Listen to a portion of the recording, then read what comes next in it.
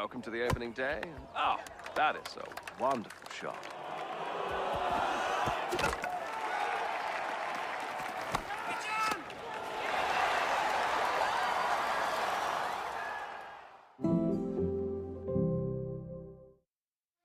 When I was a kid, there was no professional women's cricket. I didn't even think that women could be professional sports people. Especially early on, it just didn't really seem like there was a career in it. To support myself around cricket, I had to work at the petrol garage. I was the only girl, so I stood out. I'd love for young girls to be able to dream about being an athlete and it to be achievable. Thanks to the Hilton funding my contract, it's allowed me to play the game that I love all day, every day. We're like an engine and we need to be fueled with the right gas. Without funding, we can't be visible. You can't be what you can't see. As a team, it feels like we're breaking boundaries. Thunder and Lancashire always want to put women's cricket at the forefront, and now I think that's really shining through. It's mad to think that without the Hilton funding, like, we wouldn't be playing cricket every day, training. Well, we could be, but we wouldn't have any money. We wouldn't, yeah, true.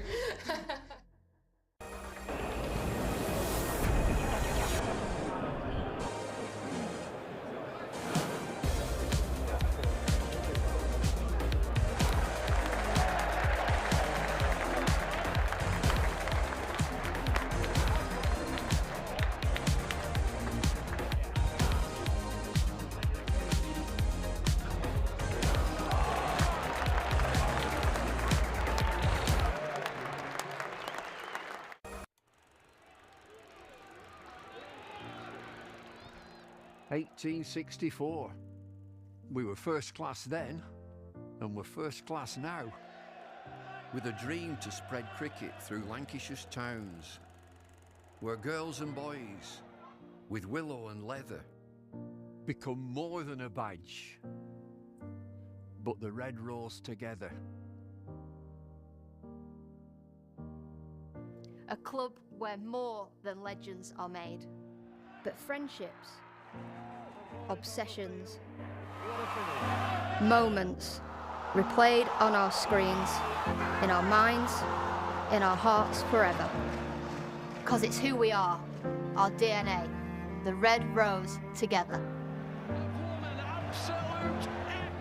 Statham, Briggs, Jimmy, Freddie and Joss, Chappie, Sir Clive Lloyd, Carol Hodges, Kate Cross. What a roll call. It's a hard one to measure, with future names still to be written on the red rose together. We're all about people. It's what the red rose really means. Yeah, the ones signing autographs, but the ones behind the scenes. Our community, grassroots, the ones that feel tethered. Whether you're from here or belong here, we're the red rose together. And what about this place? Talk about world-class venues. Internationals, gigs, events. You can choose from a menu of triumph, of disaster, of pain, or pleasure. We've seen it all at Emirates Old Trafford, with the red rose together. Red ball, white ball, lightning and thunder. Have you ever sat back? Have you ever just wondered how far we've come? The storms we've weathered. Or how far we'll go as the red rose together.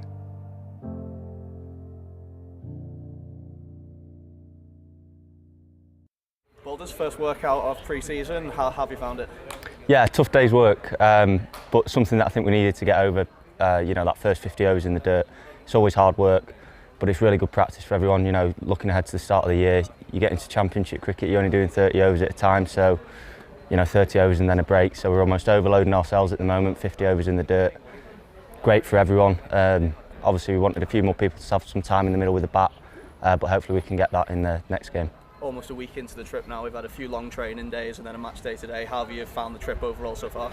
Yeah, it's been really good. Physically tough though. I think that's been deliberate from the coaching staff and the medical team. We're getting sort of overs and time in our legs in this heat as well. But no, it's been really good. It's been competitive. I think a lot of people are sort of starting now to look towards the start of the season, and within the squad there's competition for places, so it's competitive and it's good fun. It's a pretty young squad as well. Is there quite a few lads who are determined to stake a claim and put their hand up for next year? Yeah, I think it's always like that this time of year. You start looking ahead to April and start thinking where does my name fit in that first team squad or that first team 11. So there's that competition there, and young lads who we haven't seen a lot of all winter, they've been here, there and everywhere, are coming back and trying to show everyone what they can do. Looking at today, probably didn't get as many runs as we would have wanted, but a tough opposition in conditions that they know very well as well. Yeah, they're a good side. They've got good spinners, a couple of good seamers up top, and look, we didn't get enough runs on the board.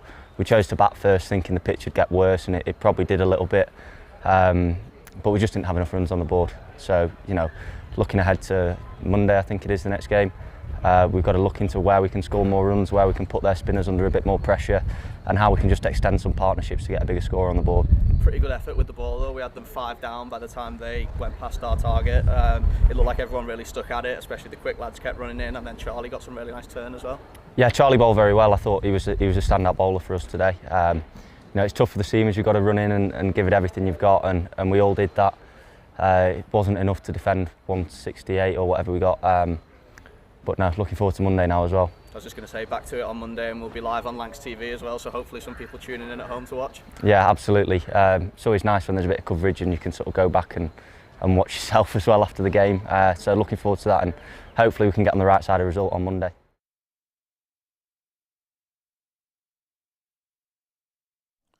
Boulders, first word. Well, a very good morning to you. It's bright and early on Monday morning, and we're live here in the Lancs TV studio at Emirates Old Trafford.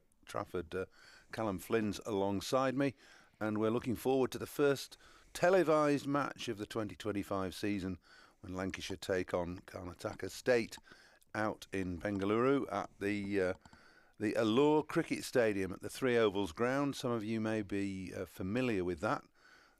We showed you a couple of games from there in last year's pre-season warm-up.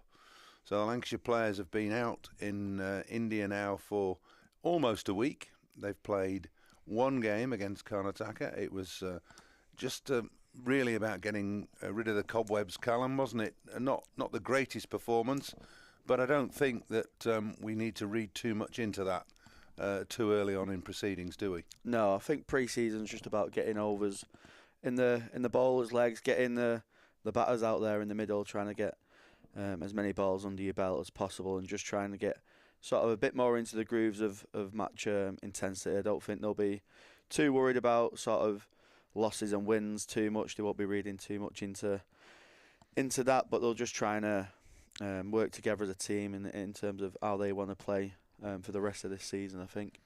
Yeah, it's going to be the same team playing today as played in the previous games. I know Keaton Jennings, he's still recovering from a hamstring injury. Very close to full fitness, but don't want to risk him at the moment. So the team captained by Josh Bohannon. And it's got a fairly young look to it. Michael Jones, who's signed for Lancashire from Durham, he played and opened the batting in the previous game, and he was the one startling success, really. He made 60 from just 64 balls. Opened with George Bell. Kesh Fonseca came at 3, Josh Bohannon at 4, George Balderson at 5, Harry Singh, Luke Wood, who will play again today but won't bowl, Jack Blatherwick, Tom Aspinwall, Josh Boyden, and Charlie Barnard was the big success with the ball. The news out from the ground early this morning is that Lancashire will bowl first. It's a 50-over game, and it looks very much like Tom Aspinwall has got the new ball, Callum. Yeah, he went pretty well in the first game, 1 for 39 off his 7. He'll try and swing it a little bit up top. Bowls a pretty heavy ball, Aspinwall. He's quite a white ball specialist so far early on in his career, so he'll look to put it through. There's a little bit of green to the wicket, so it looks like it might carry through nicely for him. Beautiful day out there, not a cloud in the sky. Aspinwall with the first ball. A little bit of away movement, a little bit of early swing. And George Balderson was saying on the post-match interview after the first game that it had a little bit in it for the seamers as well as for the spinners. So Aspinwall will certainly look to try and take advantage early on with this new ball.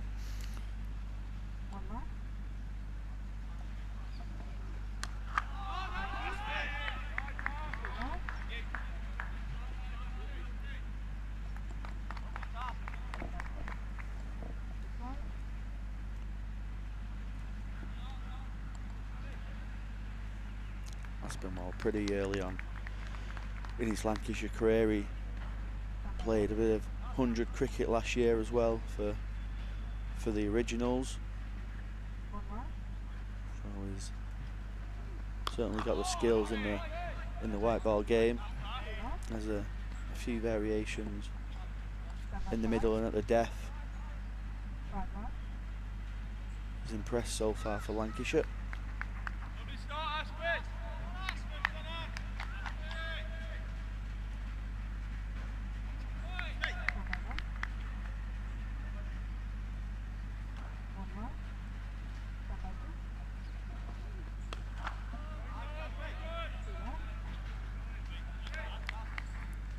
So this is a new pitch for today's game, different one to the one that was used on Saturday. It was interesting to note that George Balderson said there was a consensus they thought the pitch was going to get worse. I don't think it did. And this looks a nice fresh green strip for Lancashire to bowl with.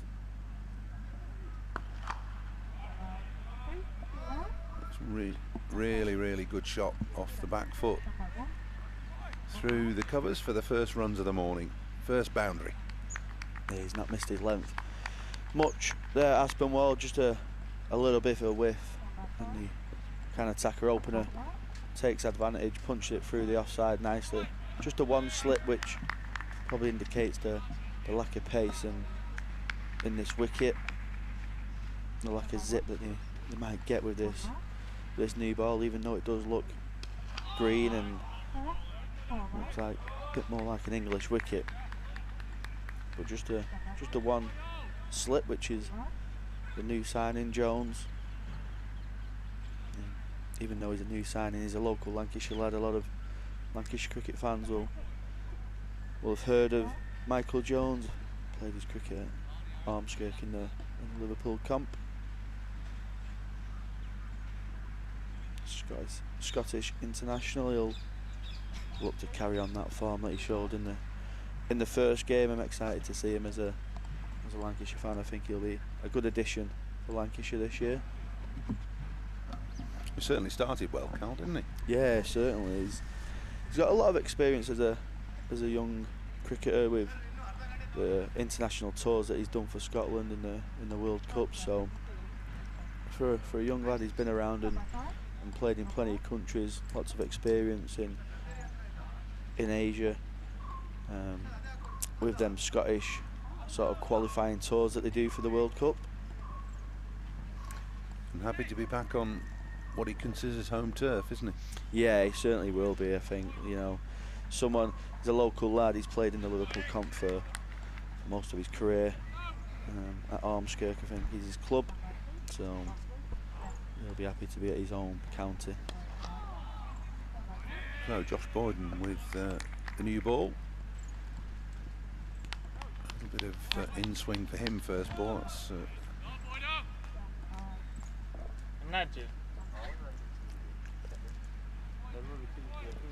George Bell with that, an anonymous Bell, wasn't it?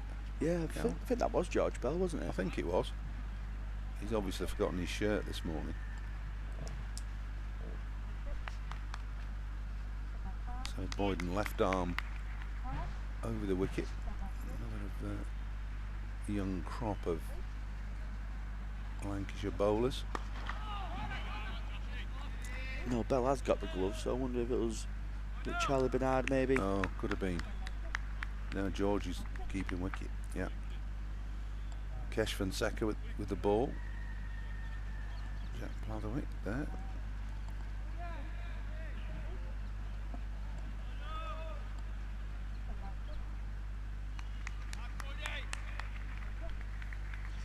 Boyden will look to shape it back into the right-handers. He'll probably be the one who gets the most movement from the Lancashire seamers today and actually swings it out the hand. And it's just dropped a fraction short and pulled away imperiously right out the middle of the bat, and I think soared away for the second boundary of the day, and that's a 6, I think. Yeah, he's played that beautifully, just swiveled on his back foot, timed it beautifully, hit it way over the ropes onto the little shed container. Just take a minute to find the ball there, and plenty of time the counter-attacker opener.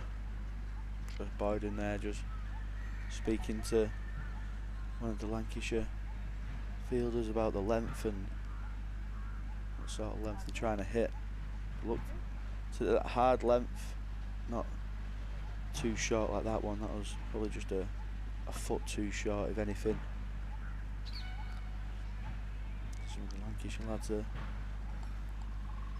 really are in the dirt there, looking for the ball. Well, George Balderson mentioned it a couple of times, 50 overs in the dirt. I don't think he envisaged this, though, after 9 balls of the day. Solly Sutton, with 22 on his back, he'll get a bowl a little bit later, if they can find the ball. He went pretty well in the first game as well. Sutton, 1 for 15, just off his 4. Yeah, only 4 overs, didn't he? Luke Wood 2 for 48, off for 7 in that first game. He's not bowling today. George Balderson just an ease in, I think, for the Lancashire lads. 5 overs for Balderson, none for 26. Boyden only bowled 4 overs, none for 34. Aspinwall 7 overs, 1 for 39. Charlie Barnard the most successful, 2 for 52 from his 10 overs of left arm spin. Yeah, I'm excited to see how Bernard goes this year. He's someone who could probably claim the spinning slot for Lancashire potentially throughout this season. You've got Tom Hartley, of course, who will come into the team at some stage. But someone who's been talked about quite a bit as Charlie Bernard. I think there's high expectations on what he could deliver in the coming years.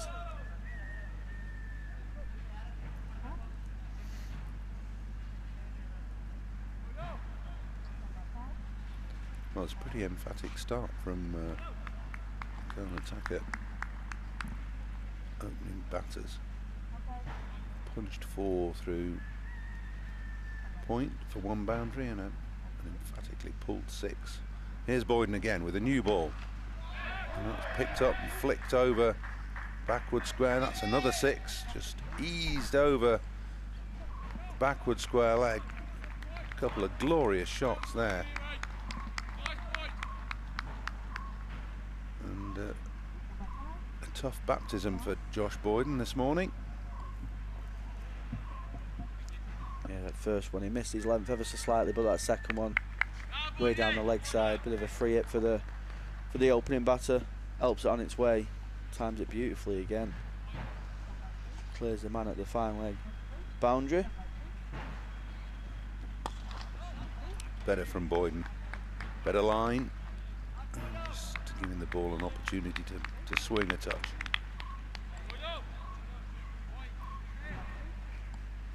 Somewhere like India and the wickets that the country produces, it's so key to keep the stumps involved every ball.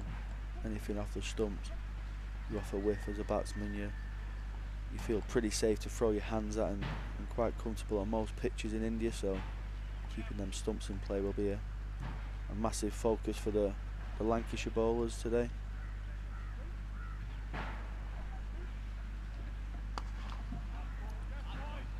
Much better from Boyden to finish the over. 12 from it, so 16 without loss. Counter-attacker after just 2 overs.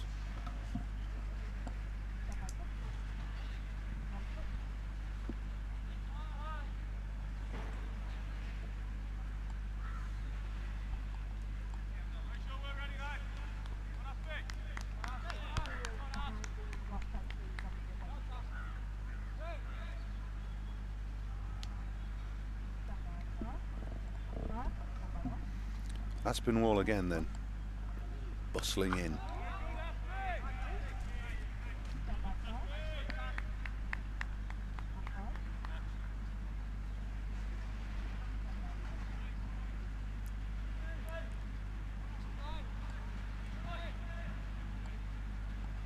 A good start from Aspinwall, just that one delivery going for runs at the end of his first over, just slightly offering some width. He's keeping them stumps in play, just trapping the opening batter on the crease there, just finding the outside edge of the bat, plays it out into the offside.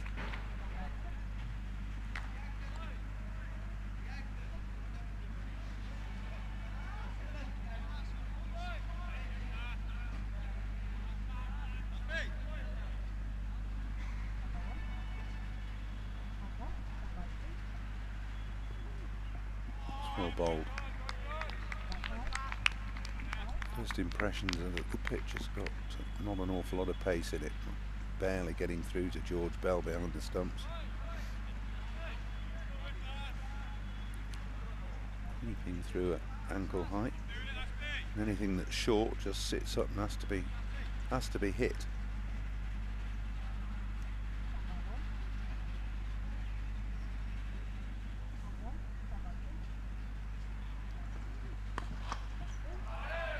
Nicely played. Just an extension of a forward push as that goes through square cover for 4.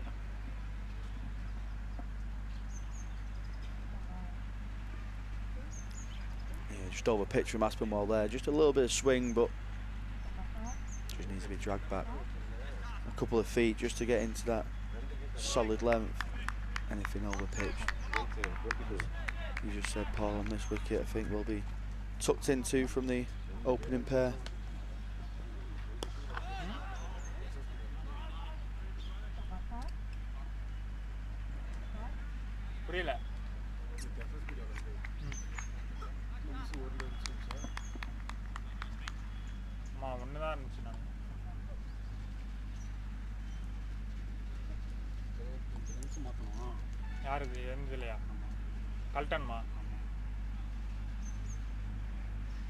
இது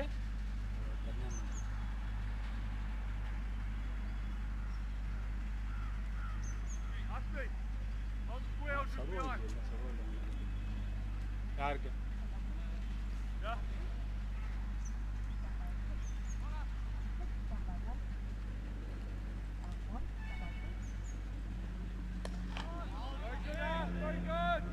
A decent start then from Tom Aspinwall. Gone for 8 in his first couple of overs. Just a couple of loose deliveries picked up by the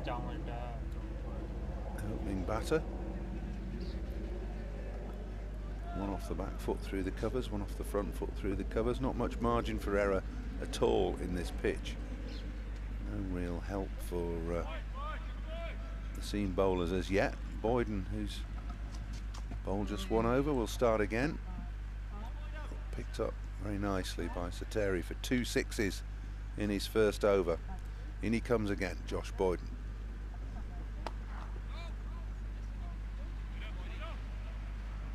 Looks a steamy day out there in Bengaluru.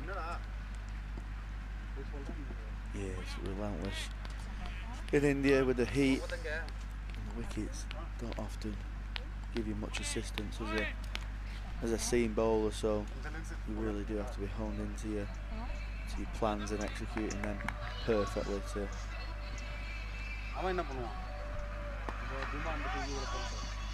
flicked away on the leg side, just a bit of a leading edge.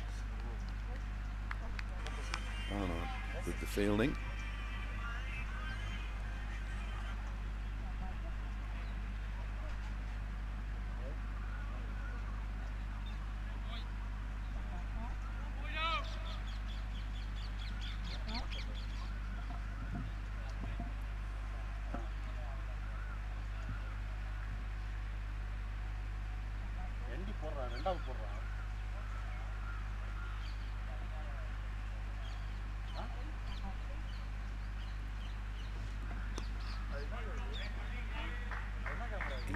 to third for a single. First time the batters have changed ends. Much better length from Boyden as well, keeping the stumps in play, just hitting that 6 to 8 metre length that they discuss.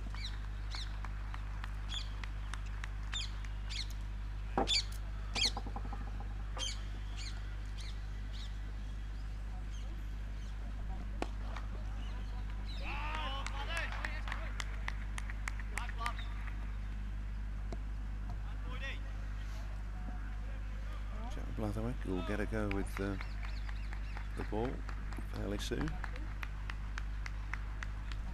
A little bit surprised he hasn't taken the new ball, maybe. But plenty of bowling options over Lancashire. Sutton, Boyden, Aspinwall, Blatherwick, Balderson, Seamers. Ventures from Sateri. It's more the aggressor of the two at the moment, Sateri. Fancy his chances against Boyden earlier on here. Looks like quite a hittable boundary to his leg side, which he's found twice already.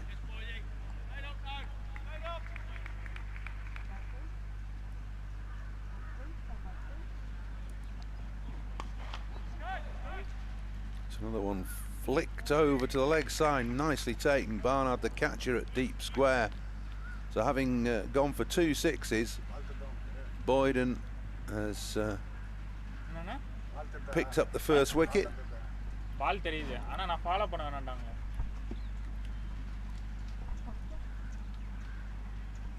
Yes, Terry probably feels like he's missed out a little bit there. Half volley on the leg stump. He's picked out the deep square. Fielder just on the edge of the rope. So a mixed start for Lancashire, but they'll be pleased to take that first wicket. Been a flurry of boundaries, but Sateri having picked 2 sixes up over the leg side, has just picked out deep square leg. Not quite getting all of that.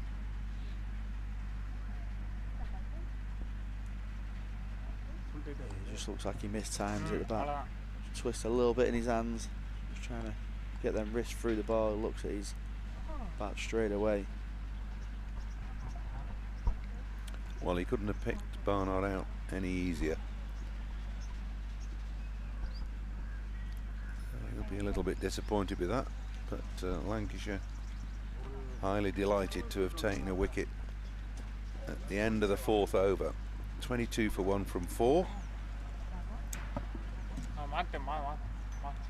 Okay, sir.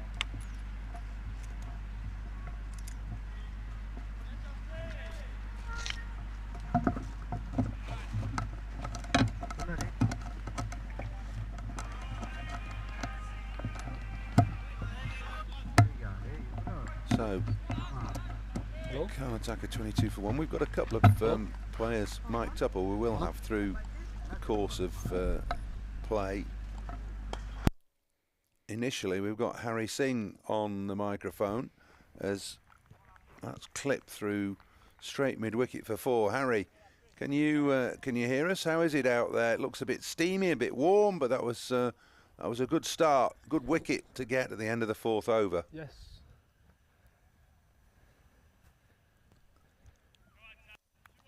Hi, is that Mr. Alec? Hello.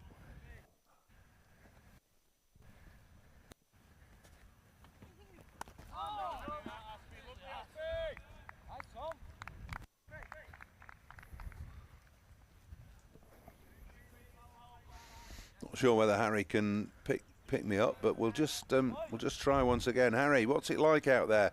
Looks a bit steamy, a bit warm early on this Monday morning.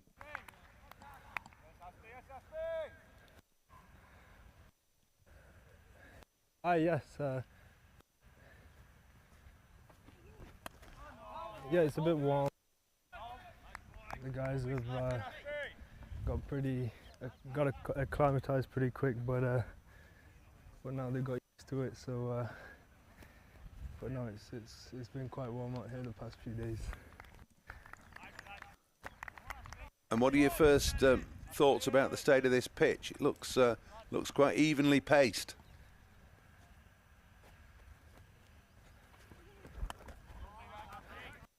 It looks quite a decent pitch. A couple of the others we've practiced on and played on the last game had a bit of extra grass on, a little bit of extra bounce in the pitch. And later on, the ball started to grip and turn.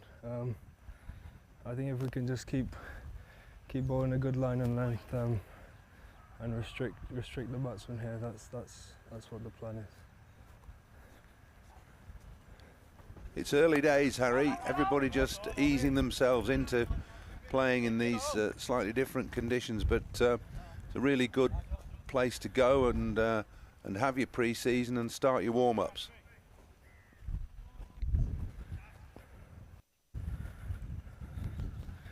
No, it's very good to come out here and play some matches.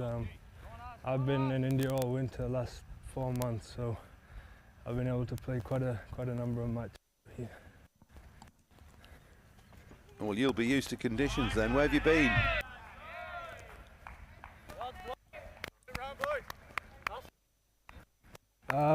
I've been based in Delhi, just outside Delhi. So managed to play quite a few matches there on some nice batting pitches. Good stuff, Harry. We'll let you concentrate on your fielding and catch up with you a little bit later.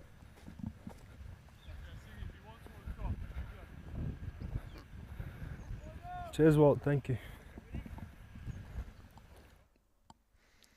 So Harry Singh benefiting from 4 months out in and around Delhi, playing some decent club cricket.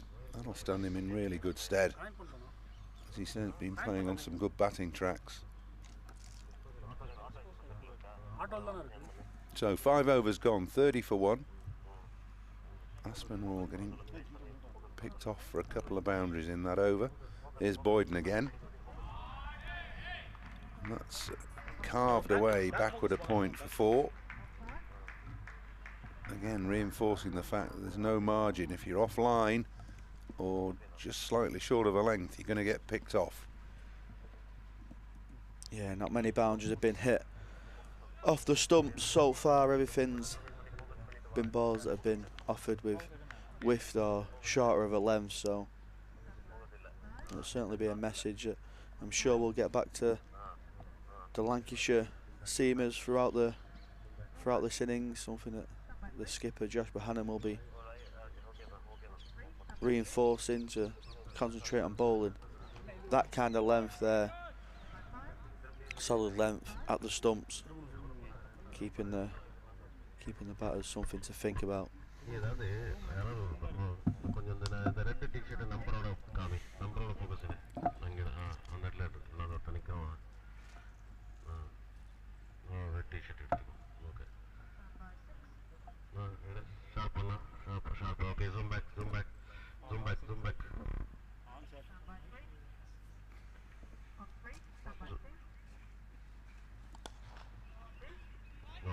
Good stop.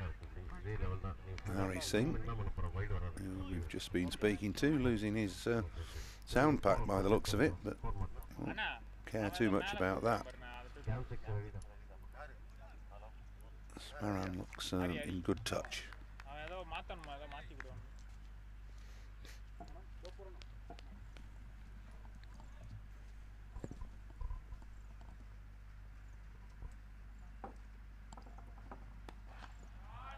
Too full from Boyden and wide outside the off stump. Beautifully played by Smaran. Glorious extra cover drive. Yeah, beautiful shot from Smaran. Over pitch from Boyden, offering that whiff again. And he throws his hands through it. Beautifully timed it nicely through the extra cover region. Picks up another 4. Boyden just needs to settle into a bit of line and length here. This is what pre-season's all about, just getting into a bit of a groove. He's not got any exceptional pace, Josh Boyden. He relies on swinging the ball a little bit out of the hand and hitting the seam.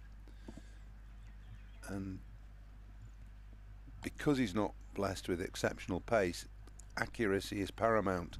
Got to work on that.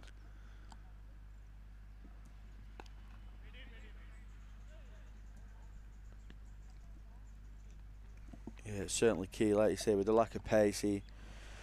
Sometimes when you've got that extra pace and you drop it short or you go a bit fuller, you can sometimes get away with it because the batters might be hanging back a little bit, might be a little bit cautious because of your pace, whereas someone with Josh Boyden, batters will be on the front foot looking to go hard at the ball most times, so anything where he strays, he will be, the batters will eyes light up and they'll look to pounce on that. But that's what pre-season's about, trying to bowl that stiffness and sort of bowl that rhythm into your legs and slowly get into the groove. They've been working hard in the indoor school here at Emirates Old Trafford for the last few months, but then running out onto the grass, it's totally different. Bowling on wickets which offer something different than a concrete based floor in indoor schools, so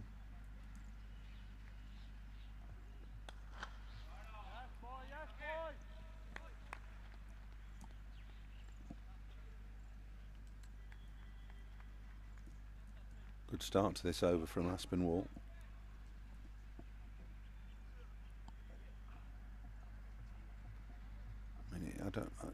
I hate to think how many times it's been said, but top of off stump is the place to go.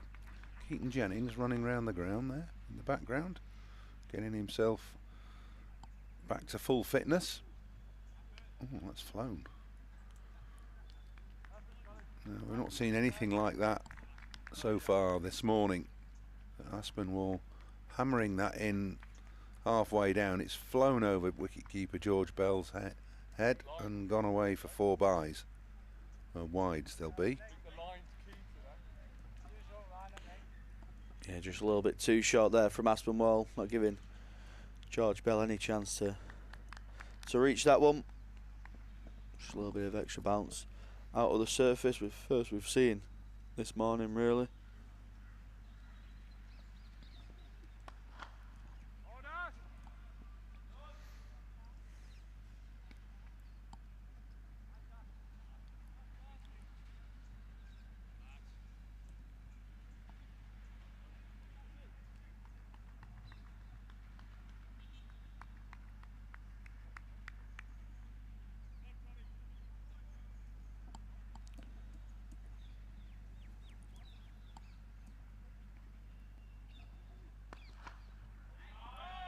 Width, any width, it's going to go.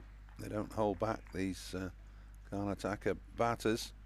Joe's into the 20s, 47 for 1. Yeah, a similar story, isn't it? Just that width on this easy paced surface. Bit of a green tinge, just goes onto the bat nicely.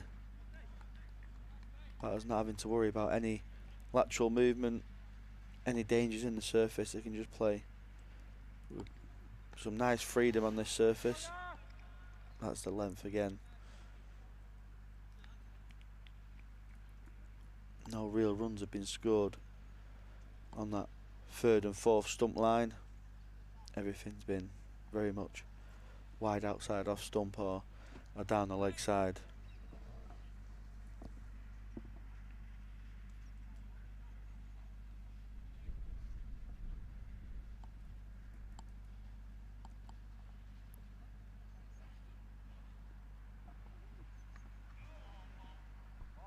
Just threw that a bit early. It might have been a slightly slower ball from Aspinwall, but 8 off the over. Number 25 for him. It's a good start by Karnataka. They're raced away to 47 for 1 from 7.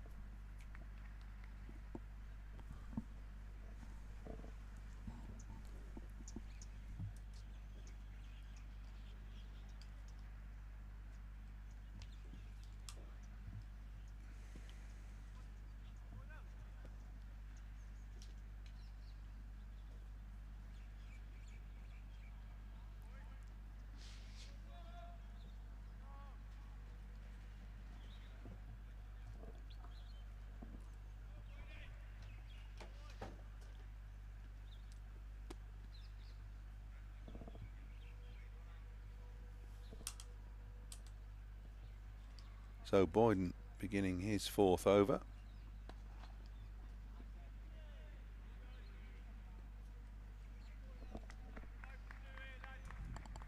Callum Flynn has left us, and Graham Hardcastle's alongside. Graham, good morning. Good morning. How are you? I'm all right, thanks. Yeah. You wintered well?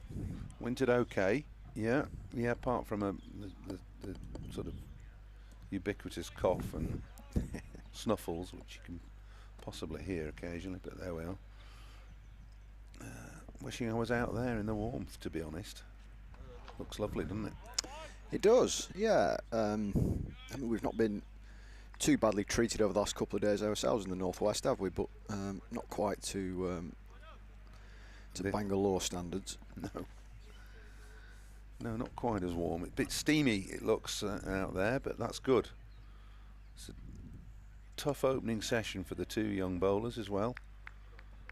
Been good in parts, and 1 or 2 wayward deliveries per over, which is will not please the coaches, I don't think. That's a good stop. I suppose to a certain degree, this is the time for that kind of thing, isn't it? The loose overs and what have you. Yeah.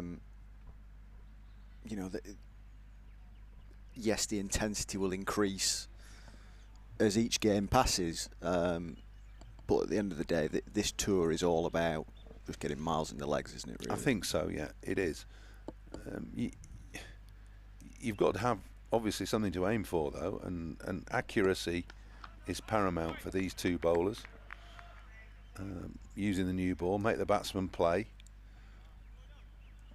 The pitch, it looks pretty benign to me. We've just seen 1 ball fly over the top of the keeper's head, but everything else, if you're slightly offline or slightly short, the ball is there to be hit, and these counter-attacker batters will just capitalise on that, as we've seen already. They're not frightened of hitting a 4 or a 6.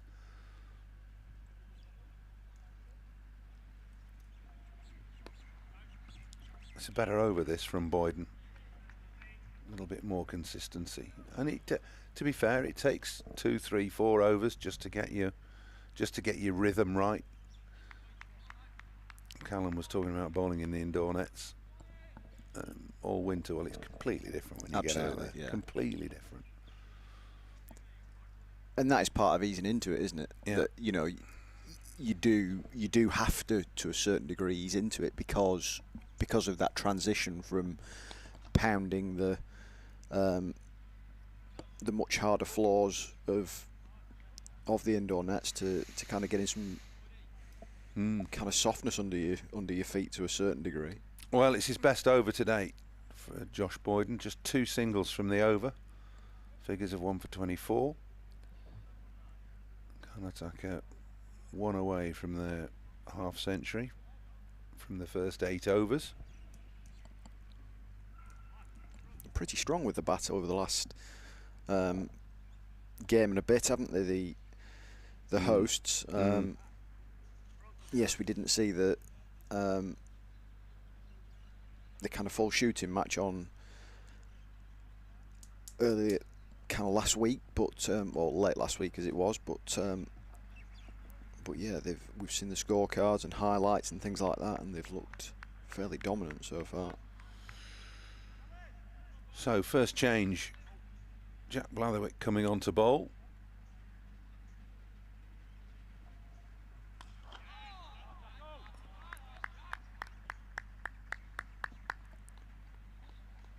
This is one man who hasn't had to deal with that transition of going from indoor to outdoor, having wintered in Australian grade cricket in Sydney.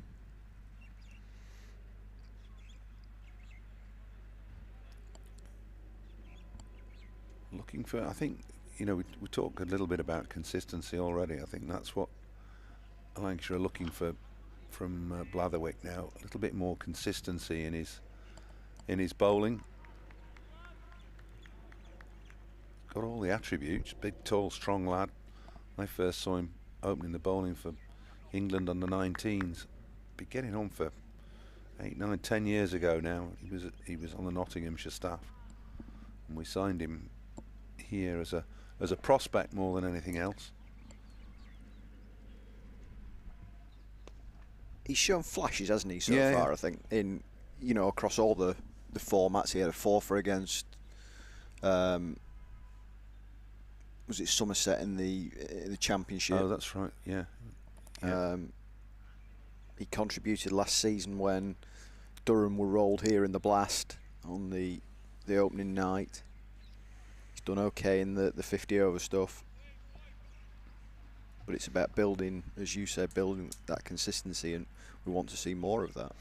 Well, I mean, ideally, you're looking for him to become a key component of the Lancashire bowling attack, and he's got to show that he's reliable enough and consistent enough to do that.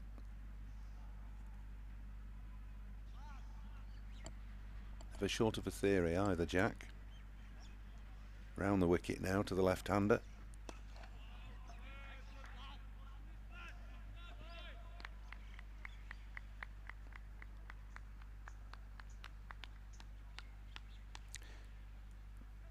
So when you signed him, what was it that pace that really kind of excited you about him, or?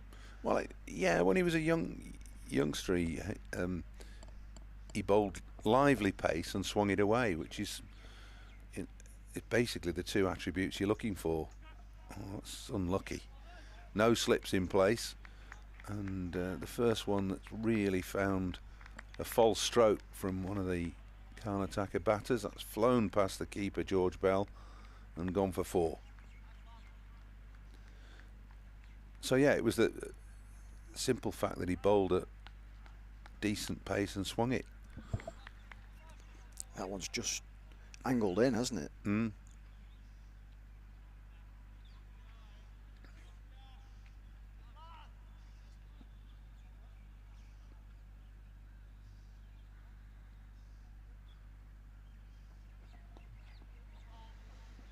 Down to third man again, and that's going to be another 4. Unfortunate for Blatherwick, who's gone for 9 and done nothing wrong in that opening over. Maybe apart from not have a slip in place. It's 58 for 1 then from 9. Yeah, that kind of delivery will bring you success more than not, won't it? In kind of one-day cricket. Yeah, it might just.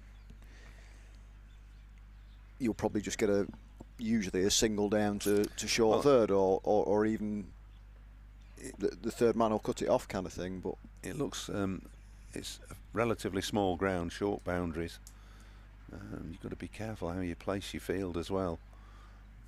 Blatherwick probably suffering from the fact that the 2 opening bowlers have gone for a few, and not having an attacking field set.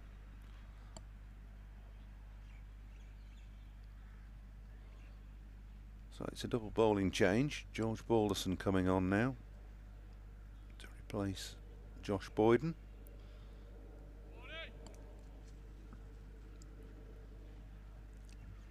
I was starting to think about some pre-season previews earlier this week, and all of us say earlier this week, last week, and I think George could be a pretty key figure this season for Lancs. Yeah, I agree.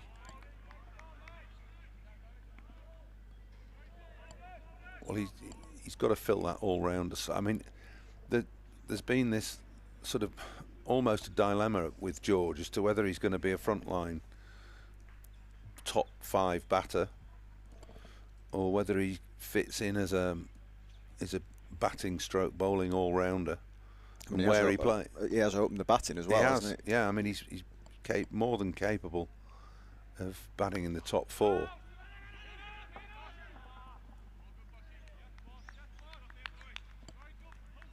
Just always seems to make something happen as well, Wicket taker, especially with the ball. The wicket taker, Yeah. isn't he? Partnership breaker. Well, that sounds a bit demeaning to say he's a partnership breaker, but he's better than that.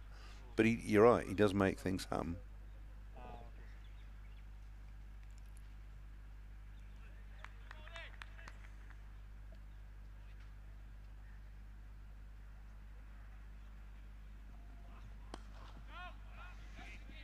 Straight onto a good full length and a good line as well.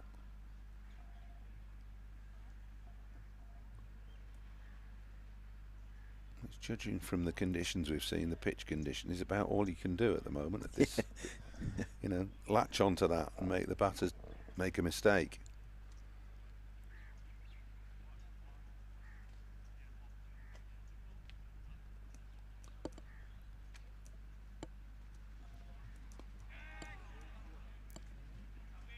And he is good at that, George Balderson. I do wonder whether he's a little bit underestimated by opponents with the ball, because he's not got searing pace, has he, by any stretch of the imagination, but he's got significant skill about him, and that pace will probably increase as the next few years pass by. Well, you'd hope so, although I think he's probably got to his optimum pace now, you know. I mean, he's been around, what, 4 years or so? And I think this is the way he's going to bowl. Yeah, I mean... You'd like another yard, wouldn't you? Yeah, I certainly don't think he's going to increase by 5-10 miles an hour, but, you know, you may just get just the odd mile an hour here and there out of him, which... can make all the difference, I guess. 10 overs gone then, and it's a nice steady start from George Balderson. A maiden from him and his first over. Karlsson 58 for 1. Time for me to take a break. I'll leave you with Graham for a minute or two, and then Callum will be along as well. Yeah, so Jack Blatherwick will continue. Just his second over. His first ended pretty frustratingly with 2 boundaries down to the third man fence. As Paul was saying, short boundaries, fast outfield, bit of extra pace from Blatherwick probably kind of hurt him to a certain degree there, but he didn't do much wrong.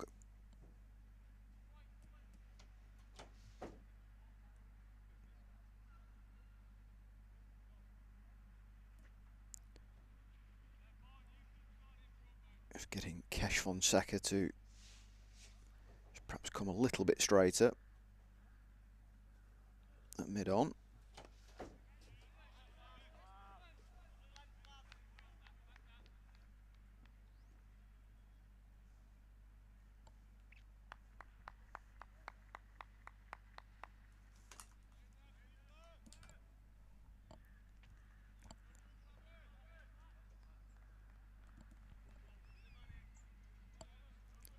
Callum Flynn back with us in a second.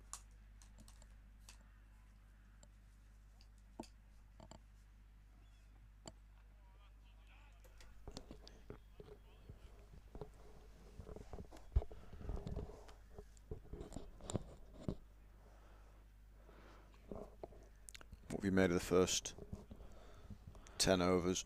It's been very much just cricket on India soil, hasn't it, really? Like, can't offer any freedom as a bowler, as a seam bowler on these type of wickets. It looks a little bit slow. Looks like if you miss your length, you're not gonna get any assistance from the surface to then get away with it. So I think the message probably feeding back to the Lancashire seamers from the skipper and from the coach on the sideline will be very much attacking them stumps as much as possible and sort of getting it into that awkward length, which Blatherwick's just hit there, sort of back of a length into the hip at times, and try not to give him any freedom.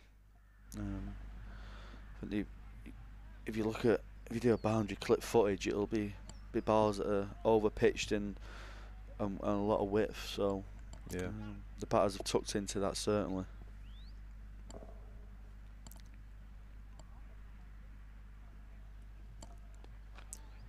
Just saw a brief shot of Lancashire's management team, Coach Dale Benkenstein and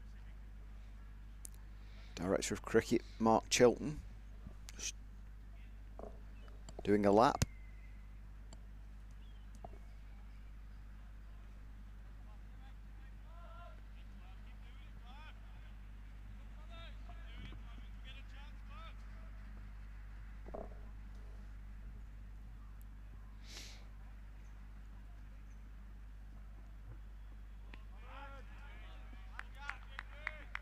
pace from Blatherwick, and we are just seeing just a little bit of movement.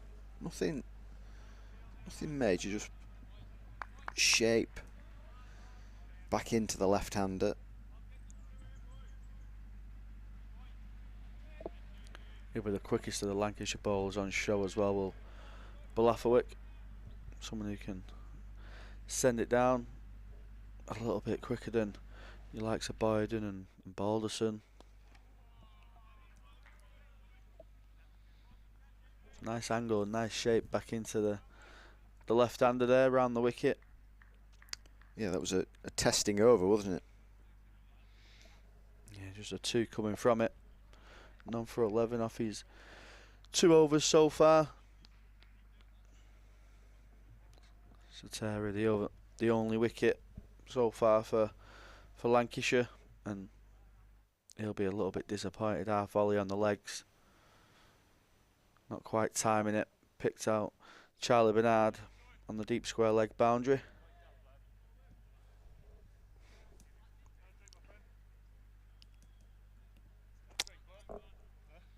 Sure, there'll be a few butterflies with catches and things like that at this stage of pre-season. You want them to stick early on, don't you? Yeah, certainly. Especially, it's weird when you go to a country like India or somewhere with sort of a clear sky. The ball always travels differently as well compared to like England. So it certainly does take a little bit of getting used to. It tends to fly through the air a little bit better, a little bit quicker than England. So even just picking up on the ball in the sky, it really is totally different. So, but you get all them things out the way in pre-season. That's what it's there for, these kind of friendlies. I mean, that's something they speak about in Highveld, isn't it, in South Africa, that, you know, places like the Wanderers and Centurion, the ball will really fly. Yeah, it's certainly something. I mean, you know, unless you're a cricketer yourself, you don't really realise the enormity of it, really.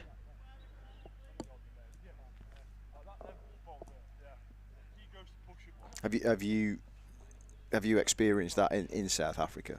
No, so I haven't been in South Africa at all, but certainly in India and in Sri Lanka, you could experience it straight away. So we was in Sri Lanka recently, and we did our first training session outdoor, and the ball really did travel. Like, you didn't have to attack the ball at all. Go for your catches, you could just wait for it more or less to come to you, and then move last second if you had to. If you moved too early, you was kind of getting caught out, and you was backtracking a little bit.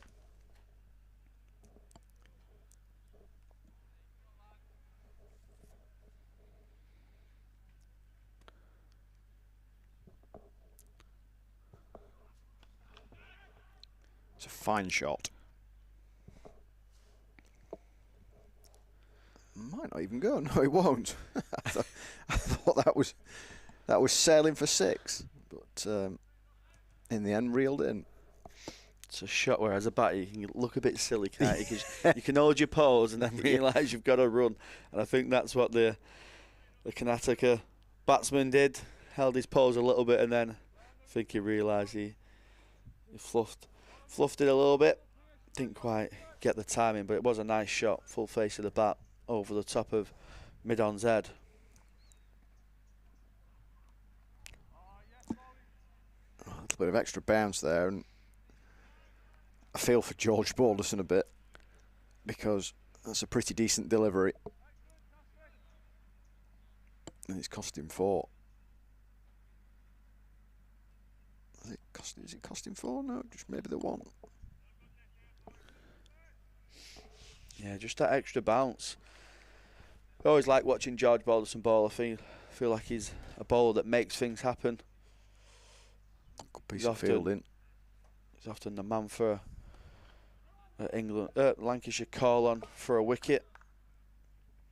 He's really good at breaking partnerships, and he kind of took on that sort of third seamer role in 2024 for Lancashire. He put a bit more emphasis. I know he spoke about it at the back end of 2023 about becoming more of a full-time bowler and becoming more of a permanent option instead of sort of just a partnership breaker for Lancashire. And he certainly did that last year. If anything, he probably too much emphasis on his bowling last year, maybe affected his batting a little bit. Didn't quite score the runs that he probably would have hoped. He's getting used to that full-time all-rounder role. It certainly does take effect with the workloads and the impact that it can have. You know, bowling 15, 16 overs in the first innings and then going into bat can certainly affect your game in the long run. Yeah, I mean, one performance kind of springs to mind for me when I think about George Balderson. The second innings of that Durham game at Blackpool in the Championship, when Durham were going pretty well on that final day, and you were kind of thinking to yourself, hang on a minute, this might not be quite as comfortable as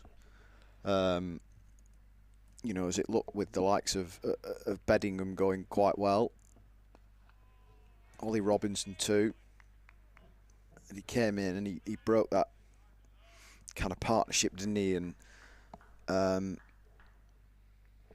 kind of just really broke the back of that day really, and got Lancs over the line.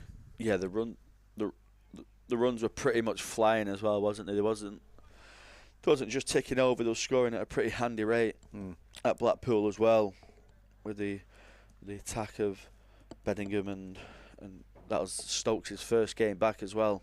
So there was a lot of media presence, support at that fixture. Blatherwick there just overstepping. But yeah, I think he's a reliable cricketer for Lancashire, is George Balderson. He's someone looks like he's always wanting to improve his game, work on things that might produce some goods for him in the future. He's certainly working to become more of a white ball cricketer as well. And he's got that captaincy experience, which is always handy to have.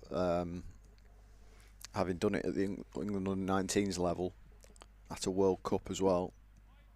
Yeah, he seems like a really mature character, George Balderson, sort of like a senior figure, even though he isn't. He seems like someone that you could go to and get a measured response under pressure. Someone that probably, you know, doesn't really stress or get flustered when the heat's on. Well, this is Jack Blatherwick, and it's been slightly loose over the last couple of deliveries. A wide, which has followed a no ball. Jack been in Sydney. I was just saying to Paul around about 10-15 minutes ago. He's been in Sydney this winter playing his grade cricket.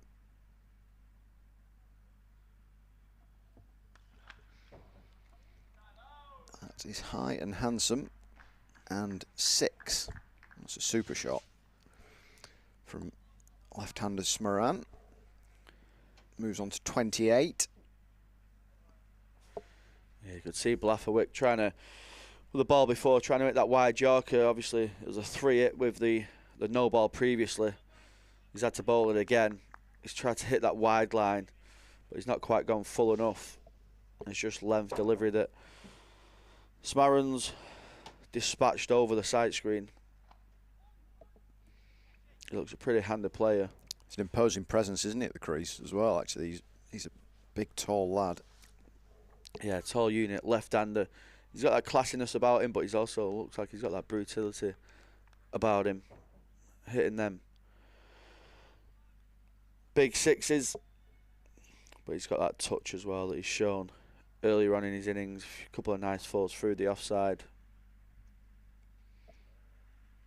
75 for 1. Can attack it.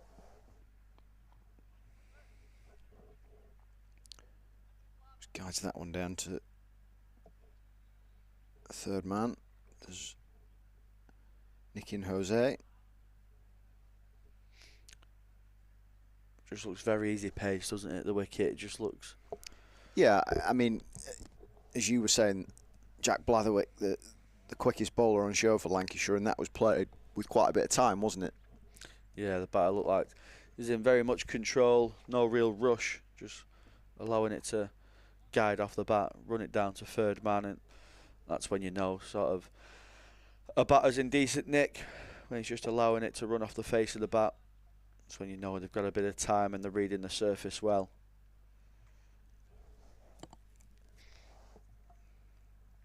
The spinners will certainly come into play, but with it being a pre-season still, there'll be some workload factors put into the game, trying to get, no matter what happens, trying to get overs into the seamers' legs, whether they go at quite a high rate or not. They'll be sort of trying to hit over workloads.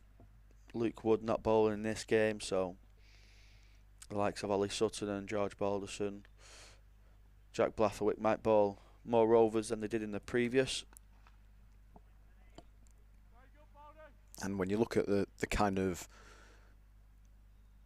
the flow of a competitive game, you would expect to see probably spin utilised already, wouldn't you, really?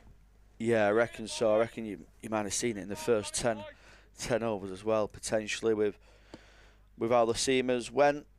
It was a little bit expensive early on, so you might have potentially gambled and tried to see if the spinners could get anything out of a bit of a harder ball skidding on. But yeah, I think you'll certainly seen some spin on now, wouldn't you? Men out on the boundary, out of that first power play. You'd probably have at least one spinner going from one of the ends by now. But that's the beauty of pre-season friendlies. It's totally different, you know, running in from indoor schools and running out on the grass.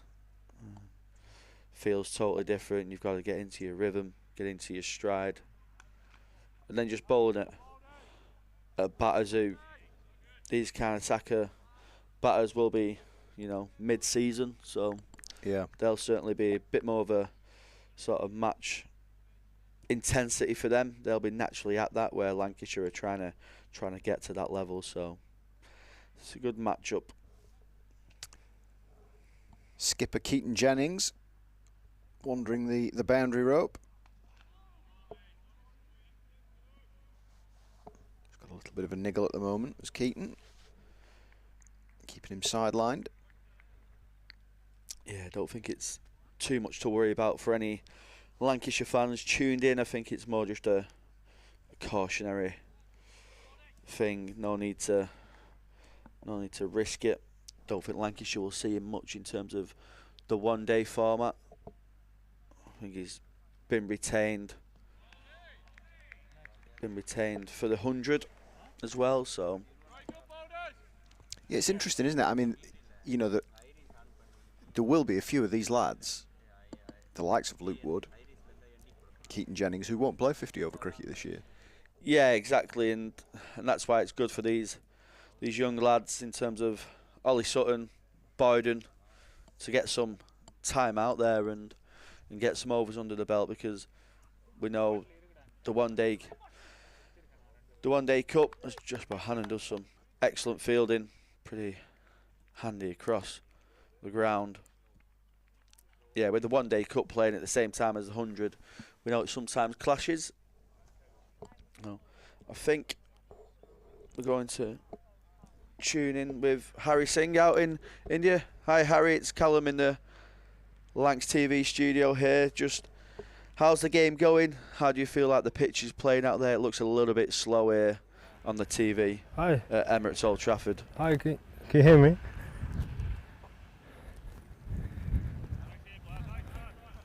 Hi Harry, yep. We can hear you here from the Lancs TV studio. Just how's the wicket playing there?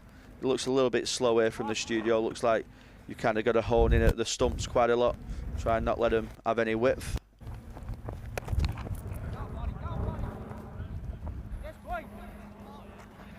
Yeah, I think whenever the seamers have gone off their line and length,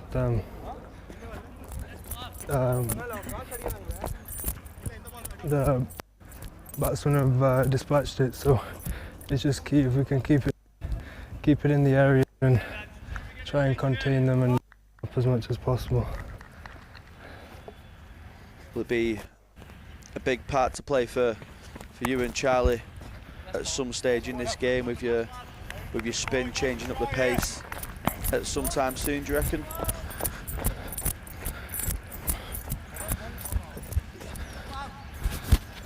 Yeah, I'm sure. As we saw on the pitch, as soon as the ball got older, pitch got a bit drier. Ball started to really turn. So yeah, that would be.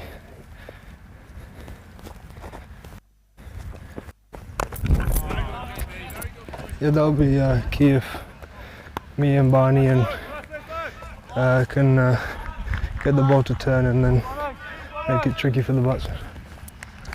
Is that something as a fielding unit that you discuss about throwing the ball into sort of the surface when you're fielding, try and rough that ball up, especially in somewhere like the subcontinent where you kind of want the ball getting softer, sort of quicker?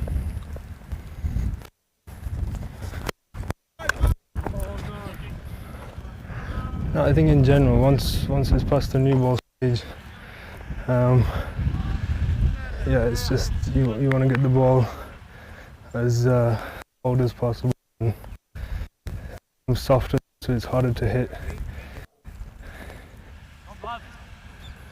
And away from training and games, have you and the lads been sort of exploring the local area, seeing a little bit of golf has been going on? It's kind of a theme in the cricket world these days. Cricketers going onto the golf course.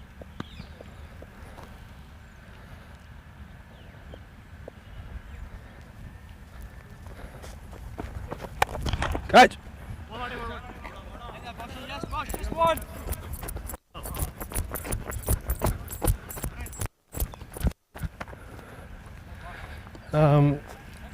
Yeah, a few of the guys played a bit of golf yesterday. We had a couple of rest days, so done a bit of exploring, but mostly just been resting and doing some recovery, getting ready for the game.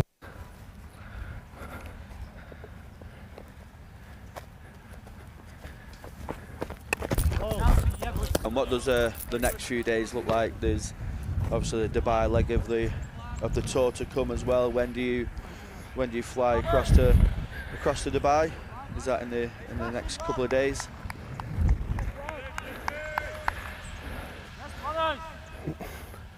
Yeah, the lads fly on the 13th and they're there for 4 days. There's one game against a UAE team.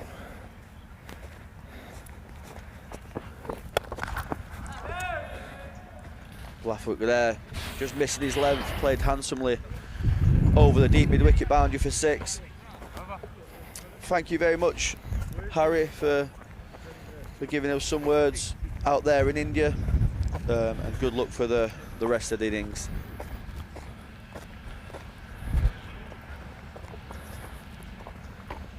Cheers, thank you. Thanks. Harry Singh there, just from the Karnataka ground. Just saying how the wicket looks pretty slow. Just trying to get that ball as soft as possible, as soon as possible, I think. And with shots like that, I think it certainly will get a little bit softer. I was going to say, whacking it into the trees and the concrete might help, yeah.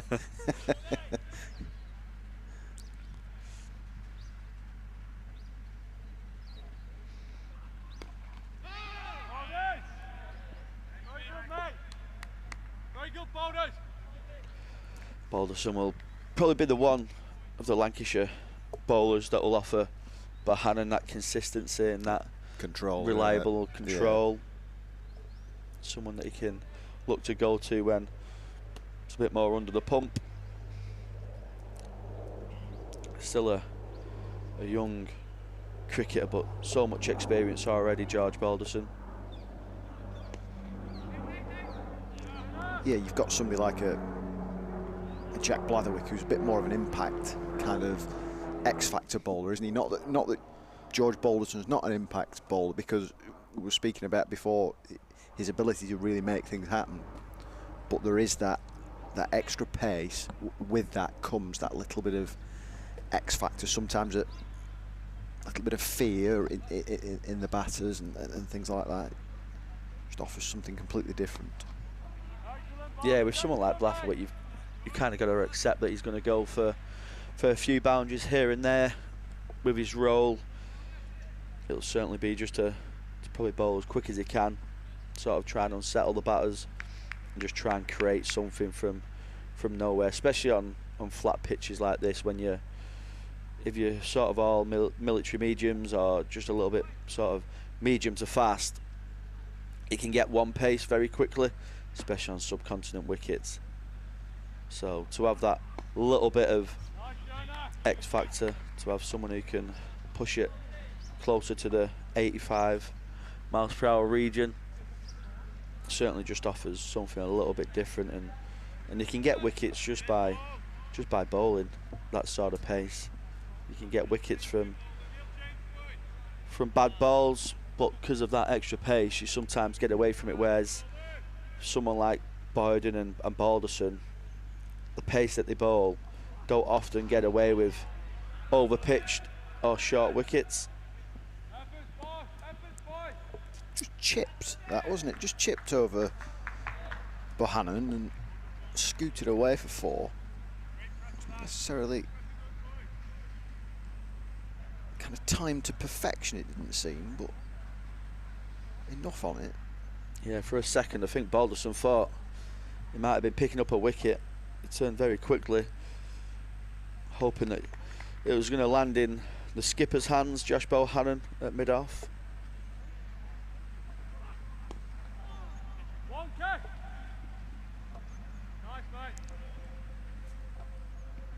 Front foot play 1 ball, back foot play the next.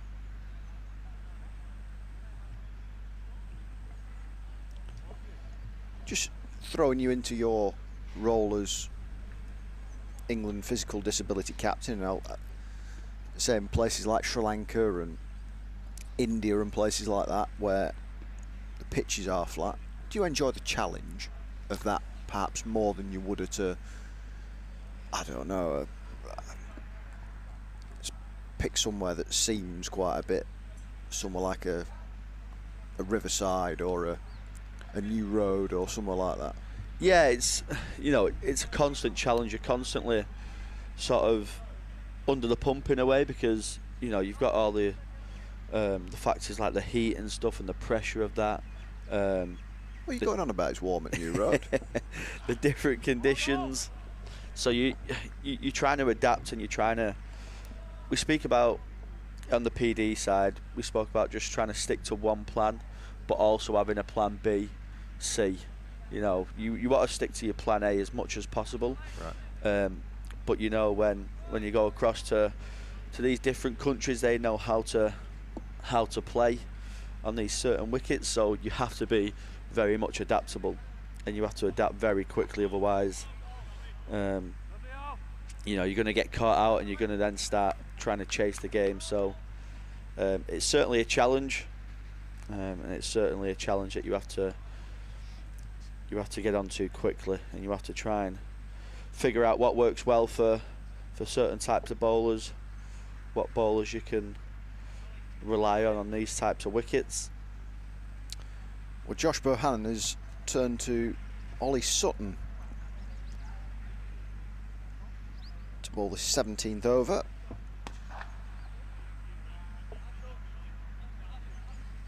Left armour who's signed his first pro contract over the winter.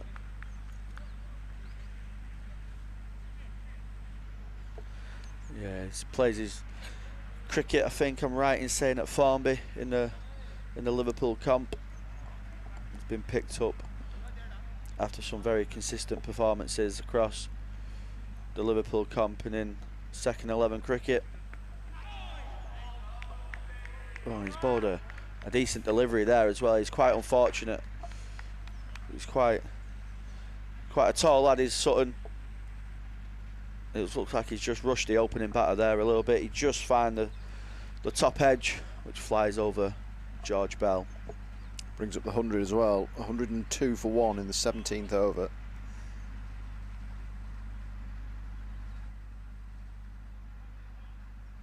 It's been a few instances of good fortune for the batters already this morning. Ooh. Fortunate to get away with that, if that's not called a no ball. It is. I was going to say he would have been very lucky there, I think, if he got away with that one.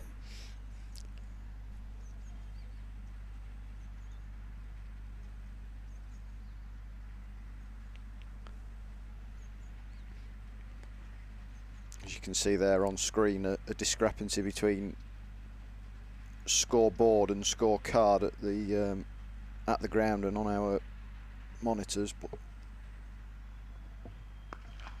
as is usually the case at grounds such as this, the scoreboards will get updated at the end of each over, so, and they'll need to add a 6 to it because that's a super shot from Jose, who moves to within another blow of 50.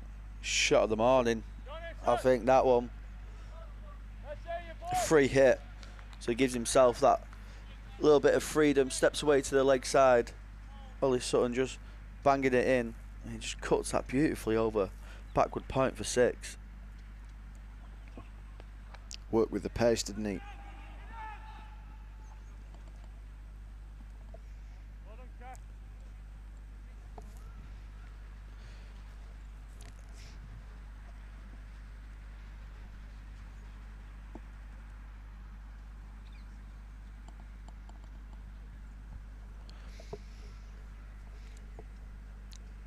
This is where it gets a little bit tougher for any cricketers, any English cricketers in the subcontinent, where you're kind of chasing for a few wickets, you're trying to break a partnership.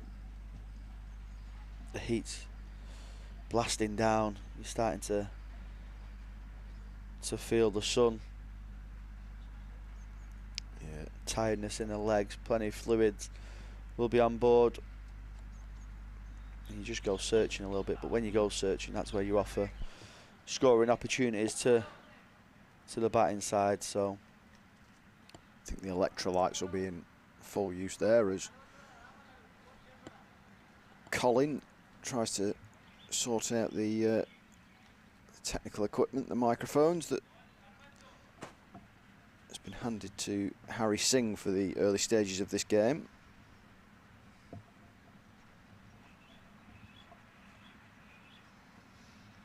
You can't underestimate the job of whoever's on drinks when you go on tours like this. They are honestly one of the busiest people, constantly getting them electrolyte tablets into the water bottles, constantly keeping the lads topped up. Keaton Jennings, I'm sure, will be doing plenty of laps today, taking water around onto the boundary edge for the fielders. Like a 3-man job as well.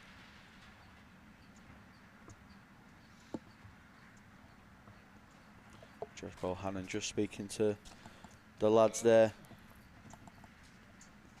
They'll just be discussing what plans they can go to try and restrict these two batters. 46 off 58 for Jose, and then Smaran 42 off his 36. More the aggressor so far. A little bit disconcerting when you, as a bowler or a captain, when you see the umpire hugging one of the opposition players. I'm not going to get many LBW shouts today. Yeah. Like club cricket on a Saturday, you get friendly with the umpire, try and get in his ear early on. Hi Rumps, how you doing? Nice to see you.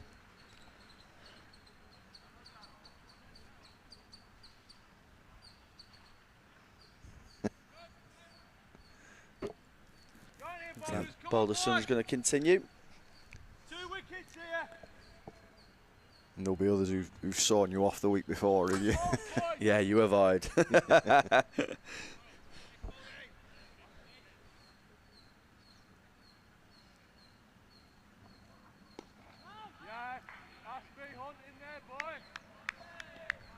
None for 12 off his 4.1 so far for Balderson. ever reliable. Someone who will certainly be a senior figure in the one-day cup for Lancashire later on this summer. Absolutely. And perhaps an increasing presence in the Blast as well. Got his first taste of that action last season and did okay. Yeah, it's certainly part of his game where he's trying to expand and trying to become more of an all-format player for Lancashire. And you could see them differences in the 2024 season.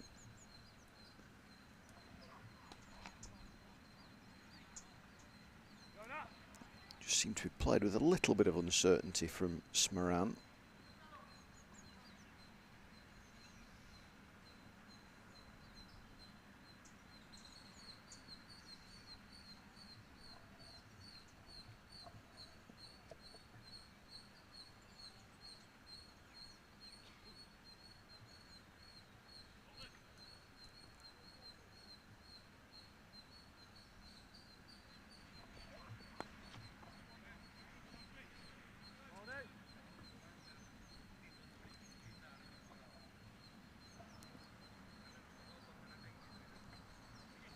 Just sense that Josh Bohannon's mind is working in overdrive at the moment, just trying to work out a way to break through. Yeah, it certainly will be. He'll be thinking about what player he can go to try and get that breakthrough. George Balderson there, just a bit of an off-cutter, just trying to go to his variations. Something that we've not really seen so far, but it's probably a good option on these subcontinent wickets.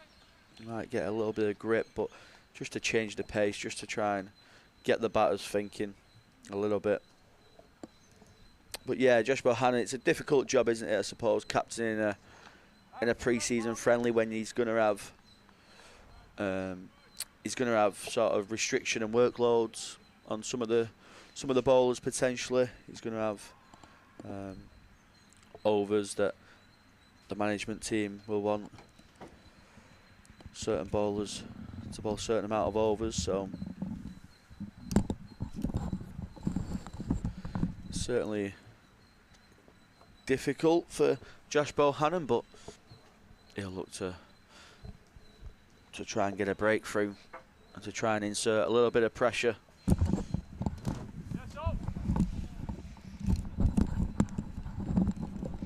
Ollie Sutton, a bit of a difficult first over. 14er coming off it with the no ball, free hit going for 6.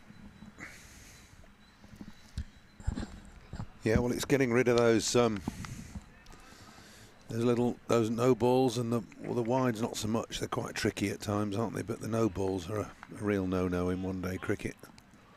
Just getting used to your run-up again outdoors.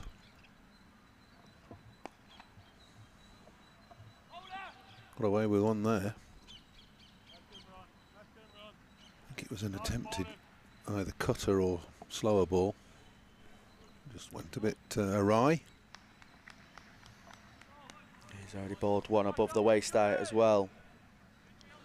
I'm sure being a friendly match he might be a little bit more cautious from the umpires, but just missing his length a little bit earlier on here is Ollie Sutton.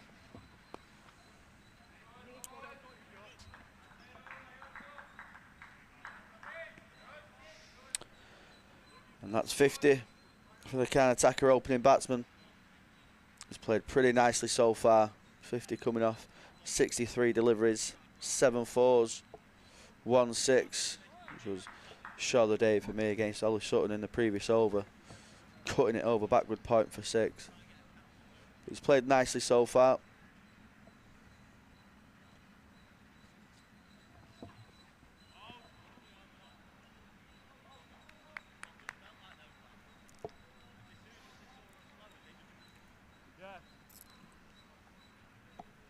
Well, we've just had drinks and the groundsman's been on and repainted those white lines, one of which depicts if you're wide of that, it's a wide, and Ollie Sutton was wide of off stump there. No complaints, really. Better line. Good shot. Good fielding as well from Bohannon, who was, with a direct hit, has run out Smoran. Brilliant piece of fielding from Josh Bohannon. It was half stopped by Ollie Sutton, and brilliant work by the Lancashire captain. Yeah, it's an unbelievable piece of fielding from Josh Bohannon. He covers the ground so quickly, Bohannon. You've always got to be careful taking a one to him. And he has some ground to cover. I don't know if it was poor running from the batsman. I felt like he should have made it. He's had to run round Ollie Sutton a little bit. Yeah, it's an excellent piece of fielding from Josh Bohannon to hit the stumps when his body weight's taking him way across over to the left. Tight that, you know. The batter had blocked it, stopped, waited till it got past Sutton. I'd like to see that again because it was really, really close. But as you say, Cal, Bohannon was very quick to the ball. Look, watch this. So there's a late start, and then, oh no, he is short of his ground by a foot or so. Can't believe it, but he is.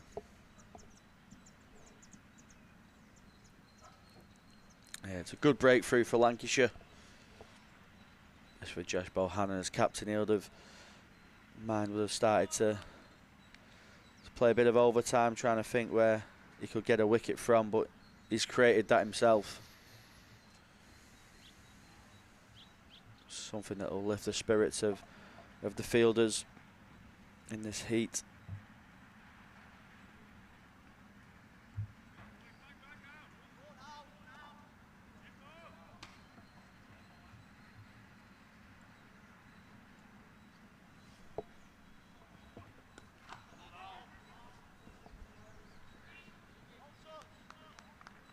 Good running. Good running by Jose. Not sure whether it's Jose or Hose or Joe's. It'd be Jose if it was Spanish, wouldn't it? Yeah. We'll call it Joe's till we're corrected.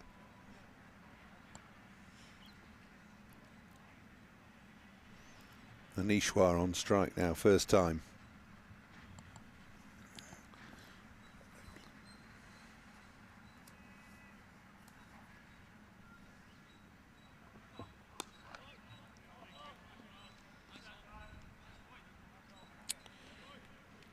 Much better over for Ollie Sutton there.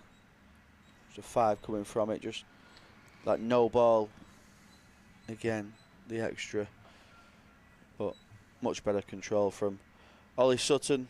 We're just seeing highlights of Joe's 50. He's played pretty nicely. He's gone through the gears. Started off slowly. He's picked up as the innings has gone on.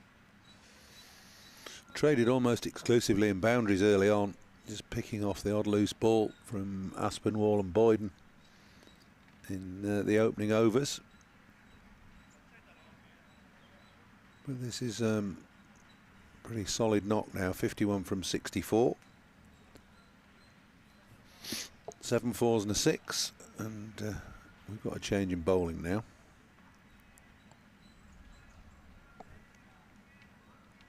Star of the show from the previous game, Charlie Barnard, 2 for 52 with his slow left arm spin. Brought into the attack now in the 20th over.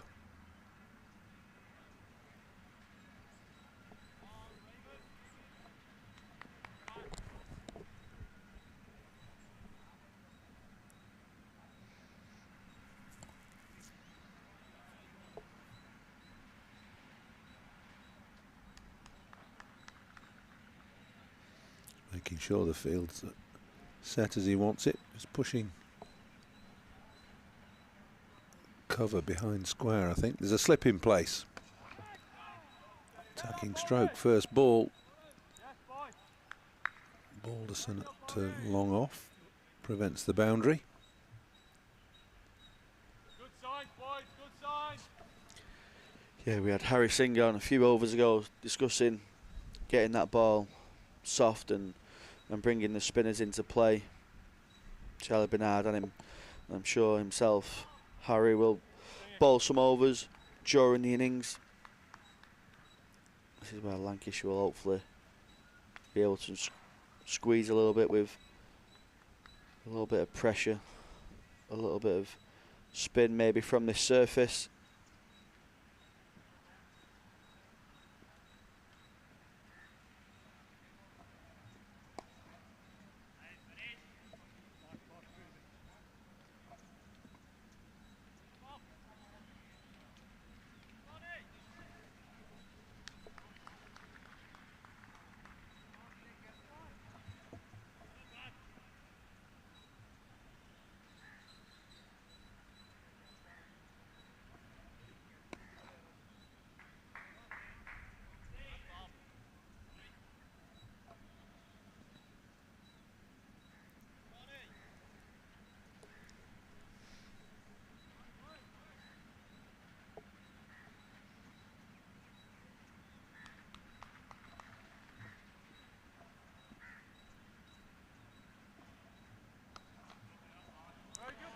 A good challenge for Bernard with the left and right hand combination as well.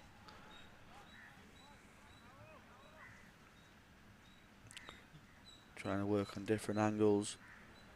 The ball spinning into the left hand will be a bit more difficult, but he nearly creates a wicket there. The inside edge of niche while Mike Jones does the fielding. They come back for free. Good bowling from Barnard, that. Just a little bit of flight early on. Fifth ball he's bowled. Just a teaser. Nearly went between bat and pad. Just a hint of turn, but it was more deception in flight that beat the batter. Pushed through for the final ball of the over. It's a promising start from Charlie Barnard. Just a 6 from his first over and a false 3 in there as well. 124 for 2, then 20 overs gone. 50 over game this between Karnataka State Cricket Association and Lancashire on their pre-season tour to India and Dubai.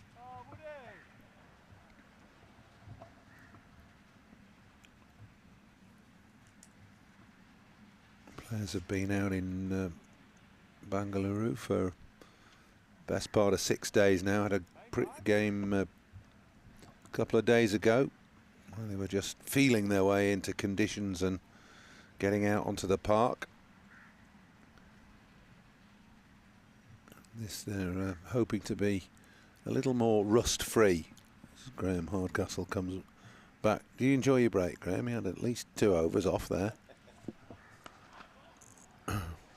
Ollie Sutton again. Yeah, it was a lengthy stint on the sidelines, that one, wasn't it? Yeah. You get refreshed. You happy? Just about. A couple of grapes. That's the way.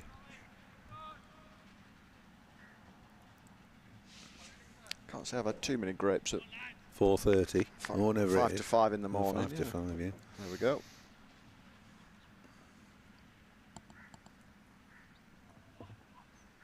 And that will be a wide. Ollie Sutton was on the academy and in the age group squads, then didn't get taken on initially when he got to that sort of cut off 18 years of age mark, and then has continued to improve and has been taken back on the staff now. Oh, down. George Bell will be annoyed with that. Should have been taken. It's a good ball from Ollie Sutton. Just a little bit late going for it, George Bell, I think. Yeah, you just had the feeling that he wasn't going to take it, didn't you? Yeah, I don't know why, but I did have that feeling. And it was difficult, but regulation, if you see what I mean.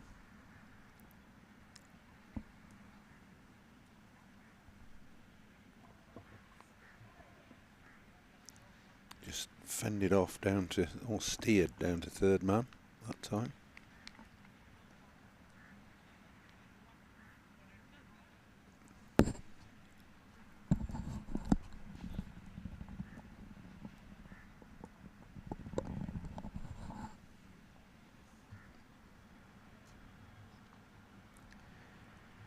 Takes quite a bit of mental fortitude to deal with what Ollie Sutton had to deal with last year. Oh, yeah.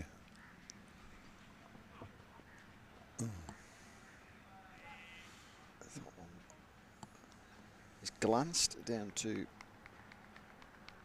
fine leg for 4. Just swung a touch, didn't it?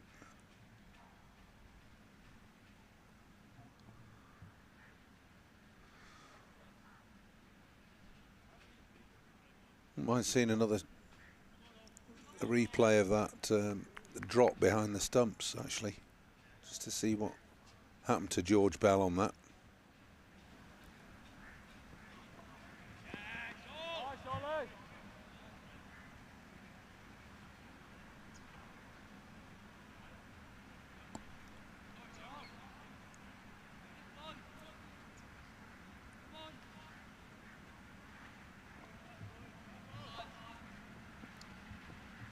Was it less than an over into his first I think he was in his first over, yeah, wasn't it? Yeah, it was. And goes down with a side injury at Blackpool.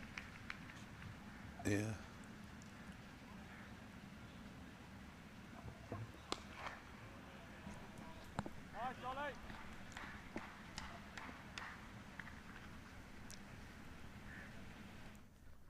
Brilliant, all. Kesha.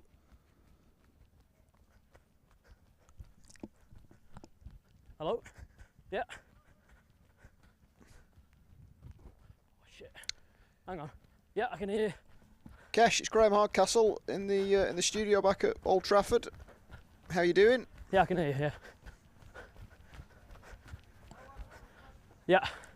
Hi. Sorry, what was the question? It's Graham Hardcastle back in the studio at Old Trafford. How's yeah, I can hear you. How's the trip going so far?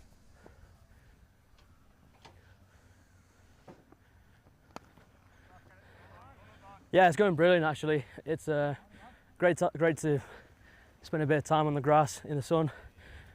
It's a beautiful country, India, and you know, we're playing some great cricket, playing against tough opposition, and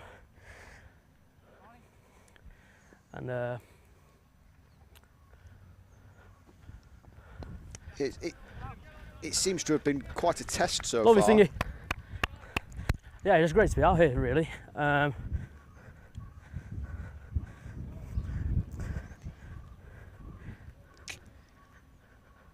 Okay. How have you assessed the opening 21 overs and a bit of this game?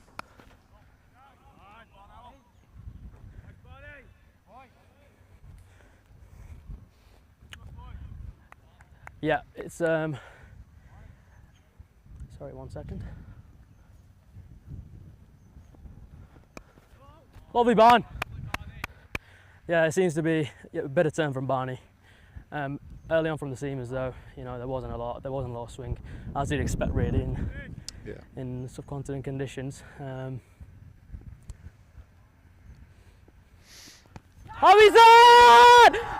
Yeah!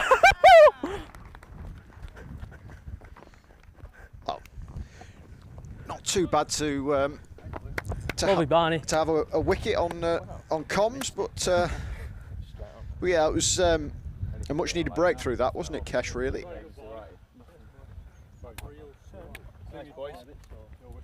Keep running around the overs, boys. We'll be here all day. Yeah, much deserved. He's bowled well. I think build up the pressure really got into the batter there, I reckon. Yeah, mate. Yeah, he's doing all sorts. Oh. Sure, mate. Good stuff, Kesh. This is Plum Well, I was saying LBW early looking to on whip that from seamers. middle and off Doesn't through seem- mid-wicket. Nicely flighted ball from Charlie. Extra deeper than the cover mine. So, eventful last few minutes or so. Barnard into the attack, gets a wicket in his second over. Could have had another wicket as well. George Bell putting down a catch behind the stumps off Ollie Sutton.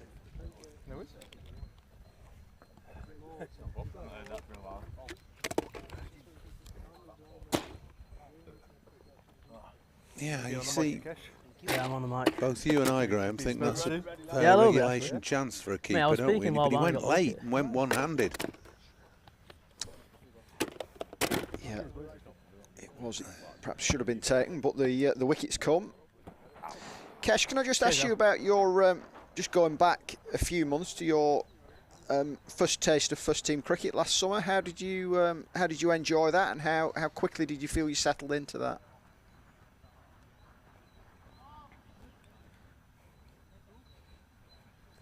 Yeah, actually, there was of course there were some nerves going into that, but actually when I got there and I faced my first ball, it just felt like I felt a bit more at ease actually.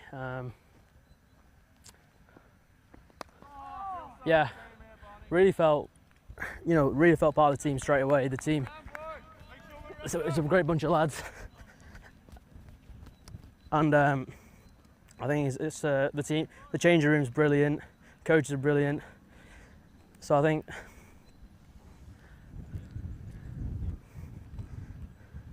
And just a week or so later, you're giving your maiden pro deal. That must have been a hugely proud moment for you.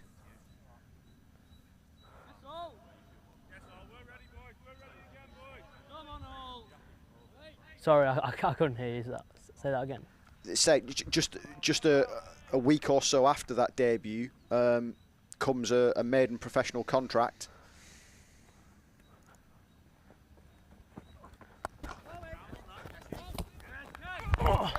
We'll let you field that ball before continuing there, but yeah, it must have been a hugely proud moment.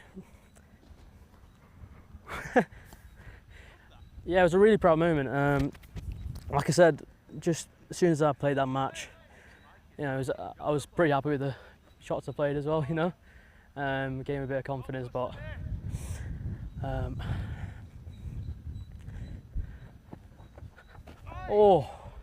but yeah, it's just a really proud moment. I worked so hard for that, and really proud moment for my family as well.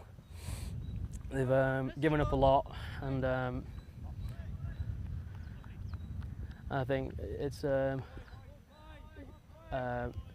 big thanks to all my coaches that I've had, and yeah, really proud. You come down. Yes! Oh! That was another wicket. Well, George Bell makes amends there. That's a really good piece of bowling from Ollie Sutton. That's what he can do. He's got a bit of extra pace, bit of extra bounce. That really surprised Joe's there, who'd been playing quite beautifully for his 55. And it's the extra bounce and a little bit of pace that does for him there. Comfortable catch for George Bell. Exceptionally good bowling from Ollie Sutton. That's the fourth wicket down. That's a good comeback this by Lancashire. Yeah, it just shows, doesn't it, that extra pace can just extract that little bit of extra something from a fairly benign pitch. Yeah, we saw one ball from Tom Aspinwall early on that just flew and went through over George Bell's head. I don't know whether that was a little bit more to do with the pitch than Aspinwall, but it just shows that both Aspinwall and Sutton have got an extra yard of pace to the others on show. Well, two wickets during the time we've spoken to Kesh Fonseca. I think we might keep you on, Kesh. I think this is going pretty well. Brilliant, Suts.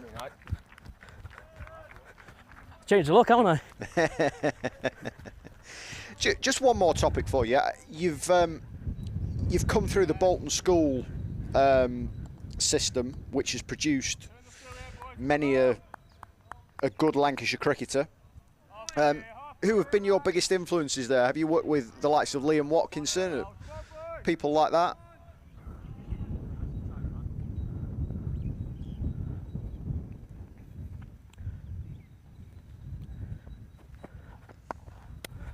I'm really sorry, can you repeat that again? You started breaking up.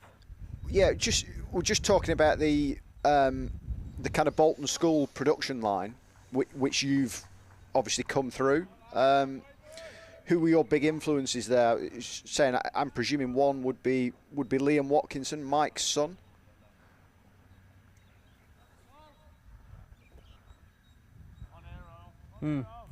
Yeah, did you say about my Bolton School time? Was that? Yeah.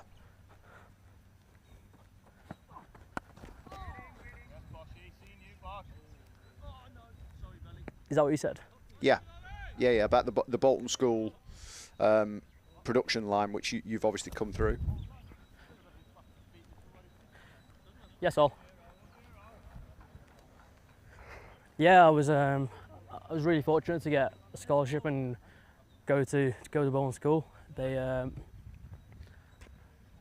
really helped with cricket. You know, Mr. Watkinson's there, a few of the teachers, and Mr. Compton.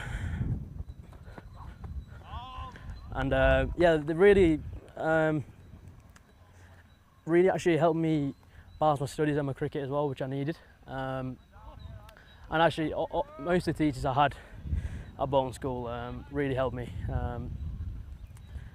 But yeah, it really paved the way into Lancs and helped me go through the pathway system and play academy, second team, and get into the first team. Super. Well, good luck for the rest of this match. Hope your influence is a significant one with the bat, and good luck for the rest of the tour and the summer ahead.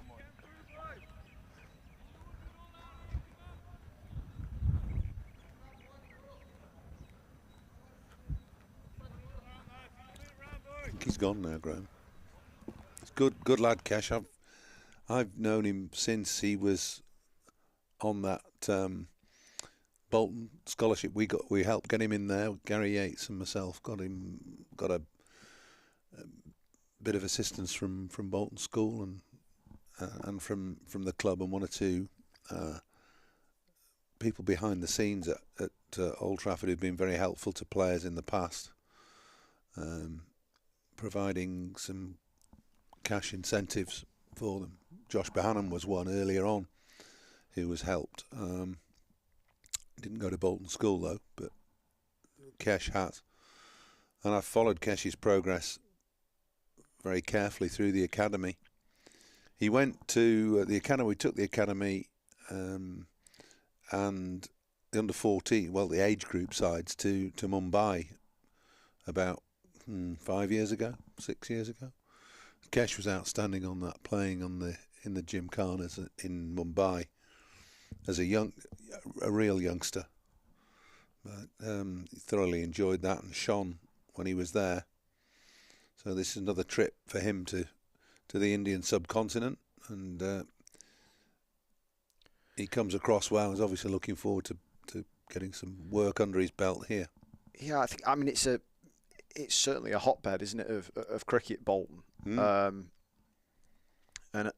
one man who he's worked closely with as well is Jamil Stewart, who is the pro at Farmwood Social Circle. Right. From Barbados. He's actually the ACE programme lead here at Old Trafford. And he's quite big mates with Jofra Archer, actually. Okay.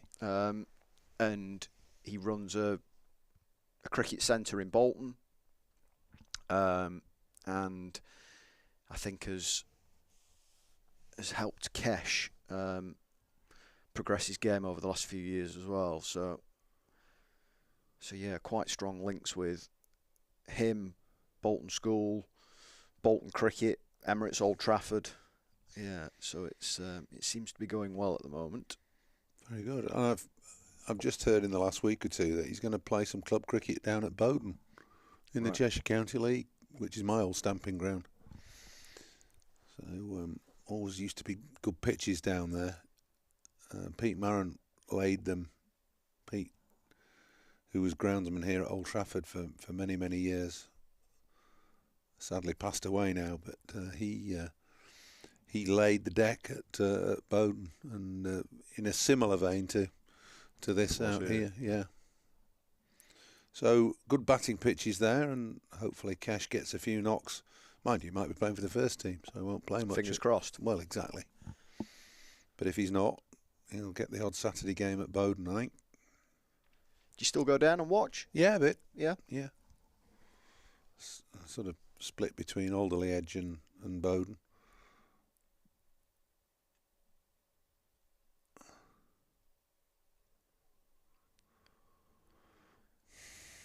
Lancs in the ascendancy here, going through a decent period through the middle of the innings.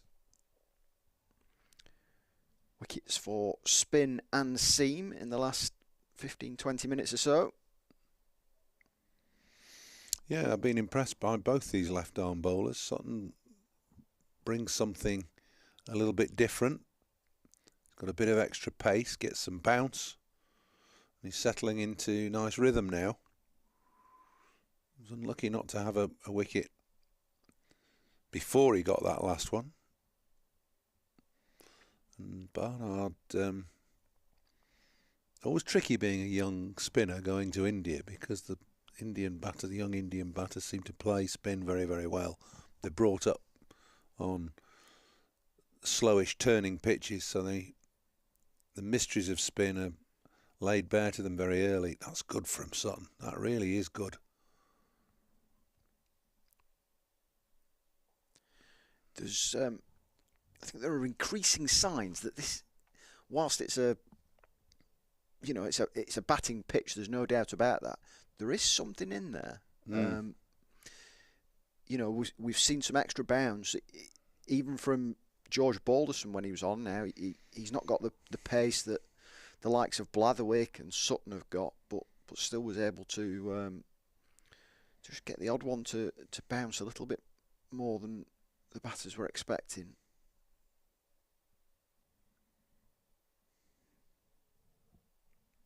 Darmani and Shubang have been tied down in the early stages of their innings. Yeah, it's a good quiet spell as far as regards Lancashire concerned here. Taking those wickets up. Wickets always just calm down the batting side a little bit, subdue the batting side. Smiles and laughter from Josh Bohannon. Not surprised. It's a good comeback.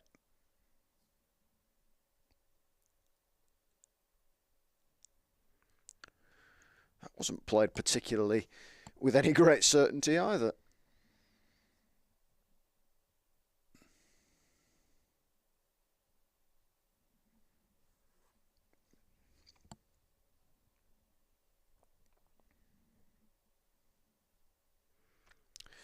What do you make of the overseas signings that have been made so far this winter?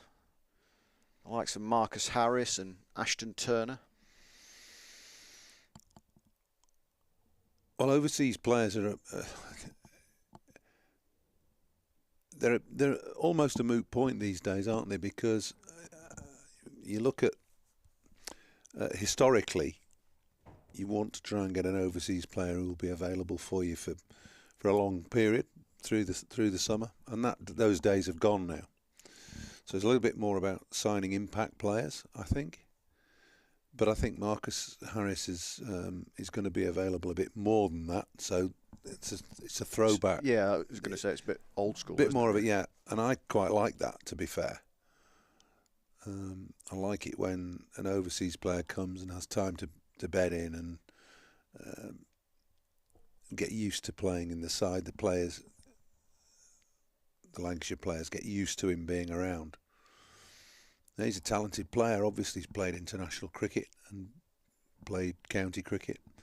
And I think Lancashire, particularly now that having been relegated, need a bit of that certainty, if you like, in the side, rather than an overseas player who'll just come in for a few games and then disappear.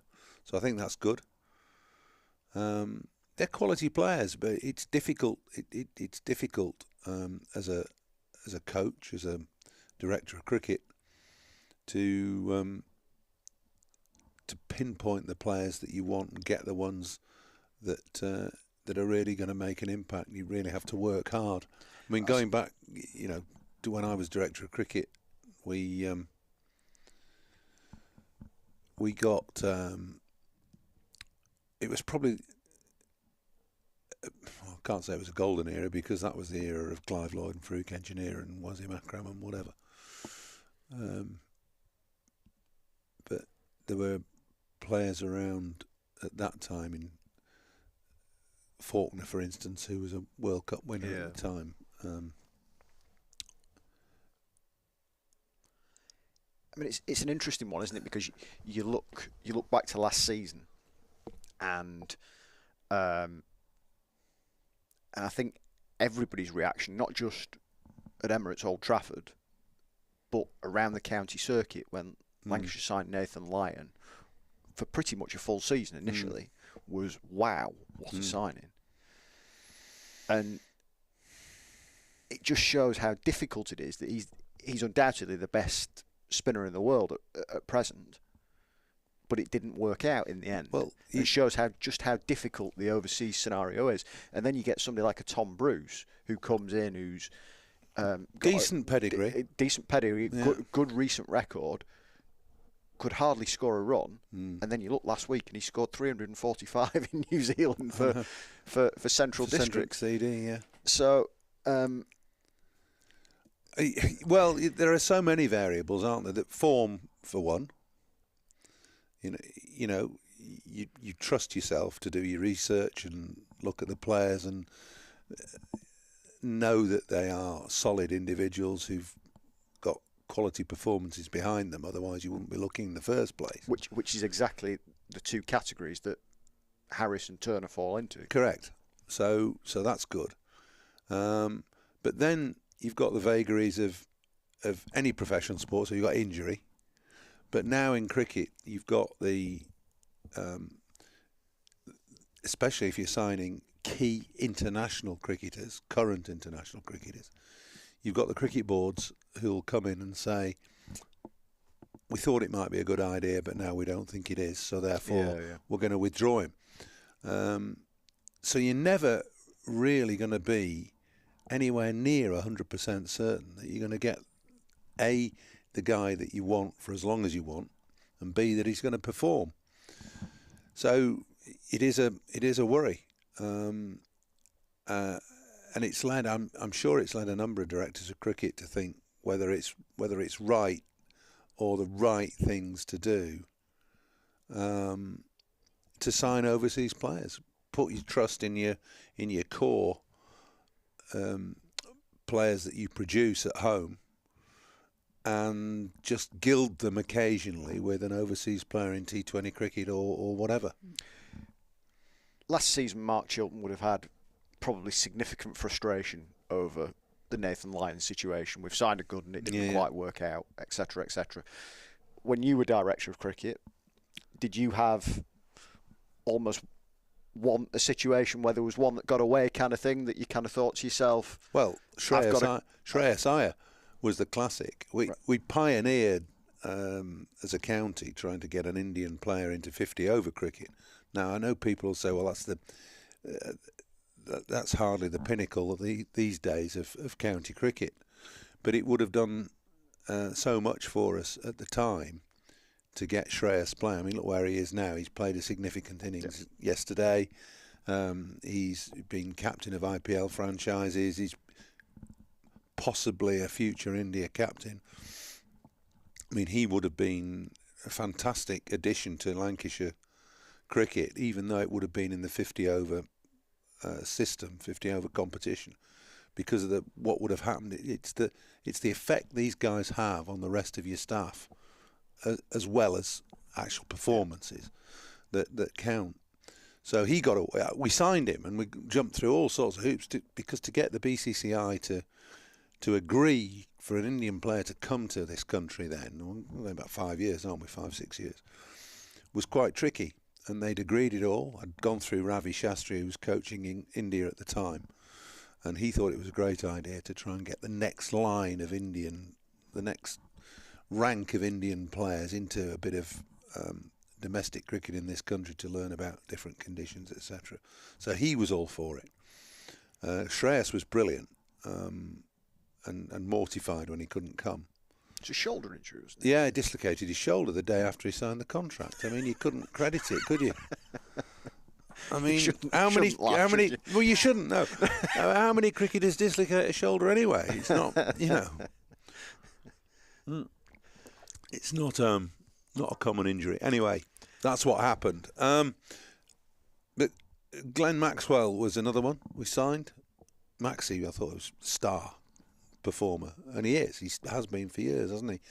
I'd like to have latched on to him and kept him at the club for a bit longer, but that's always difficult with availability and international commitments and whatever else. Finn Allen had signed, who has now become one of the, well, he's a franchise star, isn't he, around the world. So I really enjoyed that aspect when I was here, trying to find quality overseas. Finn Allen was an interesting one because he just burst onto the scene for Wellington and hardly figured for New Zealand at the time. And I'd played in Wellington years ago, and it was the son of one of the guys who I became very friendly with, who rang me and said, "You need to have a look at this lad." Right. Yeah. So that was a punt. But well, it's funny actually. I mean, as we're talking, KSCA 150 for 4 in the 28th over, bowled by Charlie Barnard.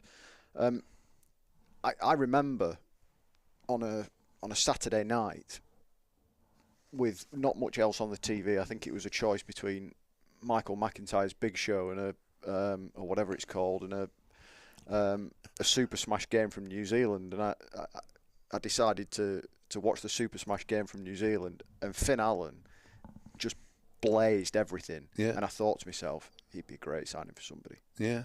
And within 2 months, we got him, had we? You got him, yeah. Yeah. So, but just on a similar theme, who was the one who pleased you the most that you signed, that you thought? And it doesn't have to be overseas play, but Well, Keaton was the first sign. I really tried hard to get Keaton because he was going to move from Durham, and there were I think 3 counties in the shake up, and I thought he was what Lancashire needed as a player, personality, character. So that really pleased me, and Glenn Maxwell as well. I mean, Maxie was just he's a bit of stardust, really. I mean, self-christened the Big Show, wasn't he? But that's the sort of guy that should play at Emirates Old Trafford and should be winning us one-day trophies, really. I mean, he's very much in the mould of Andrew Simons, wasn't he? Yeah, I suppose so. Who played for half of the season of the first season in 2005 that I covered Lancashire, covered county cricket, and still I don't think I've seen a better overseas player play. He was just outstanding. Everything he touched just seemed to turn to gold for that kind of half season. He was magnificent. Yeah, there've been a few, haven't there? I mean, I was lucky to play with Clive and Wazim. Patrick Patterson, do you remember him? Yeah. Jeez, he was quick. He was absolutely rapid. But we've been blessed with some great overseas players at Lancashire. Fingers crossed, more to follow. More to follow. There's a game going on here as well. Tom Aspinwall into his 6th over. 0 for 37 so far. 155 for 4 in the 29th over. Yeah, it's a good period this for Lancashire. Done well.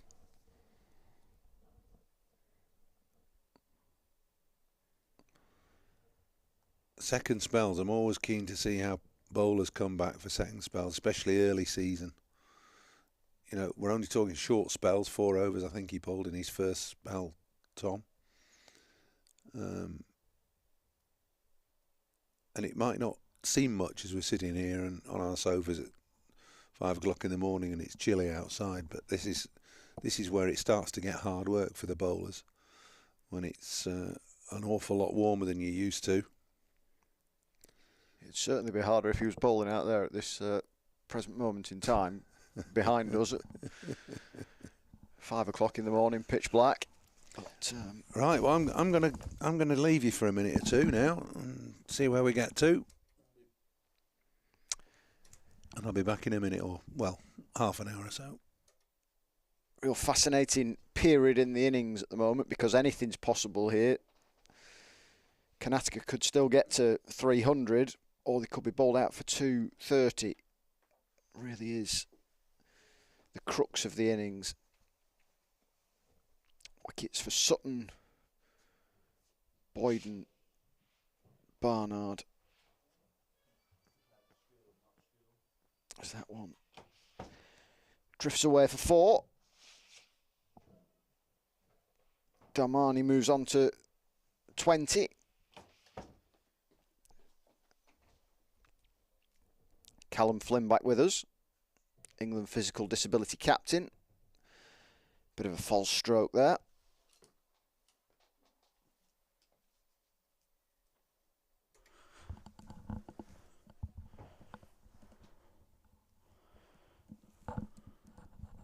More confident shot played down to long off for a single.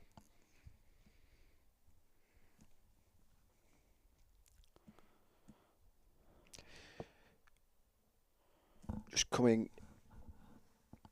to the midway point of the 30th over. I'll give you till the end of the over, and I'm going to ask you for a prediction for the remainder of this innings, Callum. Oh, that's okay.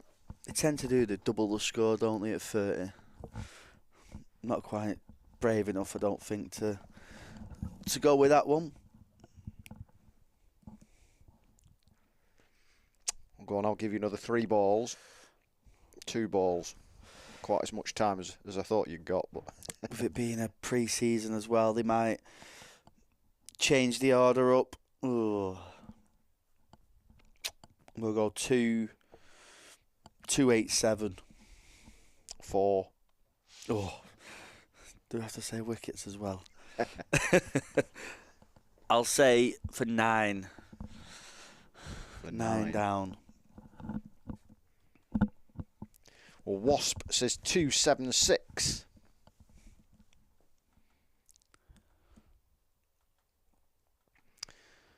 So you've added a little bit more sting to Wasp. He's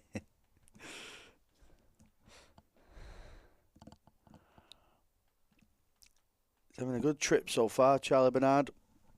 1 for 22 off his 6. Looks a real promising cricketer for Lancashire. Looks like he bowls at a nice pace, not afraid to give it some air, which you want that confidence as a spinner. Have confidence in your skills to give it that flight, produce that dip and generate that spin. See so many spinners now in the white ball game which predominantly just fire it into the surface, attack the stumps, get it to the boundary fielders, take the 5, 6 and over. Aspinwall continues. Single out to deep point, where it was Jack Blatherwick doing the fielding. Yeah, I mean, when you look back at last season, there was no doubt that it was a disappointing campaign for Lancashire. Relegation of the Championship didn't work in the One Day Cup either, results-wise. However, I don't think you can write it off as a completely bad job in a sense, because there was so much exposure for young players that, okay, it might not have come to fruition immediately, but hopefully this year, maybe next, those players will start to really develop and start to put in performances that can... Oh, that's a good shot. That is a good shot. Stand and deliver. 6 over long off. But yeah, those players can start to put in performances that will really advance the cause of Lancashire, and we won't be talking about the disappointments of the results that we had last year. Yeah, there's no doubt, like you say, it was, for what we say so often, a club of this size, the rich history that Lancashire County Cricket Club have had, it's disappointing for everyone involved to be in Division 2, but we spoke about it on air quite a lot in last summer, and we said it was sort of going through a bit of a transitional period for Lancashire. You lost a lot of experience with Stephen Croft and Dane Villas stepping away from. Stephen Croft certainly stepped away from the red ball game. Dane Villas stepped away from the club completely. So you lost a lot of experience, and that was virtually the middle order ripped out for Lancashire.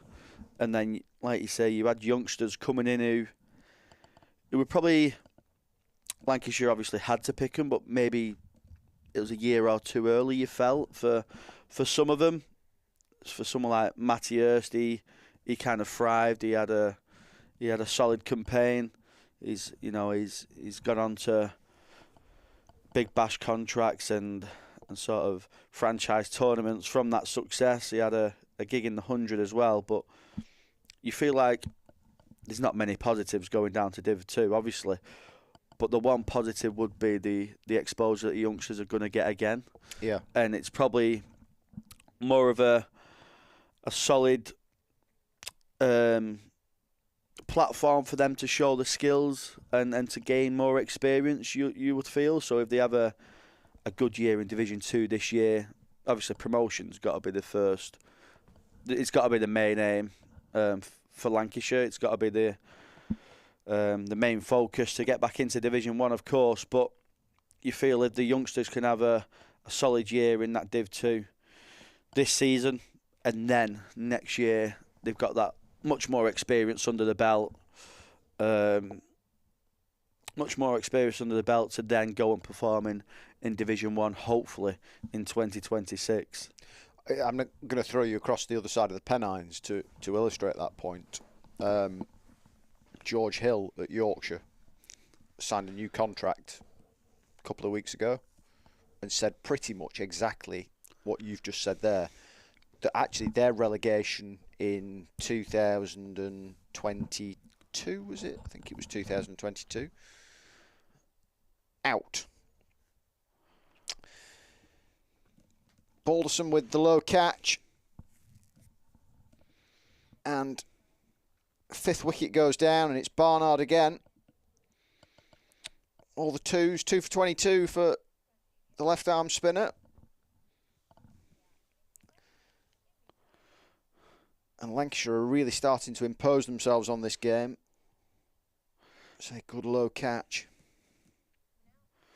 Again, he's not afraid, is he? Just to give it a little bit of air and allow the batters to come down the crease and attack him. It's probably something as a youngster going over to India, knowing the locals play spin so well. It's probably, you could understand if he went into his shell a little bit and started darting it into the pitch, but Charlie Bernard's certainly not afraid to give it that air. So he's got that confidence about him, got that confidence in his skill set, and he looks like a promising spin bowler for Lancashire, and it's an area that they struggled with in the year that we're just starting speaking about. You can see the the bat turned in the hand there, couldn't you? And applause from teammates all around. Shebang departs for 15.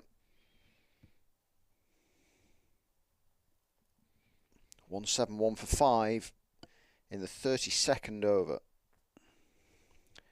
So yeah, just going back to the point we were making just before that breakthrough, so rudely interrupted by a wicket there. George Hill said that basically a couple of seasons down in Division 2 could be the best thing for the club, for Yorkshire, in the sense that they also had quite a few young players who needed time to develop, the likes of Hill, Revis, people like that. Yeah, they've got Finley Bean as well, who's just starting to come through the ranks. Yeah, so they could well be set up for what they hope to be a decent campaign in Division 1 this year. And hopefully that's Lancashire in 2026. Every sports team at some stage go through transitional periods, don't they? You look at the great teams. The other thing that you can't kind of look away from is the fact that Division 1 is a cutthroat competition. 2 teams get relegated from 10. It's not like the Premier League in football where it's 2 from 18. Yeah. Or League 1 where it's 2 from 23. It's 2 from 10, and that's it. Oh, crikey. Something that I won't be trying. No. Josh Boyden there. But yeah, I suppose Lancashire have got to find a way of producing more results at home. It's something that's been spoken about for a couple of seasons now. They had a fair few draws again here at Emirates Old Trafford. The wicket's obviously so good here at Emirates Old Trafford. It's, such a brilliant wicket. And it does offer a little bit for everyone. That's thumped. It didn't look to be that short, actually. No, it looked to stay low, if anything, but he's stayed low himself and stayed in the shot and pulled it nicely through. Straightish mid-wicket for 4. But yeah, it's something that Lancashire, I'm sure they'll be discussing how they can create a winning formula here at Emirates Old Trafford and make it a bit of a fortress in the 2025 season. Someone, depending on availability in his coaching, they're going to have Jimmy Anderson at some stage with his availability, depending on his England commitments. I don't know. I don't think anyone knows too much what the script is there at the moment, but he certainly seems keen to play some white ball cricket as well as red ball cricket, which is exciting for Lancashire and Lancashire fans to see. It's always exciting to see Jimmy back in the Red Rose of Lancashire. And the man on screen who's bowling now has taken 2 wickets. Charlie Barnard could be. Ooh, is that sharp work from George Bell behind the stumps? Appeal for the run out, but not given. Yeah, Barnard could be a key component in trying to force victories at Old Trafford. Yeah, he certainly could be. It's probably an area where Lancashire struggled last year. Obviously, they signed Lyon for quite a lot of the. Well, obviously, it got restricted with Australia, and then it didn't quite work out with the commitments, and Cricket Australia putting restrictions on. Tom Hartley wasn't quite at his best, it would be fair to say. He came back from that India tour in that winter with England, where he had quite a bit of success actually, and it was a surprise call up, I think, even for himself, but he did really well in that Test series.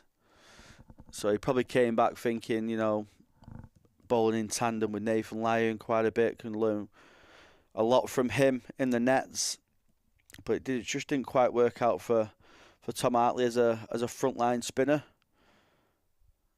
You had Jack Morley's moved on to Derbyshire now. he's signed a full-time contract with Derbyshire. He went out on loan there last year. And you've got Luke Wells, who have the ever-evolving Luke Wells. He's a full-time all-rounder now. He's a lot better than a part-time spinner. So he's someone that will be utilised to create results with his fast leg spin. I was talking to Paul Allett just before you came back on air about his best signings and ones that kind of fell through and didn't quite work out. Looking at overseas signings really, but Keaton Jennings was mentioned as one of his best signings. I think Luke Wells probably falls into the same category. He's been excellent. His game has really kicked on, hasn't it, since he joined Lancashire from Sussex? Just after COVID, wasn't it? It was the year after COVID, 2021. Yeah, he kind of... Did he fall out of favour a little bit at Sussex? Yeah. I think he's... Don't think it ended particularly well down at No, and then there's a bit of a surprise move to Lancashire, and then he was predominantly a red ball cricketer that didn't really play much white ball stuff, but since moving to Emirates Old Trafford and taking up a role here with Lancashire, he's been absolutely superb. He's had some strong seasons in the red ball game, but in the last few years he's been excellent in the white ball format, which has led on to bigger things. He's led on to contracts with the 100. He's been wintering. I think he was in Dubai recently. Yeah, he played in the ILT 20, Yeah. didn't he, very briefly. So he's been getting some white ball contracts from his success here at Lancashire. He also played for the Lahore Qalandars, didn't he, at the Global Super League competition? Yeah. In, was it Guyana or? Yeah, it was an interesting tournament, because you had some very random names just playing for very random teams. Yeah. And I think, because Hampshire was out there, wasn't they? And I feel like there might have been a Hampshire player playing for one of the other teams. Or was it in a Hampshire overseas signing? Was it not? Well, they signed Shan Massoud, didn't they, as overseas? Yeah. That was one. Yeah. But they re-signed Danny Briggs on loan from Warwickshire, all technically on loan. Yeah. To play purely in that competition. That might have been it, yeah. Yeah. It was very confusing when I turning on the telly and you're seeing all these random names playing. But a trip to Guyana pre-Christmas isn't to be sniffed at. Yeah. As Barnard continues. You're not turning it down, are you? He's certainly Some not. winter sun. Domani on 25. He's leading the way for the hosts at the moment. No wicket chance? Certainly is. Trying to go explosive over the top. It was certainly over-pitched. Certainly there to be hit. Probably a little bit too full to try and get under it. It's not quite got the elevation that he needed. Is it straight to Josh Boyden, I think? At long on. It's another wicket for the impressive Charlie Bernard. 3 for 29, his figures now from his 7.2. I imagine Josh Bohannon will just let him bowl out his 10 overs. But it's a good little comeback here from Lancashire.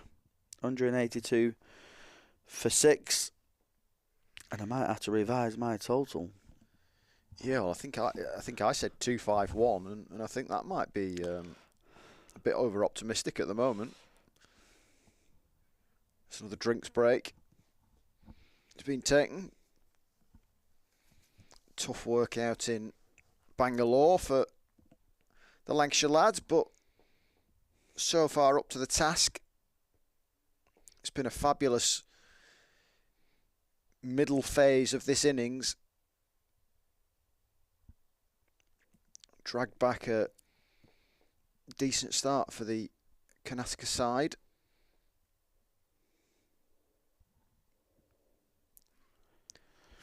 such good exposure and an experience for these young Lancashire lads, isn't it, to go over to somewhere like India and get these opportunities pre-season to get them overs under your belt, to get some time in the middle. But just the experience of playing cricket in India, such a crazy country that love the sport.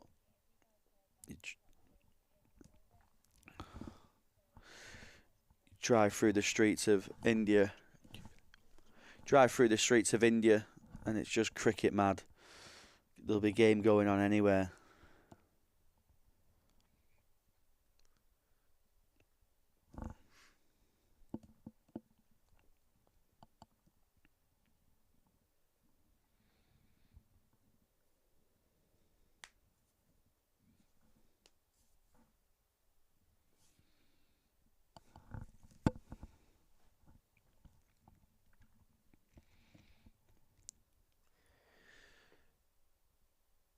So Karnataka need to have a rethink here. They need to, first of all, their target has to be to bat the overs out, because that's a possibility that that they may not do here.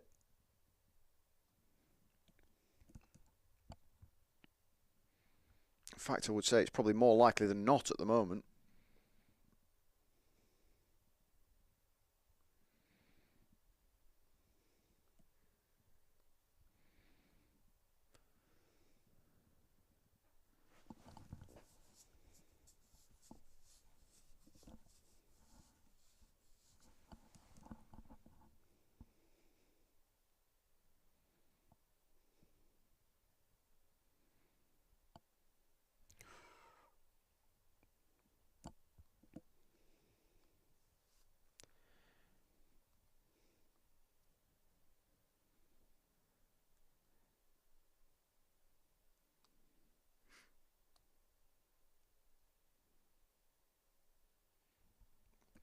We are due to be speaking to the man at slip in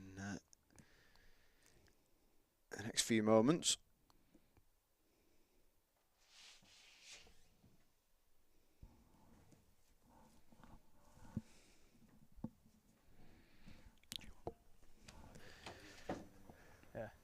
Michael, good morning. Graham Hardcastle back here at Emirates Old Trafford in the studio. How's the trip doing so far for you?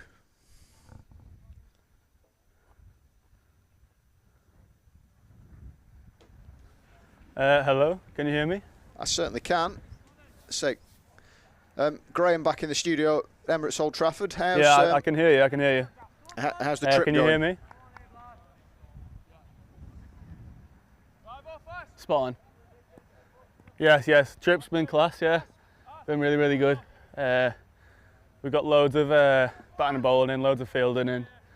Out here in the sun, enjoying it. In a new country for me, not been to India before, so yeah, it's class. And you're in a pretty decent period in the in this game as well at the moment. You're really dominating this middle phase.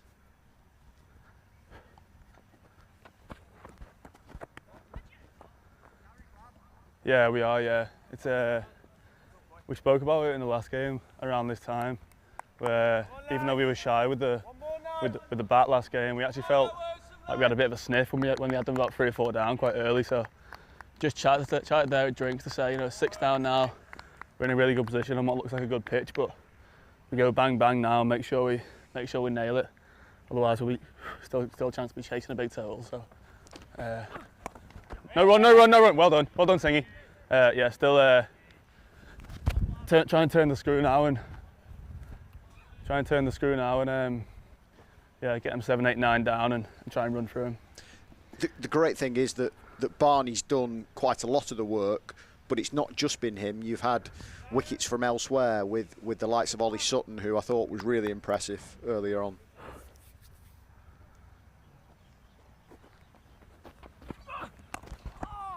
Yeah, Ollie bowled class, yeah. I thought the period just after the new ball, Boulders and Blav also bowled really well, and then Ollie came in and backed him up really well. He's got half a yard, Sut, and so proved a little bit of a handful when he gets it right. He's a real tricky customer to face. So yeah, he bowled really well today. Done a good job for the boys. Did you two ever cross paths in the Liverpool competition? Did you play against each other at any stage, or? Oh! Me and Ollie? Yeah.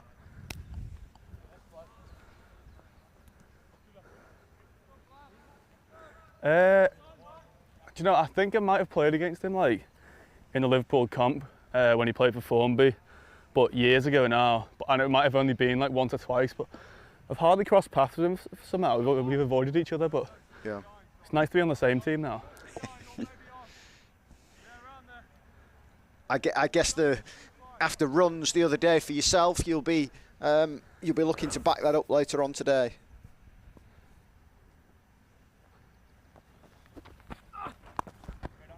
Yeah, for sure. Yeah, it looks a really nice wicket. It looks a little bit slow, but it looks really true, and obviously you get good value for runs here.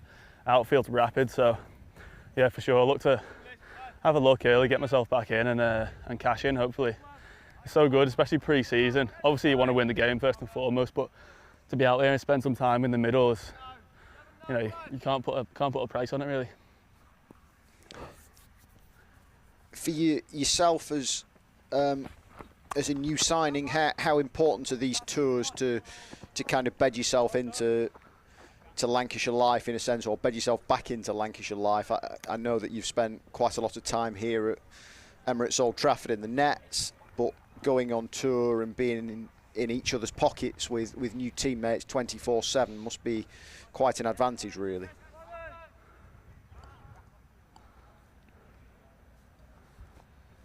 Yeah, for sure. Yeah, it's nice to get to know the boys. Actually, it's been actually a bit of a quiet winter, and there's not been loads of lads around. How was that? How was that? Oh, going down. Yeah, a lot of the lads have been away in Oz or with franchise stuff. So it's nice to be in and around, spend some time, and also I think, you know, probably from a personal standpoint, you know, obviously it's great to be batting in the nets and stuff in the winter, but you know, you want to come in and make an impression and you know, give the boys a reason as to why I've signed, obviously, and I want to come in and do my best and hopefully do well. So hopefully back up what I did on Saturday today and get a few more runs. The excitement's really building now, isn't it? I mean, back in the northwest, we had a couple of days of real nice weather, warm sunshine. Obviously, you guys are out on the field. Everything's pointing to the new season starting, which is fantastic.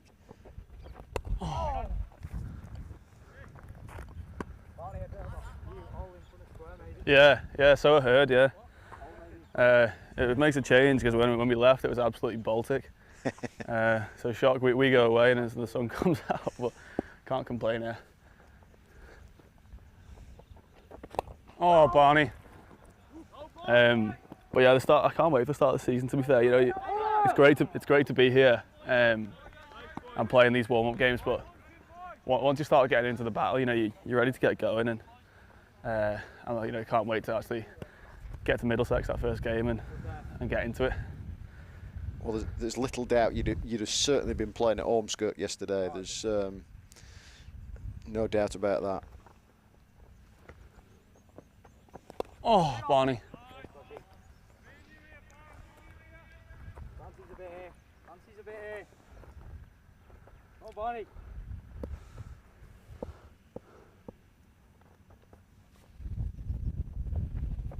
Oh. Yeah. Nice, Barney. Just one more topic for you, Jonesy. Charlie Barnard has been superb so far. What are his greatest qualities, in a sense?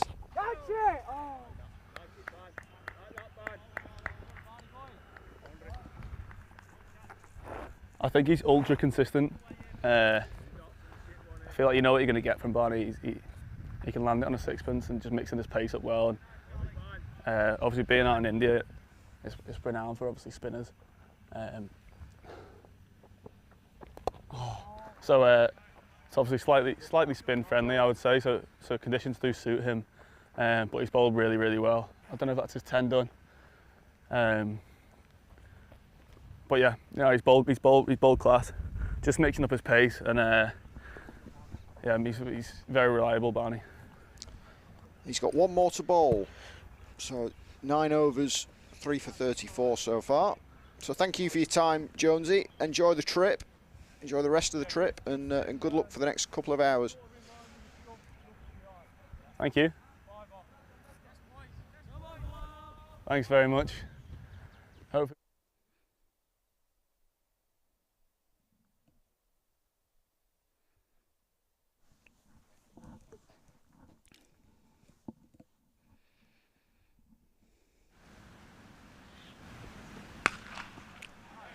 It's thumped.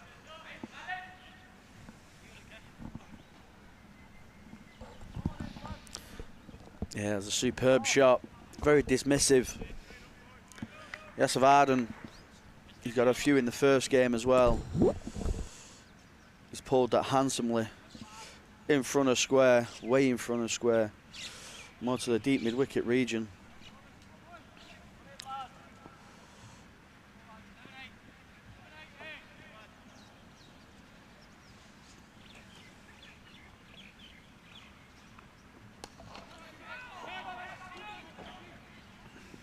An opportunity there, very much a half chance on the follow through for Jack Blatherwick.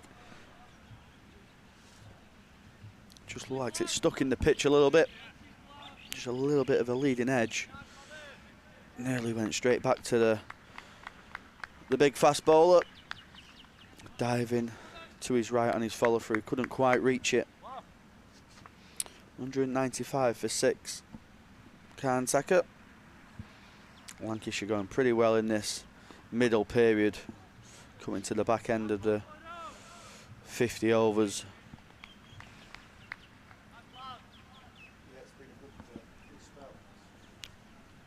It's been a good spell for Lancashire. Need to be a little bit wary though, because these two had a good partnership in the previous game last couple of days ago. Yasavardhan scored 84 not out from just 75 balls. And Karntaka got a decent 20. So neither of them shy of playing a few shots.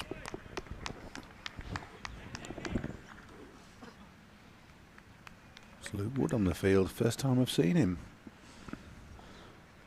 Not bowling today, but playing as a batter, I think.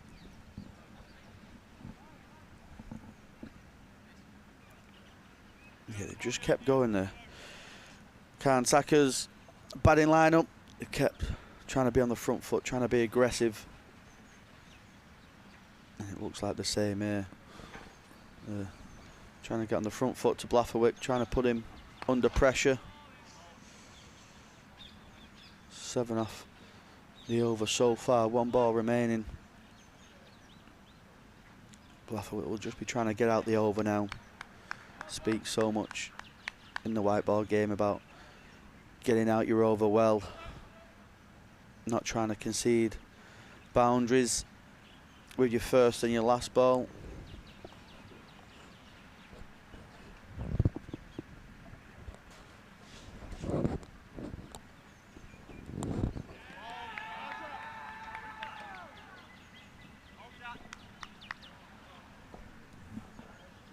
Big shout there, but nothing apart from the wide given by the umpire, much to the astonishment of Jack Blatherwick.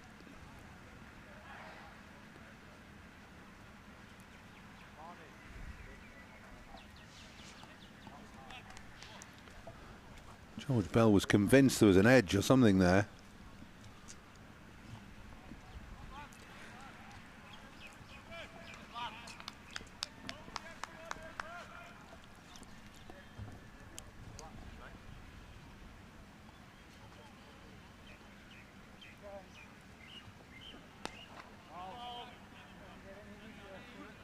Good finish from Blatherwick then.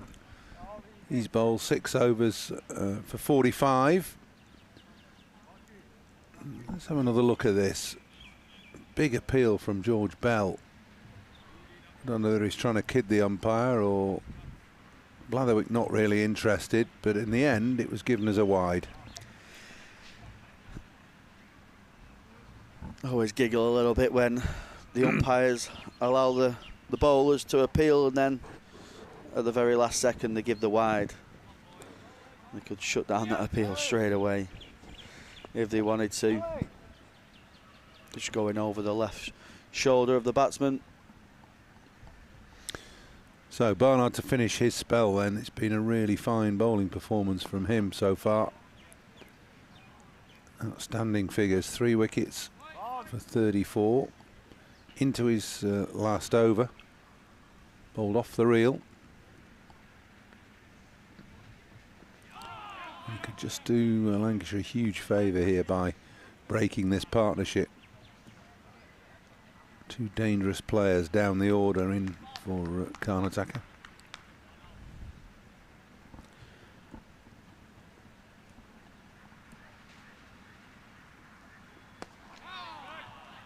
Good use of the feet, lofted over extra cover for 4. That's a classy stroke from Yasavardan, who's taking off from where he left off at the weekend. Glorious shot. Yeah, into out. Over extra cover.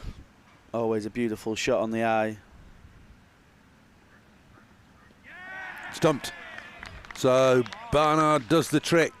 Lures Yasavardan down the track again with a little bit of flight. Beautifully flighted. And a little bit of turn as well. Defeating the lunge from Yasavardan and nicely wrapped up by Bell behind the stumps. Good piece of stumping. Yeah, that for me is why I'm so impressed with Charlie Bernard, a young cricketer, just been hit for 4 after giving it some flight, and he's not been afraid to do it again, and I think that's so impressive from a young white ball spinner to be able to back himself to give it some flight again. It's got a bit more spin this time, and he's beat the outside edge, and it was good work from George Bell behind the stumps as well.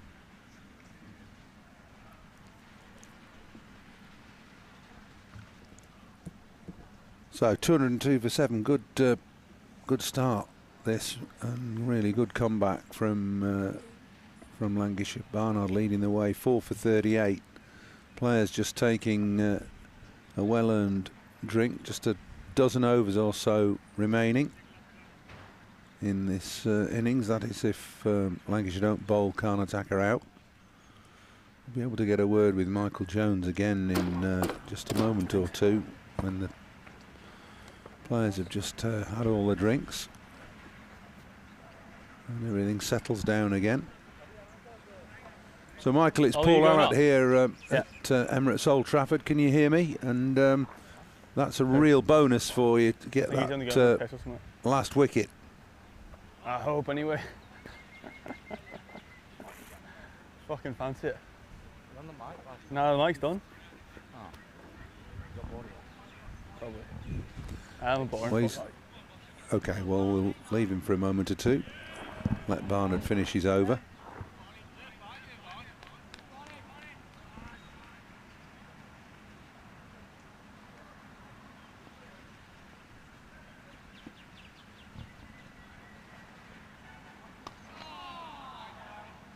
A little bit more flight from Barnard, just a ball left in his spell.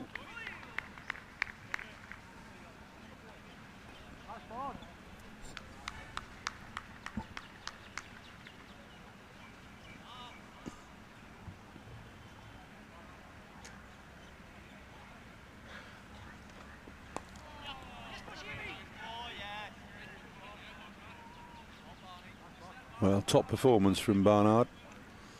10 overs, 4 for 39. Classy set of figures.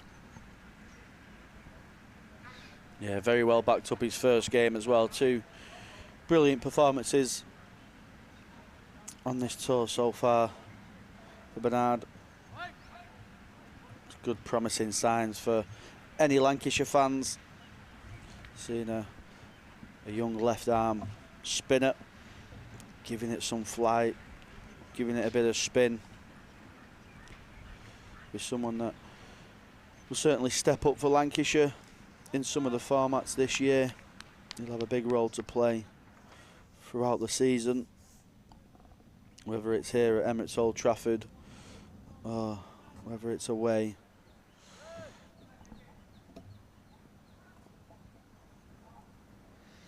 So Blatherwick into his second spell now. I was saying earlier, it's important to see how bowlers come back into their second spell. At this stage of the season, it's hard work out there. They bowled 4 overs in his first spell, Jack Blatherwick. Not quite getting into his stride. Got to come back now at this vital part of the innings. Lancashire should be looking for wickets here. 7 down, trying to mop up the tail.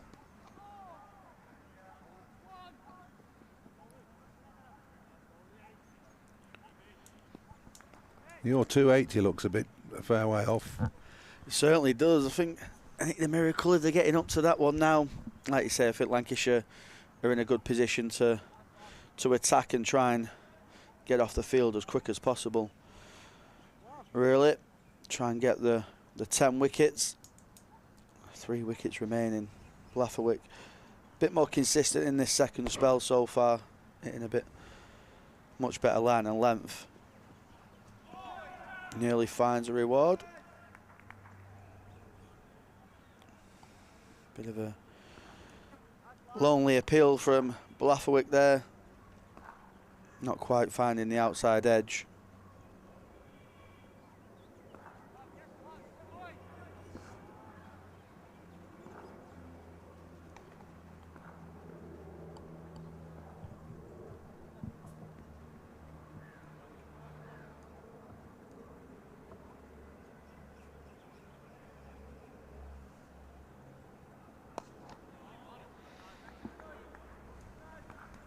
Get to that part of the stage where your fitness throughout the winter really comes into the game.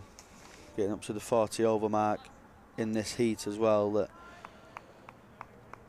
India will be offering up for the Lancashire lads. It'll be tough there now. Just wondering who will come on to replace Barnard. It might be a bit of Harry Singh and his off spin, I think. It's too short from Blatherwick, pulled away. Only a single though to Luke Wood.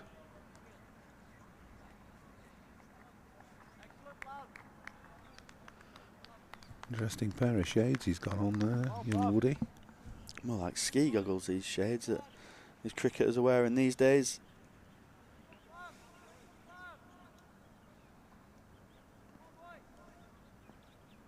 Yep, Harry Singh really the only other spinning option available to Josh Bohannon.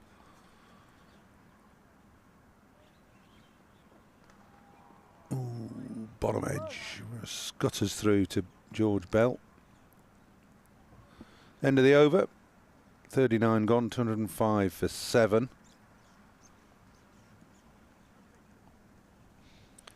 Good over as well from Blatherwick. Just a 2 from it. Following up the wicket from Charlie Bernard really well. Lancashire just tweaking the screws a little bit, tightening that pressure. 205 for 7. 39 overs gone. We will see a change. Well, it'll have to be a change, but who's it going to be? It's not going to be spin. It's going to be George Balderson coming back.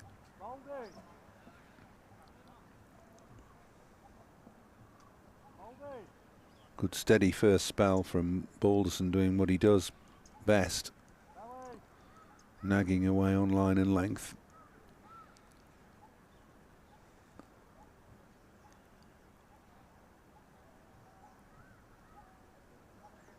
Batted at 5 in the first game. Got a naught, unfortunately. Here he is now with ball in hand. Clipped away through mid-wicket. Just be 1.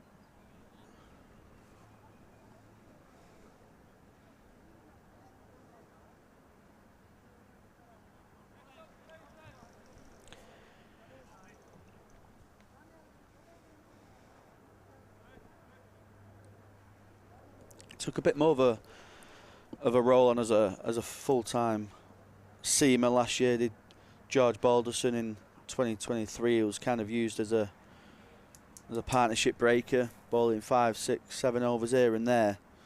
But bowled a lot more overs last year. As a more of a sort of a seamer than a batter last year. Do you think that's something that affects his batting, Paul? Maybe as a operating more overs. Well, I don't know. He's a genuine all-rounder, George, isn't he? But he's got the ability to bat anywhere in the batting order. There was a thought that maybe he should be a top 4 batter. Difficult to be a top 4 batter and be a genuine all-rounder as well, to get the number of overs under your belt. So I think he's probably going to be bat at 5 or 6 and bowl some overs. I think that's where he... In first-class cricket, I think that's where he'll fit. Difficult if he's going to be part of the seam attack and have to bat in the top 4. Capable of doing it. It's hard work. Yeah, I think his best innings has come from that opening spot when he was opening the batting for Lancashire. And he got his maiden 100. I think it was at Warwickshire. At Edgbaston, he's had some good innings opening the batting. I think that's where he scored most of his runs for Lancashire, but with the competition that he's got up there with Jennings and Jones this year, and Luke Wells, who I imagine might drop into the middle order.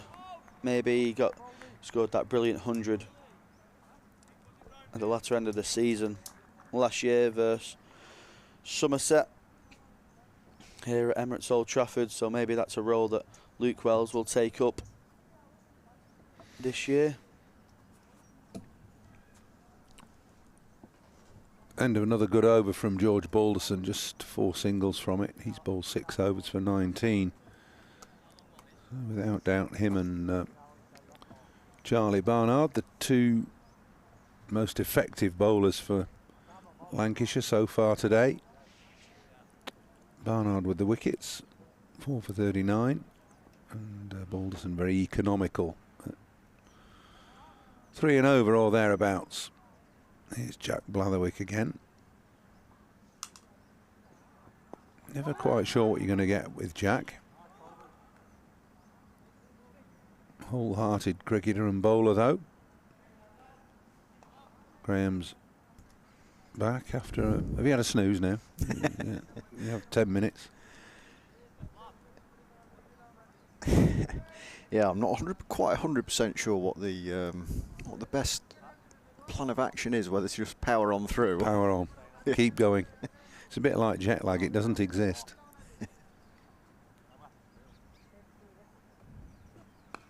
Slower ball from Balderson. Summarily dismissed.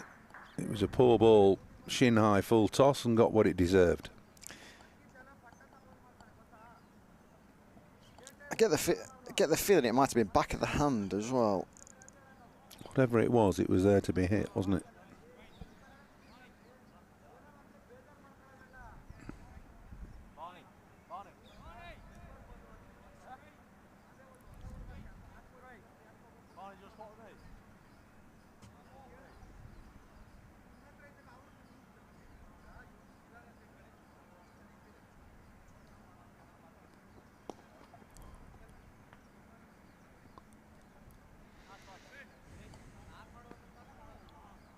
Think about Woody coming on. He's looking pretty. I'm not quite sure what the word is, but he's got those dapper sunglasses on. Sharp. Sharp, yeah, he's probably right, yeah.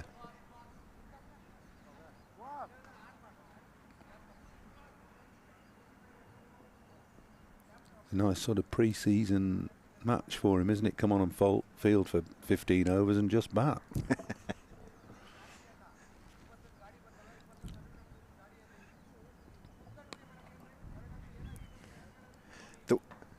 There will be some who will balk at the fielding aspect of it as well. Yes.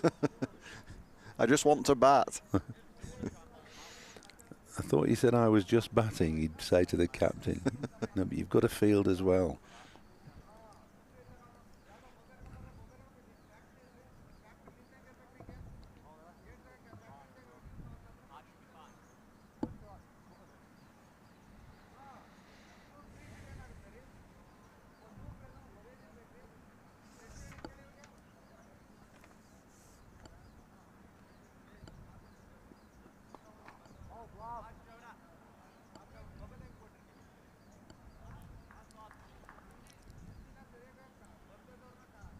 What was your assessment? What was your assessment of score? What was your prediction? 251.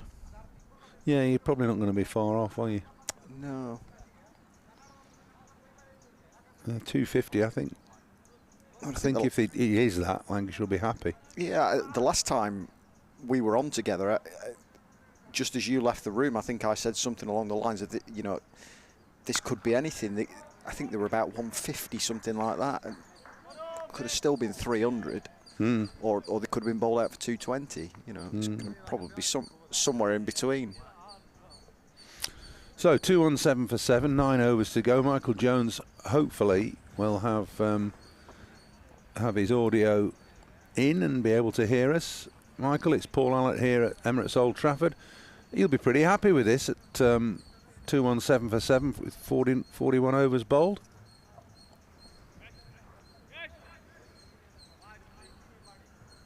Or not, as the case may be.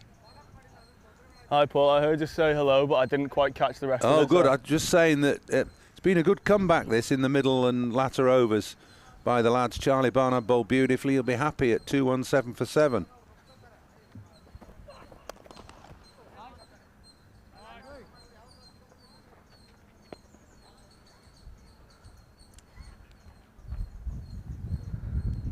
He's struggling. We'll leave it. What do you think? Oh, will Lancashire be happy? I think they'll be happy. Yeah. I think they'll be happy. Yeah. Yeah. We'll try again in an over a two's time, when Collins rushed on and oiled the moving parts.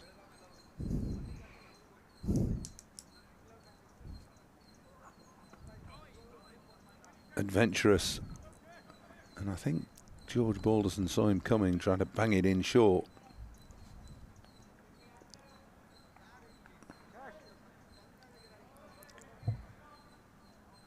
Might get one of these scenarios where he answers the question about an over so's time. It just kicks in. Just kicks in through his ear.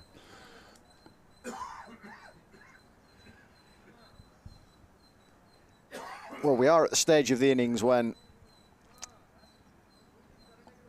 the Karnataka batters, well, I was going to say be a bit more adventurous, but that's not going to be quite the case, as Balderson strikes for Lancashire's wicket number 8. Well, he's deserved that, has George. Been a good spell. Steady bowling.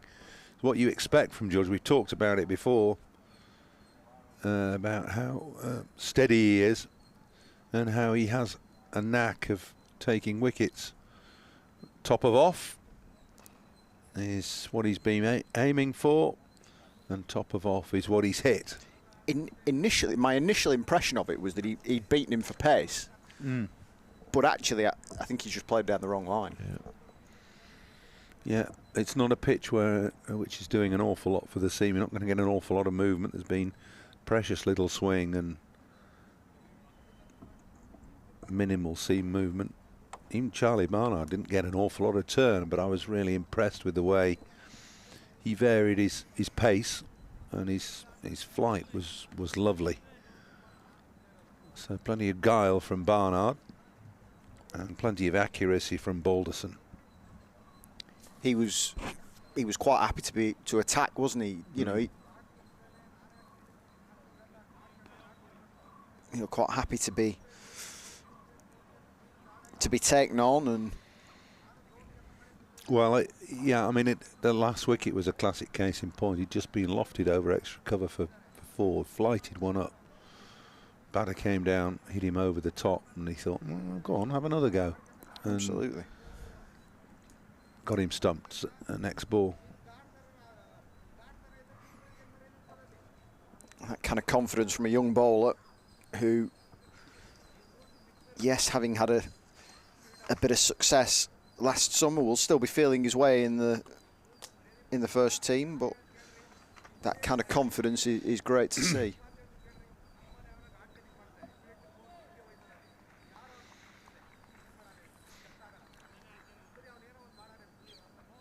8 down now, Karnataka, with 8.5 overs to go. They'll want to try and bat as long as they can, try and use up all the overs. Not if they try and run themselves out, they won't. Got away with it. I'm starting to think my 2-5-1 might just be a little bit optimistic. I'll be happy if it is, and so will the Lancashire lads. He is sharp there, Woody, isn't he? Look at those shades he's got on.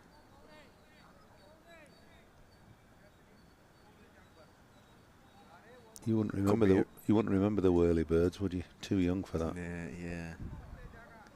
Whirlybirds. You've an American program about helicopters. The whirlybirds, they were police in helicopters in Los Angeles, and they had those big black sort of Ray-Ban-y shades on. I was going to say they look like a Dubai duty-free purchase.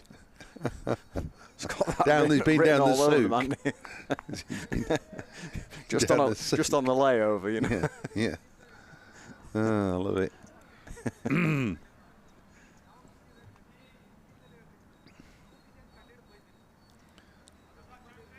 So, good work from George Balderson. Just a single from that over, and more importantly, the wicket. 220 for 8. 8 to go. Could see a few snakes being in those trees. 100% sure. There's a few around in India, that is for sure. Yeah, 100% sure. I'd be too confident to go and look for a lofted straight drive for 6. Lovely setting, though, isn't it? I haven't seen a building apart from the pavilion and the groundsman's shed. Oh, there we are. Just as it's a car park.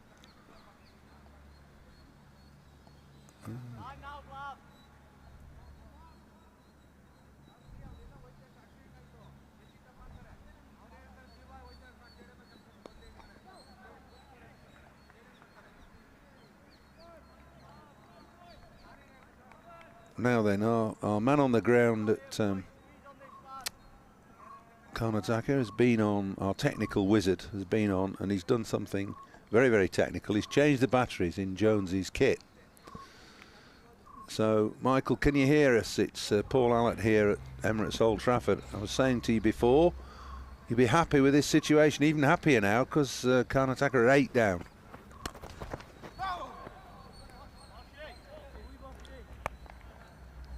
Yeah, no, battery switches work perfectly because I can hear you very well now. Good boy, Jonesy. Yeah, no, very happy. I think we bowled really well today. Bowled and fielded really well. Stuck to our strengths. Done that for a long period. You know, smashed the top of the stumps, bowled cross seam, mix it up, a couple of change-up slowies and the odd bouncer. So we've done really well. Yeah. Still looks a decent pitch as well. To be fair, it looks a little bit slow, but I think. We get these last couple of poles for not many. I think they're probably under par. Yeah, we were looking at somewhere between 250 and 270, I think, as a sort of par score. So we agree with you. If you can get them out for less than 250, I think that's good. Just tell us Just tell us a little bit about Charlie Barnard. You'll have faced him in the nets a little bit out sure. there. I mean, he's been not a revelation, but he's really on form at the moment.